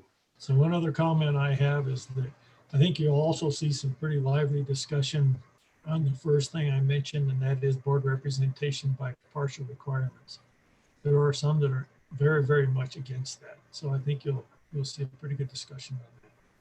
Yeah, and that one, of course, pains me right away because some of those not that I need to comment anyway, but I'm going to. Some of those co-ops are so tiny compared to us in the amount of power. And now they're worried about one of us getting a little less power. We still be 10 times their size, and they don't want us to have, anyhow, you get what I'm talking about. I need to go on. But I'm going to now jump to item 5C. No. D. We need to consider selecting a delegate to the Basin Electric Annual Meeting, or is this going to be another special meeting? Kohler, could you tell us about this and point us to anything in our board packet about this? I will. So first, I think it's a little important to have a little history here. And Tri-State is a member of Basin Electric Power Cooperative, and they buy a big chunk of power from them. And through that, and Basin pays the fees, we, LPEA, are a Class C member. And they are having their annual meeting, and Tri-State has asked us to please go to the annual meeting and vote against the bylaw change that Basin is trying to make. And that bylaw change, what they want to do is they want to make the Wyoming Municipal Power Association a member of Basin. Right now, they are a customer of Tri-State. And this would have a negative impact on Tri-State, which in effect would have a negative impact on LPEA as well. And there's a couple of reasons that Tri-State is against having this bylaw passed. One is what I mentioned there. They will lose load. They have a contract through the middle of next year, but they aren't too sure what would happen if they become a member of Basin. And the other thing is that in the bylaw, not only are they going to make them a member, but Basin also wants to purchase their coal assets. And this creates two problems for Tri-State. One is that Basin has said that they will use cash to help address the debt they have with their Dakota Gas. And Dakota Gas has lost about $700 million in the last, 5 or 6 years or something. And they don't feel that they should put money towards coal assets, and they need to deal with that debt. And the other thing is that would increase the coal generation for Basin, which increases coal generation for Tri-State. Tri-State is working hard now to try to reduce their exposure to coal, and this would harm that try. So what we need to do, if the board is agreeable, is to select a delegate for this one to go and vote, and hopefully vote in against that bylaw change. Kohler, is it your recommendation that we would select a delegate? You think it's important from what you understand too, from LPA's point of view, not Tri-State's? I do, because I think a negative effect on Tri-State at this point in time, we're part of the Tri-State family, will have a negative effect on us. It will also possibly increase coal generation that we receive, which kind of goes against our overriding goal. So I do believe that we should be there, and I do believe we should go against this bylaw change. I did mention it, but this meeting is on November the 4th. It is a virtual meeting. It starts at 8:30, scheduled through 12 noon. So this is coming up pretty soon, November This is the coming 4th. up real fast, yes. Will the delegate have the opportunity to obtain additional information so they will understand how this impacts us with very clear information, rather than, again, relying on what Tri-State would tell the delegate to do? Would the delegate be able to get independent information to make their own thing? I was hoping I would already have received that. I have not, so I can check again with Tri-State on that and see if they haven't gotten something from Basin with the clear language, because I have not seen anything yet. Okay, the page, starting at page 79 of our board packet, is that information about this meeting?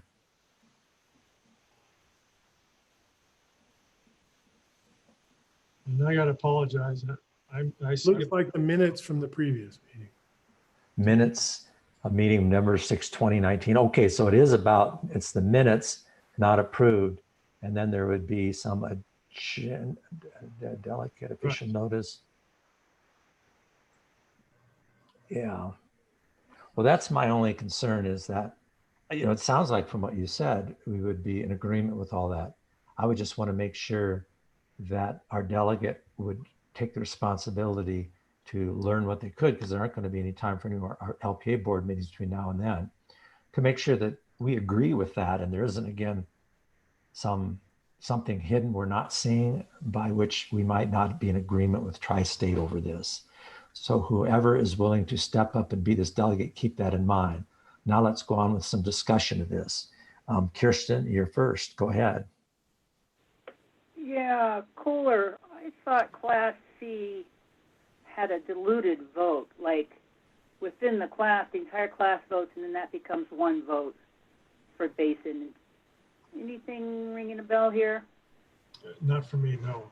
I don't know the breakdown on that. That we certainly don't have we certainly wouldn't be equal with the ones who are full members. So for instance, Tri-State is a Class A, we're a Class C, so there is something in there. That's just, so we're more there to be almost kind of a thorn, a symbolic vote than anything else. And I'd be happy to be the rep if you want me to, and I'd be happy to not be too. And I'll ask real quick before I go on, has anybody been a representative to a Basin annual meeting before on this board? Well, Dennis, Dennis used to go because he just likes to go to the Basin meetings, but Well, he had family up there, so it kind of made sense. He's from North Dakota, yeah. Yeah, it made sense, but. Never sent a representative. I think Dan was a representative. 2.5 years, we never sent a representative. Dan Huntington was a representative. Dan, yeah. I don't see Dan at the moment to comment on that. Dan, if you're there and you were a representative to the Basin meeting, maybe you can add some color to that. No, I never have been. Okay. I don't think we've sent anybody lately. I don't recall in a while either that we have, other than remembering Dennis going up typically to the annual meeting. Okay, further discussion. Sue, go ahead.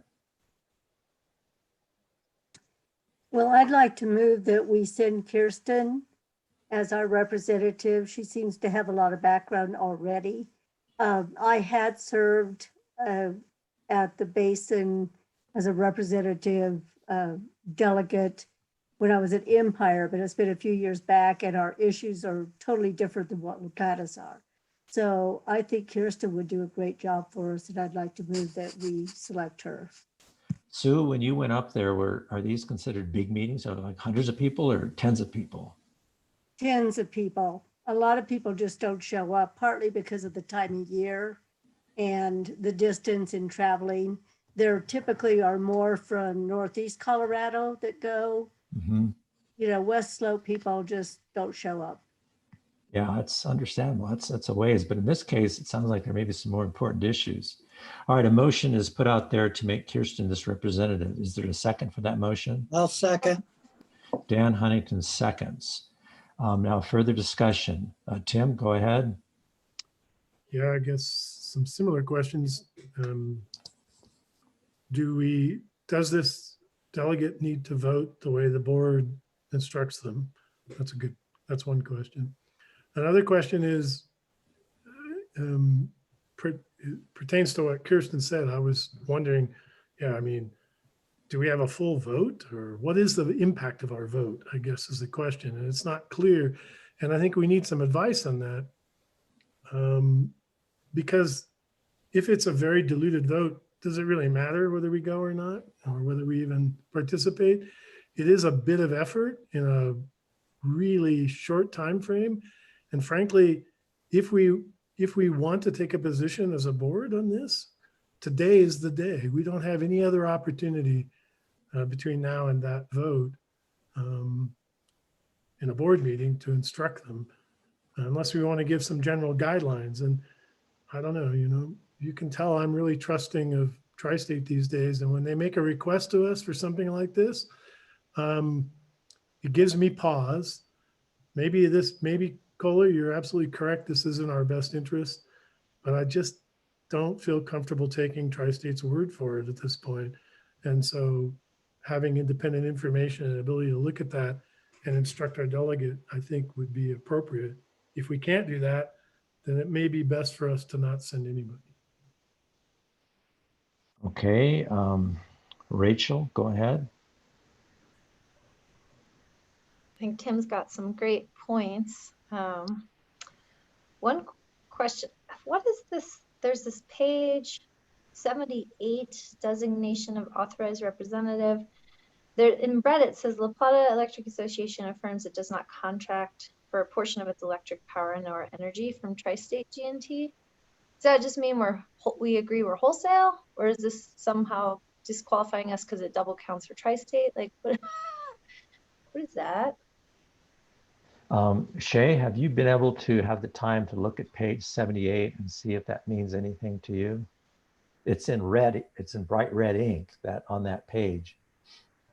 And I'm sorry, give me just a second to pull it up. I was trying to research the questions about our membership levels. So if you can come back to me, I'll look at that. Okay, and yeah, I had noticed that too, Rachel. My understanding is that we are a member of Tri-State, and we aren't we don't get power from them as a contractor in some, but I don't know for sure. I hear what Tim, what you're saying, and other concerns I initially expressed is, I don't think we're going to have the information we need at this time to be able to give an opinion. So whoever our delegate is, we would ask them to do the best they can to get additional information so that they could decide whether this was in LPEA's best interest or not. My hunch in this case is that we probably do align with them on this in Basin, but I don't know that either. And it would put some pressure on Kirsten if this motion passes to get that information, perhaps with some help with our staff and our Denver attorney as well. John, Shay, when you're ready, you can let me know. Otherwise, I'll go on. I think I can speak to that. I think that it's because we have membership in Basin through our ownership of Tri-State and the fact that we receive energy from Tri-State. I don't know if that impacts, I don't understand what impact that has on our ability to send a delegate there to vote, and I can certainly do some additional research into that.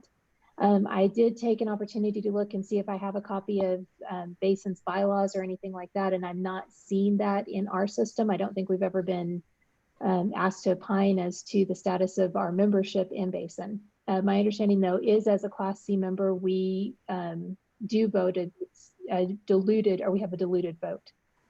So I don't think that it's not a full vote. It would be something different than what Tri-State as a Class A member is voting for. Okay, so some homework to be done. John Lee, go ahead.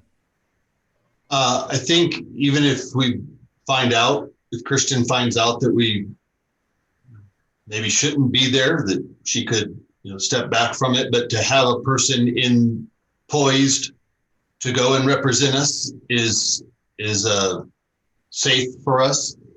And additionally, it's asking for a first nomination and then a second. So if we're going to complete that form in its entirety, we're going to need an alternate person as well. Okay. Holly, go ahead. So when I was reading through this Basin minute meeting, I found it to be enlightening and confounding and kind of contradictory all in one. And I went over the class A, B, C, and D list several times to figure out where La Plata was, and I never found it. And so my guess is we did not have representation in that particular meeting. However, if you look on, it's page 85 of our board packet, it talks about there was, oh, sorry, I lost it. It talks about there was 40% of the Class A of the cooperative and at least 10% of the Class C, which constituted a quorum.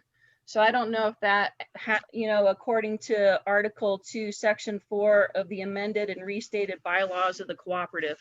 So I don't know if that helps direct that information at all.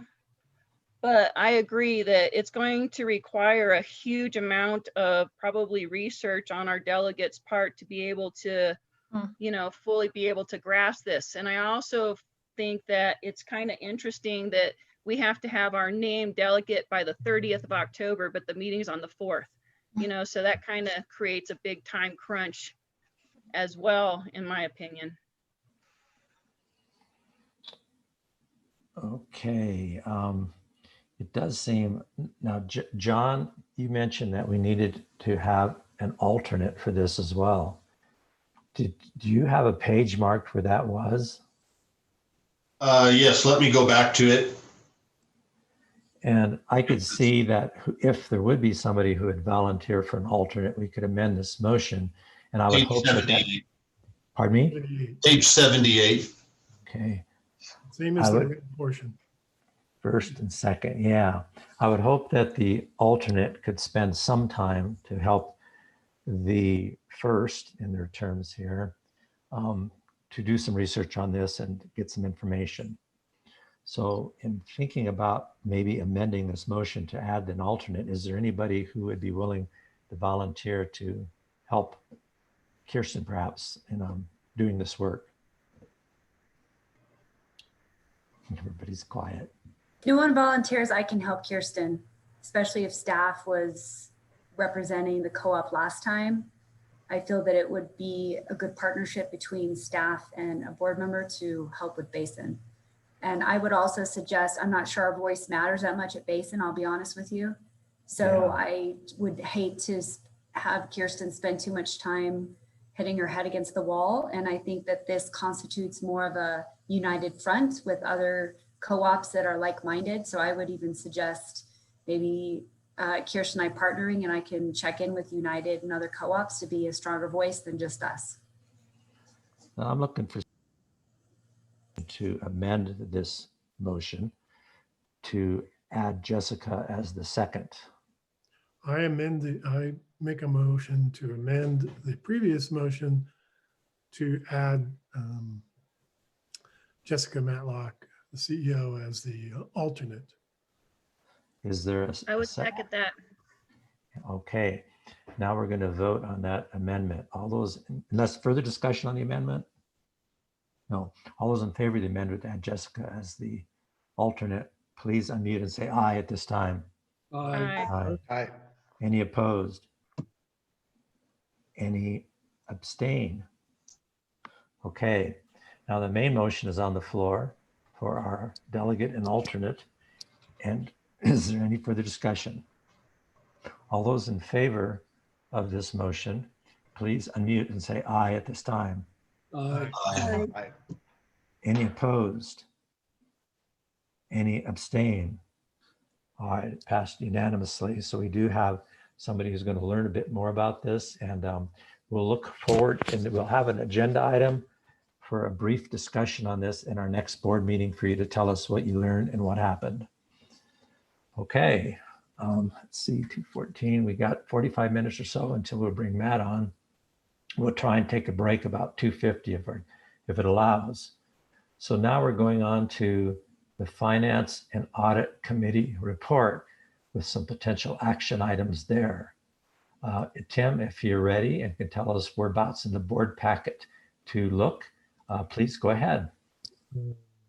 Well, it looks like page 104. 104. Yes, thank you. 104, okay. Big 104. printer without the page number, another page number. So, thank you, John.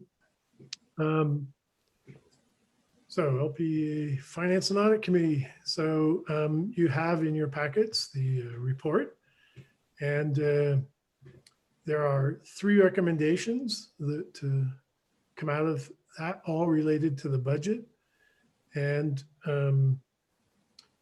I'm not sure if I can make a motion for each one of those.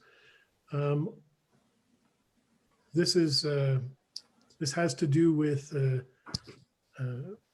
targets that we would set within the motion or within the budget that are already been presented, preliminary budget already presented to the Finance and Audit Committee. If there are directors that would like some summary of the presentation before I make the motion for each one of these, I'd like to get that sense, because it might be simpler than to just go through that quickly with Carl and Dan. And essentially there's one that's an operating margin budget. We looked at those preliminary numbers last month and the formats and so forth. There's another one, which is the capital items budget, and a third, which is the capital projects budget. And I see a hand raised that says, I assume, yes, they would like some level of presentation. Is that you, Rachel? And Sue's got her hand up to comment too. Sue, go ahead. I was able to attend this last month's FAC meeting, and it was very informative. I wish we could get to that level of detail of the regular meetings for everybody, because I know it's hard for people to attend, another meeting every month, but it was very well done. And I just want to commend staff and you, Tim, for the way the meeting went, and Jessica and Carl and Dan. You guys did a good job. Well, Tim, I think in this case, particularly for the capital projects budget, it would be good to have a staff member go through that presentation that's on page 109 before we vote on it. Those are big items. And I would also mention to the board that in addition to what's in this presentation, there is attached, and that's why our board packet is so big this much, details on all these starting on page 142 that would answer a lot further questions. And if this is approved, these things will go into our shared drive under the 2020 budget items, so that we'll have them to reference whenever we need to. So if Tim, if that's okay with you to have the staff go through this particular one, I think that would be useful. Sure. Is there any other capital items or margin statement that others want to go through as well? Quickly, hopefully. John, go ahead. I think it's my tenure, it's just too much for me to digest, and at the risk of painting everyone, I would probably abstain from it. It's just so voluminous with my noviceness to it. I followed quite a bit of it. I'll probably be in a better place after more discussions throughout the year. But I don't want to, it seems to me like this could go on for hours, just this. So I don't want to risk that, and would just probably abstain from voting, but any information that you can give that's appropriate to the greater good is welcomed. Carl, Yeah, do you Rachel. Oops, sorry. Go ahead. Rachel, go ahead. That's okay. I was just going to echo it. I would love kind of a high level snapshot and some overview. All right, well, let me set a context real quick. There are three basic budgets that we approve, or three components of the basic budget. One is the operating margin, which is like the profit and loss statement. The other is capital projects, which have to do with infrastructure to deliver power, essentially. That's the really voluminous document, which Dan's department puts together. It's really informative information, good bedtime reading. And there's also one for capital items that have to do with equipment and fleets and so forth, a much smaller one. And there is a presentation that Dan has around capital projects, which I think we should start with. Maybe Carl, you could quickly touch on the summary of capital items at that point afterwards, and then also the margin summary as well. Thank you. I'll let, if Dan's around and wants to do that and take it over, your presentation. We can do that. Thank you, Dan. I'm going to try and be quiet. All right. Get this queued up here. All right. To save a little bit of time, I want to get to the meat of what you probably really want to hear about, which is the 2021 portion of this. So I'm going to skip down to page 115 in your board packet. If you want to review what happened in 2020, you can look through those first few slides. I think they're pretty self-explanatory. So I want to go ahead and jump in here and hit some of the highlights that are in the 2021 capital projects budget. I thought this is grouping projects together in a way we normally haven't, just to give you some topics that you think you might find interesting. One is how much underground aged cable we're going to be replacing. We have a total of 11 projects totaling $3 million. And something else I want to point out here is that typically when we do our capital projects, these involve obviously some construction, and they take usually right away and some engineering. And sometimes that can be quite extensive. So usually we try to do that engineering and right away the year prior to actual construction. So in the first year's budget for that project, it's only a small percentage, maybe 10 or 15% of the money there. So a lot of these 11 projects that we're looking at here for the underground cable, a lot of that is engineering and right away only, with the construction happening will be in 2022. Otherwise, this dollar amount would actually be more right here. So just thought I'd add that caveat there. We have 3 projects for replacing aged overhead wire. Believe it or not, we have some wire that's just steel conductor out there that was installed in the 40s. As Jessica said, we're an 80-year-old co-op, and I think we still have some 80-year-old lines out there. This is getting rid of some of the last of that. We do also have some fire mitigation and resiliency type projects. The bulk of this one is our mobile substation, have it there for a backup. We also have some OCR type changeouts, which are oil circuit reclosers. It's a protective device that opens or de-energizes our circuits in the event there's a fault, so that it doesn't catch the forest floor on fire. That's a good thing.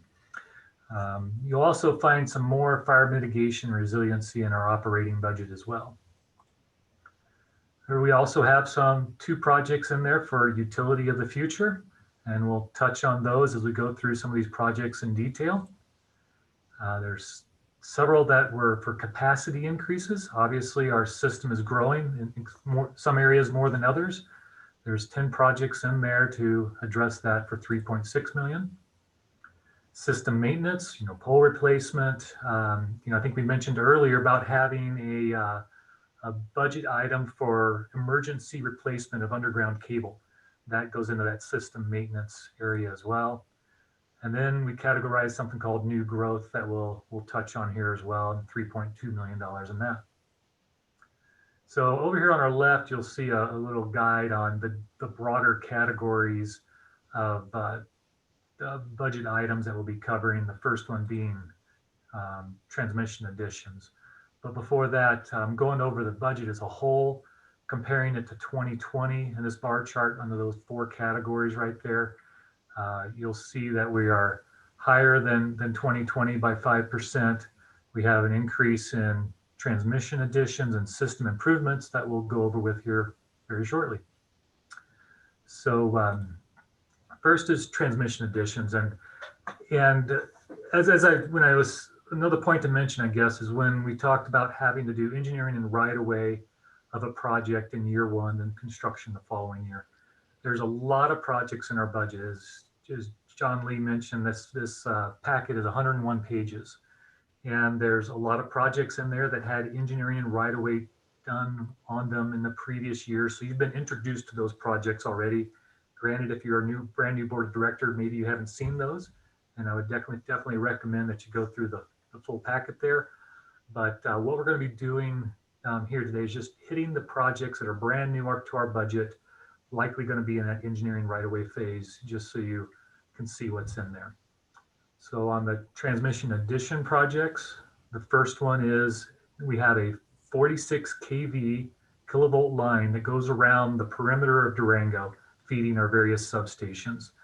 The east side of this loop is pretty new construction. The west side still has some old structures on it, and we'll be replacing that. So you'll see over here that we have a budget of $220,000 for the engineering and right-of-way on that, with the bulk of the money hitting the following year, almost $1.5 million to actually do the construction. Then we also have another transmission line, 46 kV, that's in a similar situation, going from Elmore Store to the town of Bayfield. And that line there is quite aged as well, and we'll be replacing that.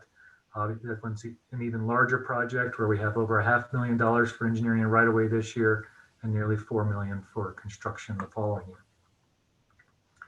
And that's it for the new transmission projects. And their distribution additions, that's not a category we use very often, and usually consists of tie lines and feeder exit replacements. And that's really where this one lies this year, or the first bit of cable that leaves a substation and then dips up to where the overhead line starts, or the main feeder starts. We call that the getaway. And that's what is in that category this year. And all of these are at our west side substation up near the Greenmont Cemetery. And you'll see there's 3 projects here. I'm just going to scroll through them real quick. There's 1, there's 2, and there's 3. All of those are replacing the underground cable that leaves the substation. This is a critical component. If this piece right here fails, that entire circuit goes out of power. So we want to make sure we are proactively replacing that cable there.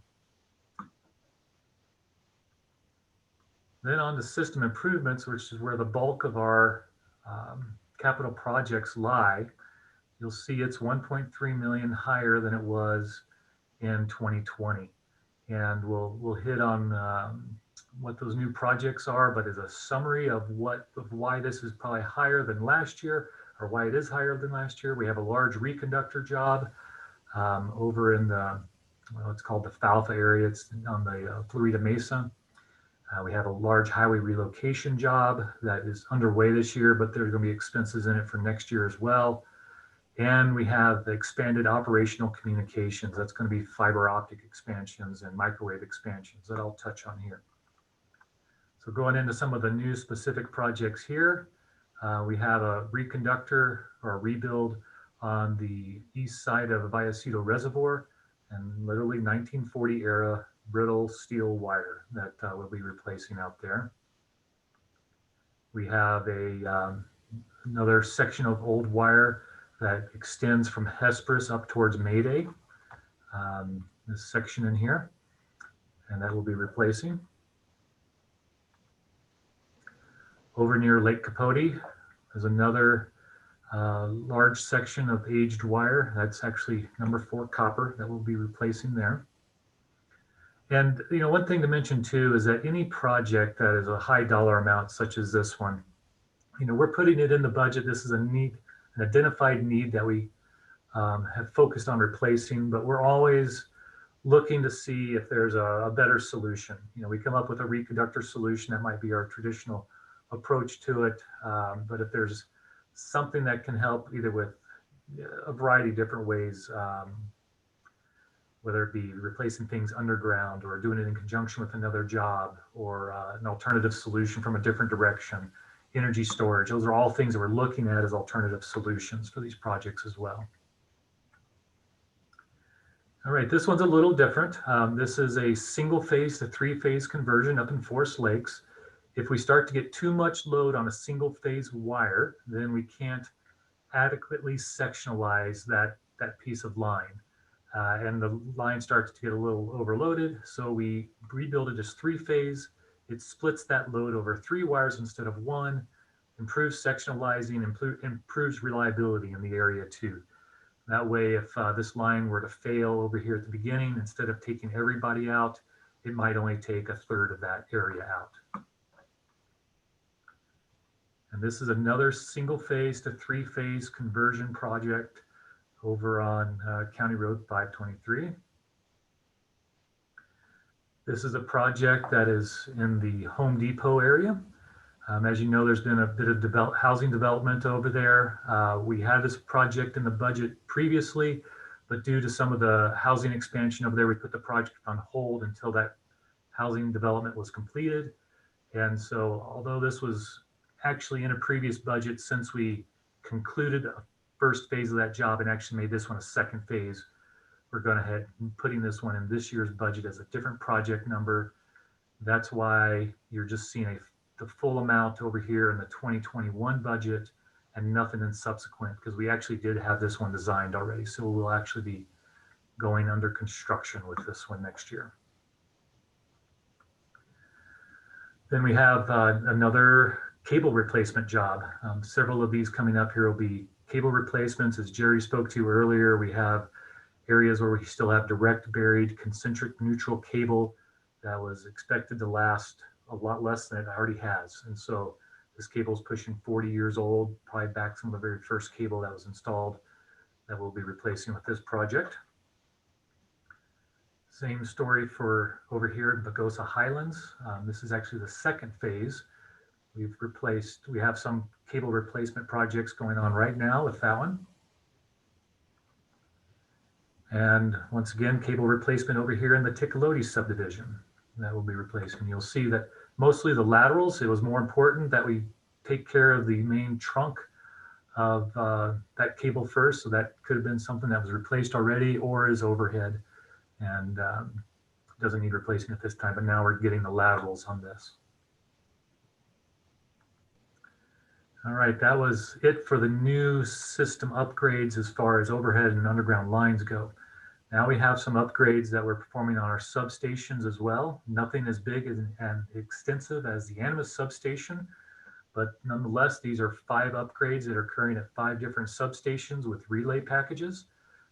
Basically just installing new relays that are digital, have more functionalities, and can better protect our system and equipment. I mentioned some utility of the future projects. This is where most of that lies in our operational communications budget for the coming year. We have 2 fiber projects that we're going to be extending from Trimble Springs up to Tamaron, and then from Tamaron up to Purgatory to get our last 2 substations on broadband communications. Those substations right now are currently on a DSL line, and it's extremely unreliable. And when it's not in service, when we're having an outage, it can create a great problem, and we have to go out there and physically activate switches and lines. So that having a more reliable connection out there will greatly help and increase a tremendous amount of diagnostics that we can get back from the substation as well. Hey, Dan, hang on there just a minute and let's see if we've got answer a couple of questions. Caller, go ahead. So Dan, when you replace the cable with new cable, that old cable that's 40 years old or something, does that also increase our capacity ability? Yeah, 99% of the time, yes. We're typically would be taking out maybe number 2 cable. Jerry might be able to answer this better than I could, but then sometimes we're just replacing 1/0 wire with 1/0 wire. But I'd say a large portion of the time we are upgrading the size of the conductor itself. So my engineering staff, when they do these projects, they are adding growth to the system over the next 20, 30 years, because that's going to be how long that cables last. Then they take into consideration how much infill is still left to do in that subdivision. Is this a major feeder conductor that could grow in the coming years? And they apply growth rates to it, determine what that ideal conductor size will be, and then that's what they specify in that replacement job. Thank you. Rachel, could you unmute and go ahead? I don't think I have a question. Thank you. Okay. Well, that looks like it for the moment, Dan. Go ahead. Go on. Yep. We'll keep going through here then. So this communications project, it was like 3 different areas to it. This was the first. The second is a microwave expansion, and we use microwave to get to substations. It still provides a broadband connection. Ideally, we'd love to have fiber to every substation, but some we just cannot get to because they are so remote.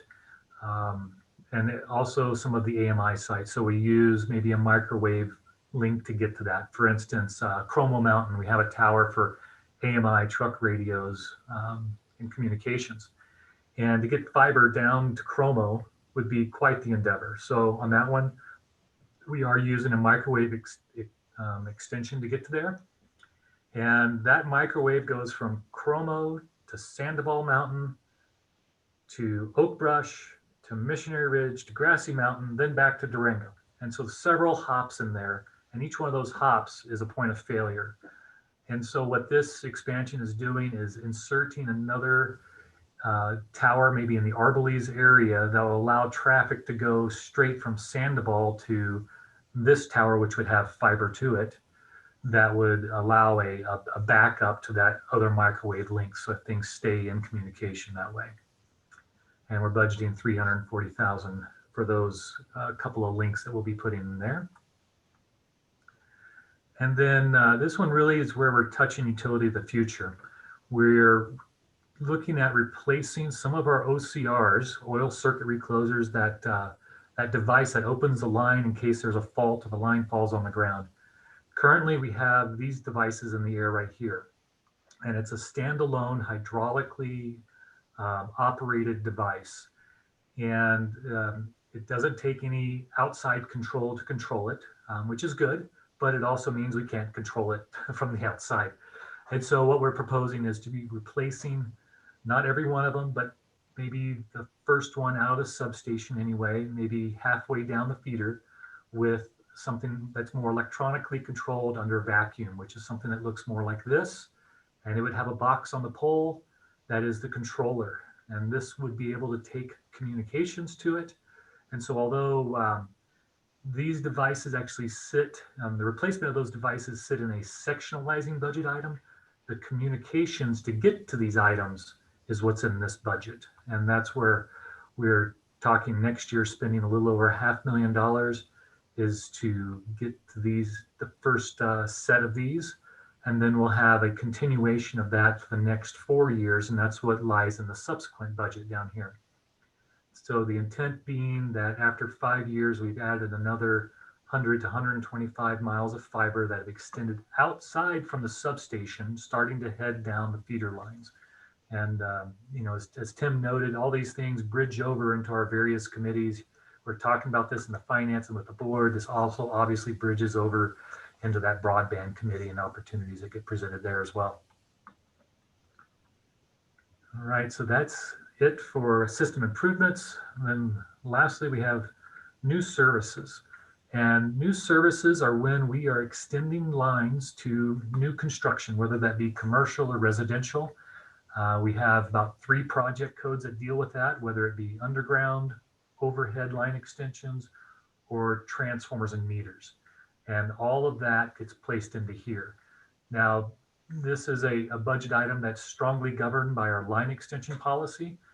Right now, we have a cap on how much we provide each line extension. The consumer pays for the rest. And so this is our portion of the, you know, hundreds of new services that we install over the year.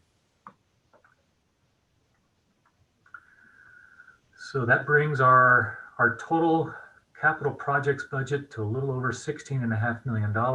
And if we look at how that compares to past budgets and actuals, all those different segments stacked on top of each other are shown here. Now, the first thing you're going to notice in the previous years, you'll see here's our budget, and our projected or actuals are oftentimes less than budget. There's a few reasons for that. One being that there's several contingency items, and it's hard to say exactly how much of that contingency item we're going to spend. Year before last, we spent very little in emergency cable replacement. This year, we're going to spend quite a bit in emergency cable replacement. So we budget for what we think is a reasonable amount based on historical patterns. Sometimes we spend that, sometimes we don't. The other reason for a fairly large gap here in 2020 is, you know, so we're seeing about a $2.5 million gap here. About $1.5 million of that is our mobile substation that got delayed again. Well, it is completely due to COVID.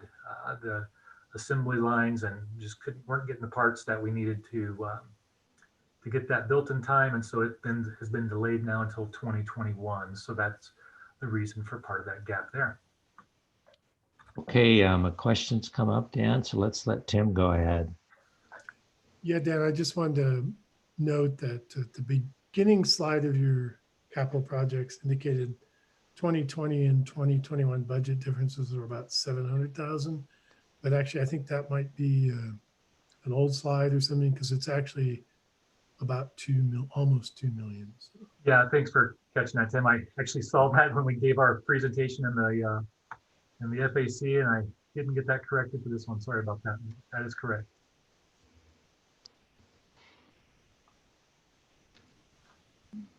Okay, Dan, anything else? I think that's all I have for the capital projects, unless there's any questions.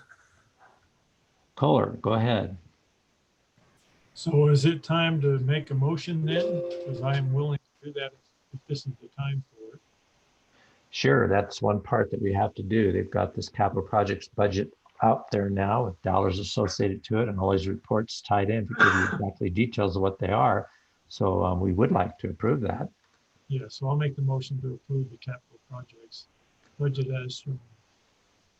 Okay, for 2021. Is there a second to that motion? Second by Rachel. Second by Rachel. Any further discussion on the capital projects budget review or capital project budget itself? Joe, go ahead. I just want to say it's a really good presentation, and really appreciate all the detail and not too much detail. So thank you. And again, Joe and everybody else, if you go on to the in-depth report on this that we'll always have available to us, the 2021 capital projects budget, you can learn even more. But one thing I want to point out specifically about that is on page 146. If you haven't looked at that, that's a real important page about determining when things get done. And I assume like the Cascade project that became an emergency project went up to priority 1 on that system, so it had to be jumped on in a hurry. Dan's shaking his head on that. Okay, we have a motion to approve the 2021 capital projects, and we have that seconded. Is there further discussion on that? All right, all in favor of approving that, would you please unmute and say aye at this time? Aye. Aye. Aye. Any opposed? Let me know. And any who abstain? Okay, that's passed unanimously. Tim, if you would go on with the next step that you need. Right. I think Kirsten has a question before I go on. Maybe her hand is raised. Oh, Kirsten, go ahead. Kirsten, unmute and go ahead. Sorry. The capital stuff is the easy part for us to get, because we can touch these capital items. And in the past, we've always had the clearest part of the budget is about the capital items. And I really appreciate this detailed. And I'm looking forward to the fact that we're going to be getting more details about the operational budget. Those harder things to touch are the harder things for us to understand. This was great, and I'm looking forward to more clarity in the other parts too. But Kirsten, I would warn you not to touch a lot of these things that are built if they're under use, actually. Could be shocking. Yes. Thanks. The next I would suggest is we take one that is also has a summary and also a really great deal of information behind it, which is the capital items project. And Carl, I know you have a summary on that. Could you just speak to that summary and everybody realize that beyond the summary below it, there's a vast amount of detail for each one of those projects, or excuse me, each one of those items in the capital items budget. Well, thanks, Tim. I will just put the summary up on screen real quick. What page? Does somebody have the page number for that, for our packet? I think it's 243.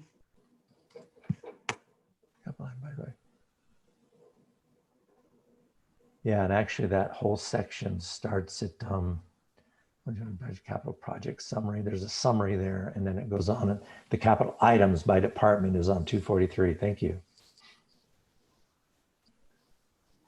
Okay, so this is a summary of all the capital item requests by department. Capital items are those items that are capital expenditures that do not form part of our electric infrastructure. You know, a good example of that is, as we looked at when we were doing the quarterly review, is a vehicle. So I will just scroll down briefly to, you can see that our overall request for 2021 is $1.35 million. That's slightly up from 2020, which was around 1.2, but less than 19 and 18, which are quite a bit higher. Draw your attention to some of the larger items. Here you'll see in the grid solutions budget, we have a $162,000 piece for, this is the initial investment in a distributed energy resource, what you might hear of as DER, and grid awareness platform. You'll also see something on this in the operating budget, because there will be an annual fee to operate this. I will not talk at great length about exactly what that does within the Grid Solutions department, but as Tim says, each item has its own justification, background, and you know, why it's being purchased and what value it will bring to the co-op. But I know in terms of the utility of the future and having optimal management of demand and so forth on our grid, this is absolutely vital. Another bigger item in Dan's group, we have $200,000 put aside for beneficial electrification projects with this the intention that that would go towards some sort of program with the school district or the city for electric school buses.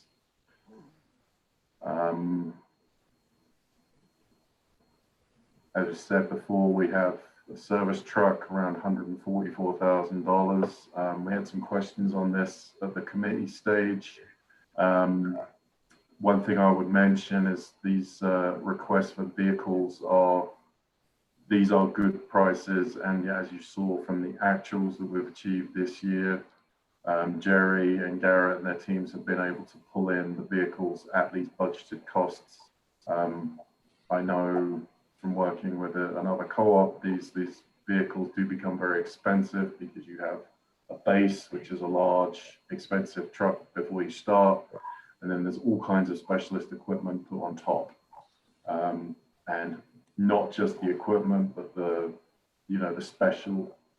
specialty labor and so forth from these vendors to put these vehicles together to spec is quite something. Okay, Carl, hang on a minute and we'll see what Tim's got. Tim, go ahead. Thanks. Yeah, Carl, those are big numbers as Joe and you pointed out. But I understand that we also auction off equipment that has come to the end of the life for LPEA. I know because Fast Track reported they bought a bucket truck at auction here recently. And they were really thrilled to get this truck at a reduced cost. I just wonder how that plays back into the budget later, into the capital budget. When you sell the remainder of this, where does that show up in our finances? So the way it would show up in our finances, we don't recognize that in the budget. The budget is kind of saying we're planning up from ground zero, from zero, nothing there. When we've auctioned off these older vehicles, I haven't seen the final numbers on that one yet, but assuming that we got more for it than we were carrying it for in our books, we would see that as a non-operating profit on disposal. Great. Doesn't go back to a capital budget. No. Great. Thank you, Carl.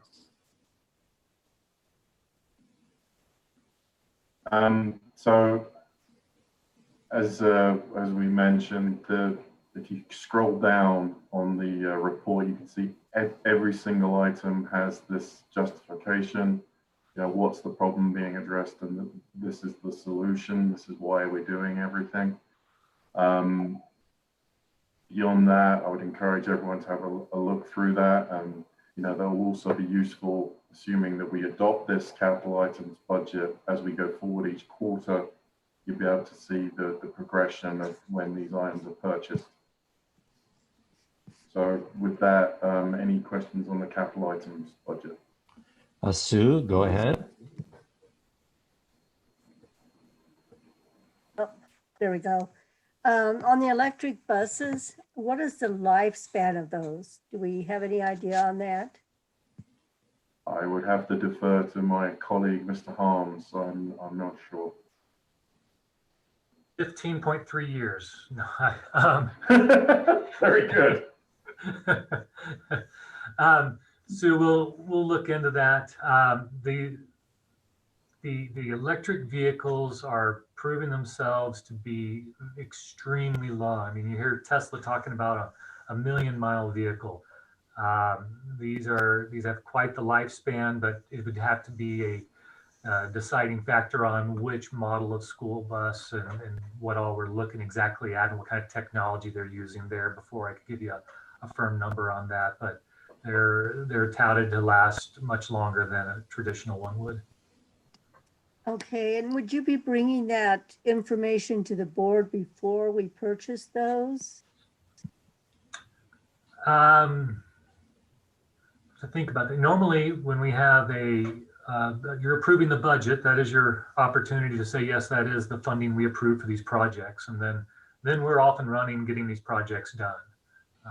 Is typically how that works. Okay, just curious because I know those buses could get really expensive, and I just wasn't sure what the longevity might be of them. Yeah. Thank you. And we're really hopeful that we wouldn't be spending that much. There's grants that are available. You know, we'll see where it comes out, but we have a amount that we think is appropriate in there. We don't think it's too high. We don't think it's too low. But if we do get some, you know, we're fortunate enough to receive some grants, then that could be reduced some. Okay, thank you. You're Well, welcome. Dan, what will that $200,000 be used for more precisely? So if we get into I'd have to look at the full write-up that Dominic had provided in there, but he's been looking at specific models. It's to purchase something? It is to go into a joint venture, so to speak, with the school district itself. They did something very similar to this up in Mountain Parks, and I'd have to look at the details of what they did there. I did. I should have looked first, but it's to help a school district purchase these things. We wouldn't be purchasing and owning them. I No. Yeah.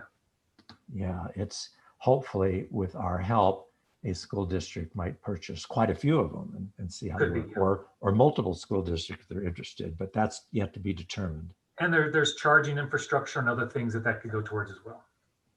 Okay, Tim, go ahead.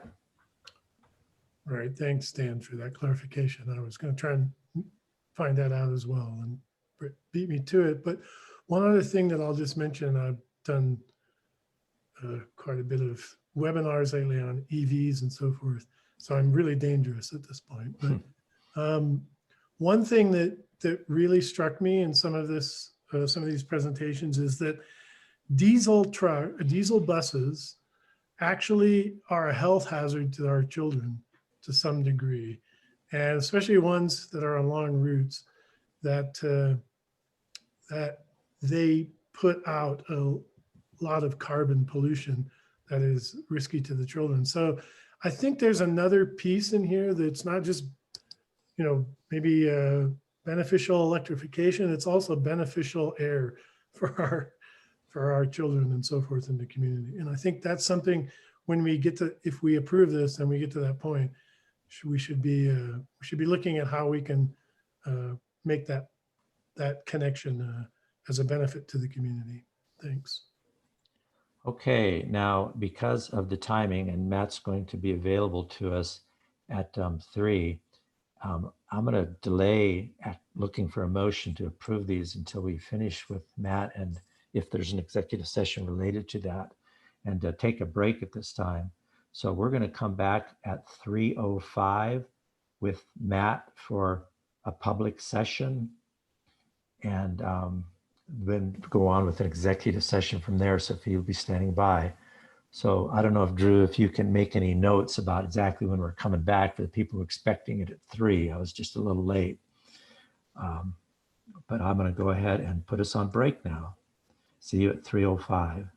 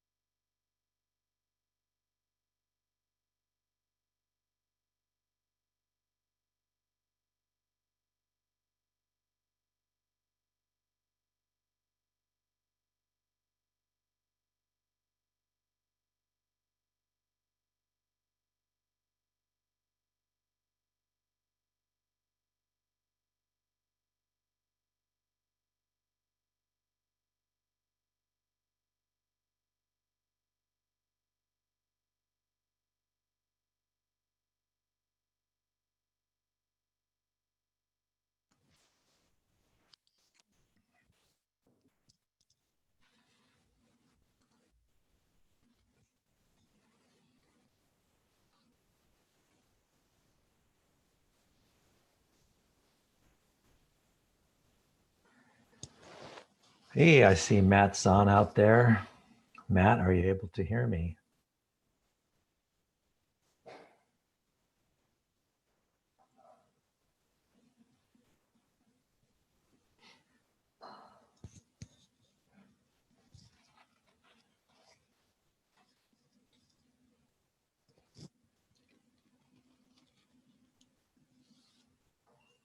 Do you have a cookie?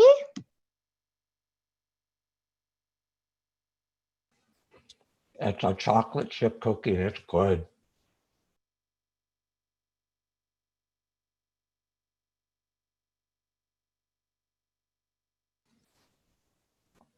Hopefully it'll give me the strength to get through the rest of this meeting.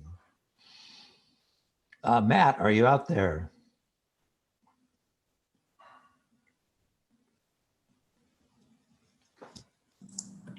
I am. Sorry about that. Hello, Matt. We'll get started in about another minute or so. You shouldn't have talked to him because that's a billable hour now. Uh-oh.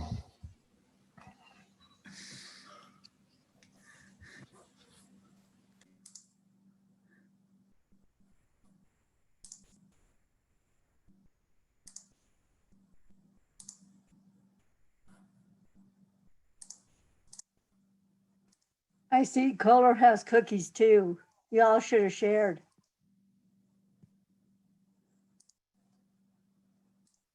You can get one on your website. That's a budget item worth including next year.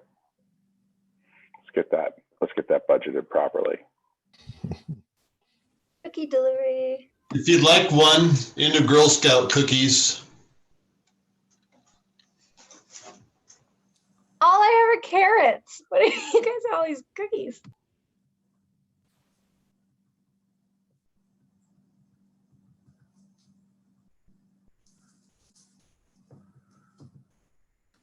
Okay, let's go ahead and get started. It looks like most of us are back on. It looks like we picked up another attendee or two. So Matt, if you would update us on what's going on with LPEA's interest in the Colorado PUC case and anything that's at FERC that you can discuss in open session. And then after that, we'll look into going into executive session for some further briefings. So Matt, go ahead. Yeah, thanks, Britt. So a couple of updates. I think this week is pretty short. At FERC, cases continue to evolve. They're going through technical conference processes, settlement processes as it relates to the state of rate case, as well as the contract termination payment, partial buy down case. There's not a lot of update there. Those processes, are working through the front end to see if they can be resolved by the parties, and all of those are overseen by a judge.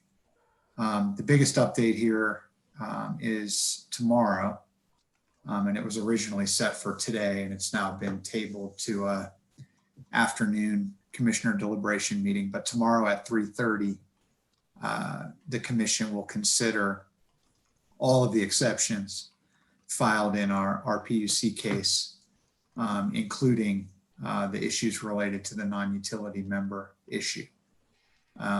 So we will see what the commission ends up doing there, but it is teed up for discussion tomorrow, and the entire case is teed up as a standalone piece. So that's at 3:30 p.m. Tomorrow in the afternoon, and that is the only case they will be discussing at that time. Matt, when you say discussing it, this isn't actually looking at merits or anything, it's looking at agendas or something? No, I don't, I want to be hesitant here because I don't want to be presumptuous. I don't know what they're going to do. And, we can talk through what the potentials are. I would prefer to do that, not in a public session, given that this is coming up tomorrow, and I don't want to front run what the commission might be doing here. And Matt, would you say this pulling it out of today's and moving it tomorrow's is anything unusual? No, you know, in major cases, the commission does tend to sometimes utilize what's called a commissioner's deliberation meeting to just be able to focus on one particular case. So there are examples in the past where this has been utilized in other cases of major import. And I would say that this issue and all of the moving parts, and, you know, if you look at the agenda, there's like 15 different filings that are all going to be discussed tomorrow. It made sense from a pragmatic perspective, I think, to isolate it. And that's what I have to assume was the reason for it. Would you think there would be, is this going to be one of theirs that's broadcast live, and if one goes to the Colorado PUC site, you could pick it up and watch if one would choose to? That's correct. Yeah, it will be webcast. Today, just so people are aware, the webcast was not working. They had their regular weekly meeting today. I am hopeful that will be resolved by tomorrow, but there can be technical problems on it, just so people are aware. But the meeting is a publicly available meeting. It is not behind closed doors. And essentially what will happen is the commission counsel, so the attorney for the commissioners, will present the different decision points and discussion for the commissioners. I don't know how they intend to present that at this time.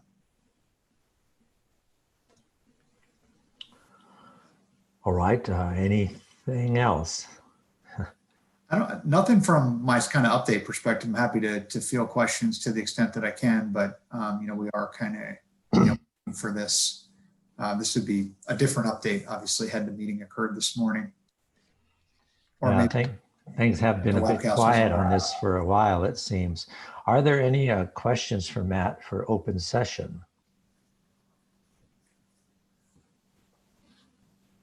Don't see anything. Yeah, I mean, one thing, you know, there has been activity in the case. There's also been activity in the Tri-State and United battery complaint case. So there has been filing activity in those cases that is relevant to what the commission will discuss tomorrow. And there's been filings that have gone in with regard to how the FERC decisions impact the commission's jurisdiction and the propriety of the additions of the non-utility member, both from a consistency with Tri-State's bylaws perspective, as well as from a compliance with Colorado law perspective.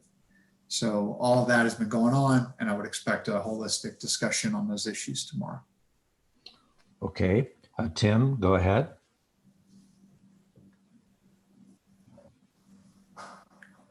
Right, thank you.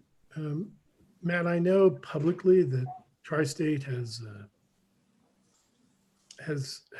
made a point or a case of saying that our and United's PUC complaint is not the PUC has not allowed other members to weigh in on those, and that they claim that this decision or what will be a result of that is excluding all the other members, whereas FERC jurisdiction would allow all that, right?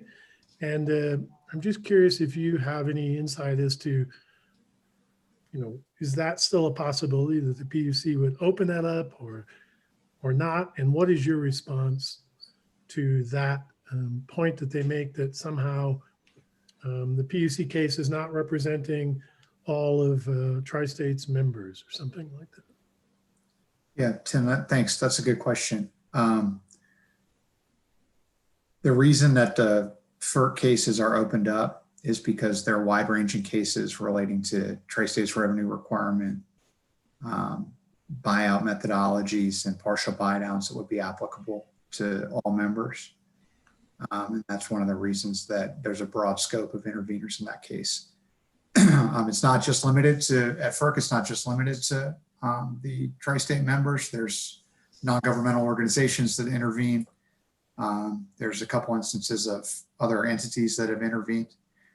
And I know that Tri-State has made a point of touting the fact that the commission hasn't let in the or granted the interventions of these other members. I think it's a misleading argument, and here's why. This is a complaint case. This was a complaint case when it started. It was a complaint by one entity, the Member Distribution Cooperative, against the Generation and Transmission Association. United's case is postured the same way. What LPEA asked for was an exit charge methodology that was applicable to itself. What United Power asked for was an exit charge methodology that was applicable to itself. We never asked for a holistic exit charge methodology applicable to all the members. And therefore, this is a case between essentially a plaintiff and a defendant. It's no different than a regular civil litigation case. And that is the reason why the commission found that these folks did not have these other members did not have a tangible pecuniary interest in the case. They've had opportunities to participate as amicus. Instead, they've chosen to make extra record filings by continuing to act like they're parties. And the commission will be discussing that tomorrow. I will tell you, I have never seen a case where parties have been denied intervention and then proceeded to file exceptions and take all the actions that have been taken by some of the other members. And, as we pointed out in our exceptions, a lot of those exceptions looked very similar to one another. So I have to believe that they emanated from the same source. Thank you. Okay, are there other questions for Matt in open session about our PUC or FERC activities? Okay.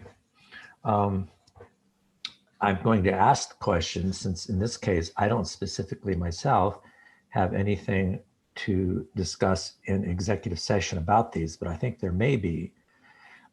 Jessica, I'll ask you first. Do we need to go into executive session for further discussions with Matt? Yes, I believe so. All right, I see some other heads shaking. So there won't be anything specifically mentioned about it other than as we've been doing it in the past.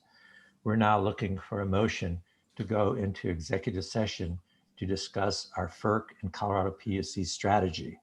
Would anybody like to make that motion? So move. Joe Lewandowski makes the motion. Is there a second? Rachel, second.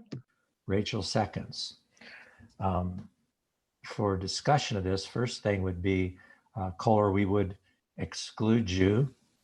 And I don't know what's going on, but my hunch is it won't take as long as some of the other times we've had that have gone on for hours. We will see. We will have somebody text you or let you know when we start up the other session. But again, as part of the discussion, we should all have received links to our executive session. So like we've done before, we actually leave this session, and John Witchell, this would be new to you. We actually exit this Zoom session completely, but of course maintain, your convenient link so you'll come back to this session for the rest of our meeting. But then we will start up the specific Zoom session that's set up for our executive session. So Britt, can I ask a question, please? Yes, go ahead, Kohler. Are you doing other things besides your strategy in this executive session, or will you be coming back into the general public session? There will be nothing else discussed in this on our agenda item for this executive session. So no, not at all. Thank you. All right. Is there any other discussions or questions about going out of this session and into executive session? Tim, go ahead. Yeah, Britt, I think one of the things that I want to talk about in this executive session has to do with the Tri-State Special Member Meeting. And so I just wanted to correct you on there would be nothing else discussed. Okay, the Tri-State Special Member Meeting is related to FERC in a way, as well as the Colorado PUC. So I think because, yeah, that's our interest in those. So it should apply under the motion that's been made. Thank you. Any other discussion? Well, all right. And then, yeah, but Kirsten, go ahead. Kohler would be a part of that discussion, I believe. I think some of the items, sorry to jump in, I think some of the items potentially at that special member meeting implicate some of our litigation strategy. Right. Yeah, and Kohler had already mentioned that we had a sort of a discussion about that in open session Matt earlier. And Kohler mentioned that he wouldn't be the delegate on that because he would be conflicted. We did elect Bob Lynch as delegate to that meeting. So I think Kohler should be excluded from that discussion. And if Kohler, I will do my best if there's anything that seems to apply to you outside of that we would let you know. But I believe we would need to exclude you from that as well. And Any I'm other in discussion? agreement with that. So thank you. Okay. Other discussion? All right. All those in favor of going into executive session at this time, please unmute and say aye. Aye. Aye. I, Any opposed, unmute and let me know. Any abstentions, let me know. Okay, that is passed unanimously. So please exit this meeting right now and start up the executive session. And we'll be over there as soon as we can. Thank you.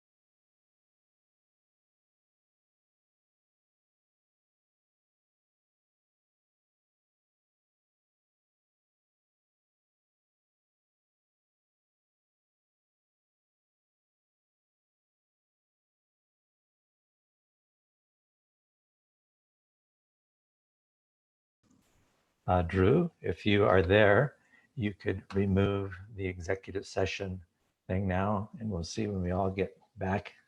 We will start up again. Let's see if Kohler's there already. Kohler, are you still there?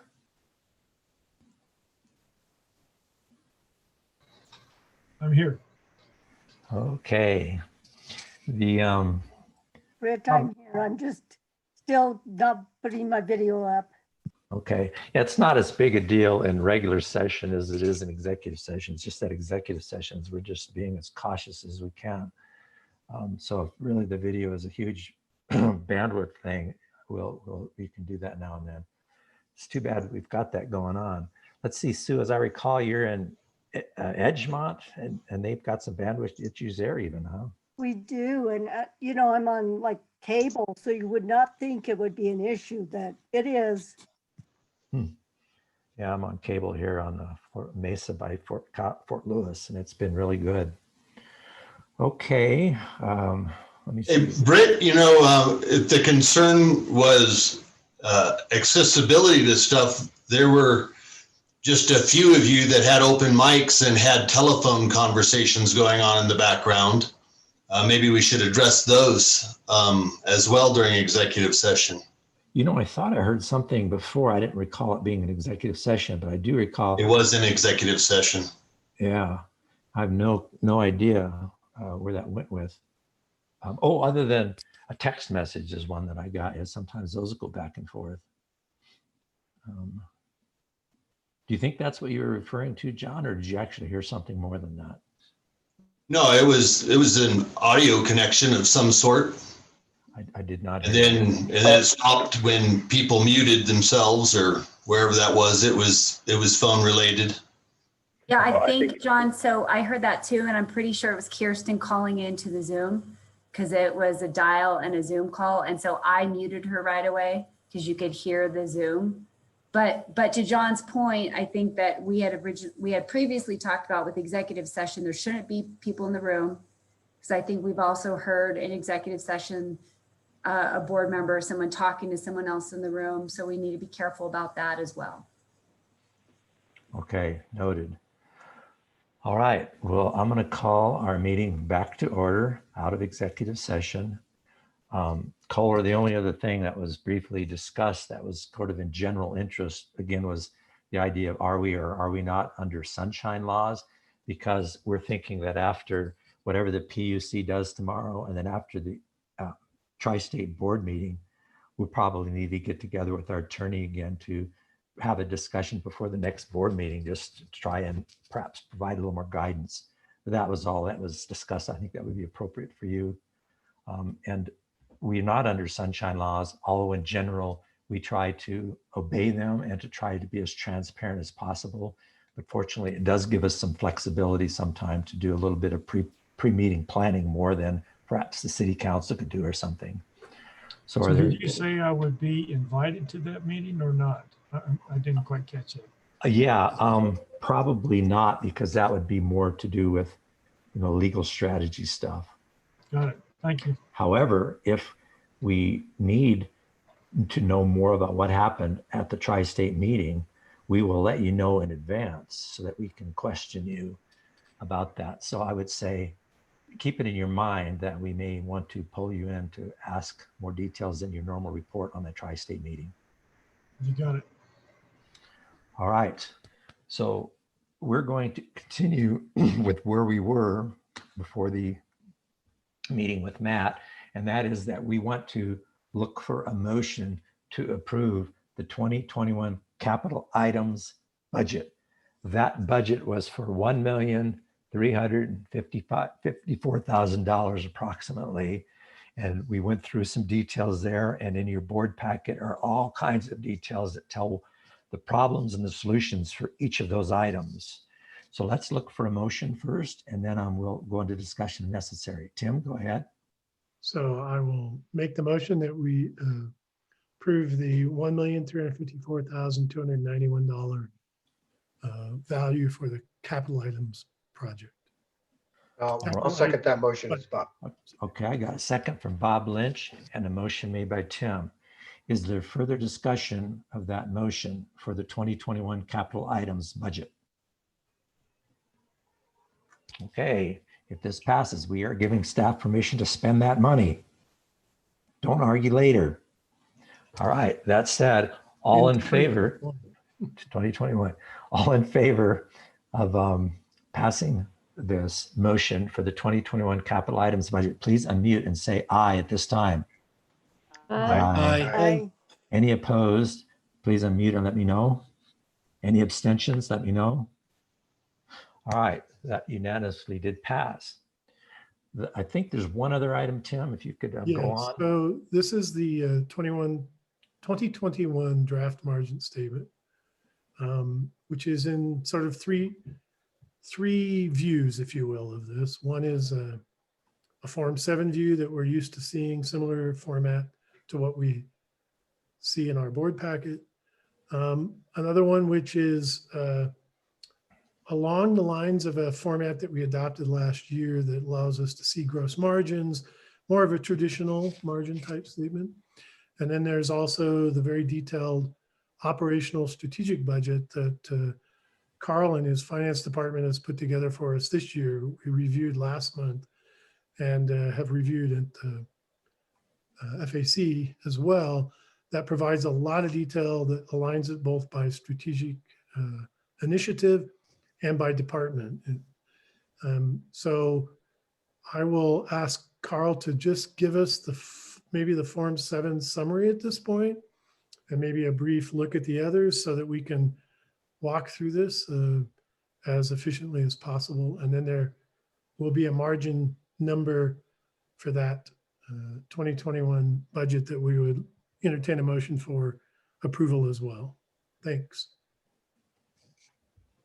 Thanks, Tim. I will put the Form 7 onto the screen right now. And that is on page 259 of our board packet for those who would like to look at it there. Thanks, Brett. I forgot to mention that. Okay, so first things first, operating margin. Right now we have budgeted just under $1.5 million for 2021, more than double what we had budgeted for 2020. That is, however, less than we are forecasting for 2020, where we are coming in just under $2 million for an operating margin. We touched on some of these items in when we were looking at the September financials. There are things that have been deferred in 2020 that we are not budgeting to defer in 2021. We are also anticipating that some of the labor of our crews will be directed, less of our labor from our crews will be directed towards capital projects, only a couple of percentage points, but that does make a difference.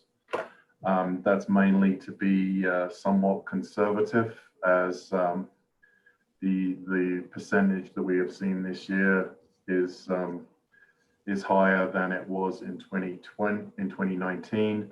So we don't think we're going to revert to that, but we are thinking more of a reversion to the mean on that item. Looking at some of these line items, I'll start at the top.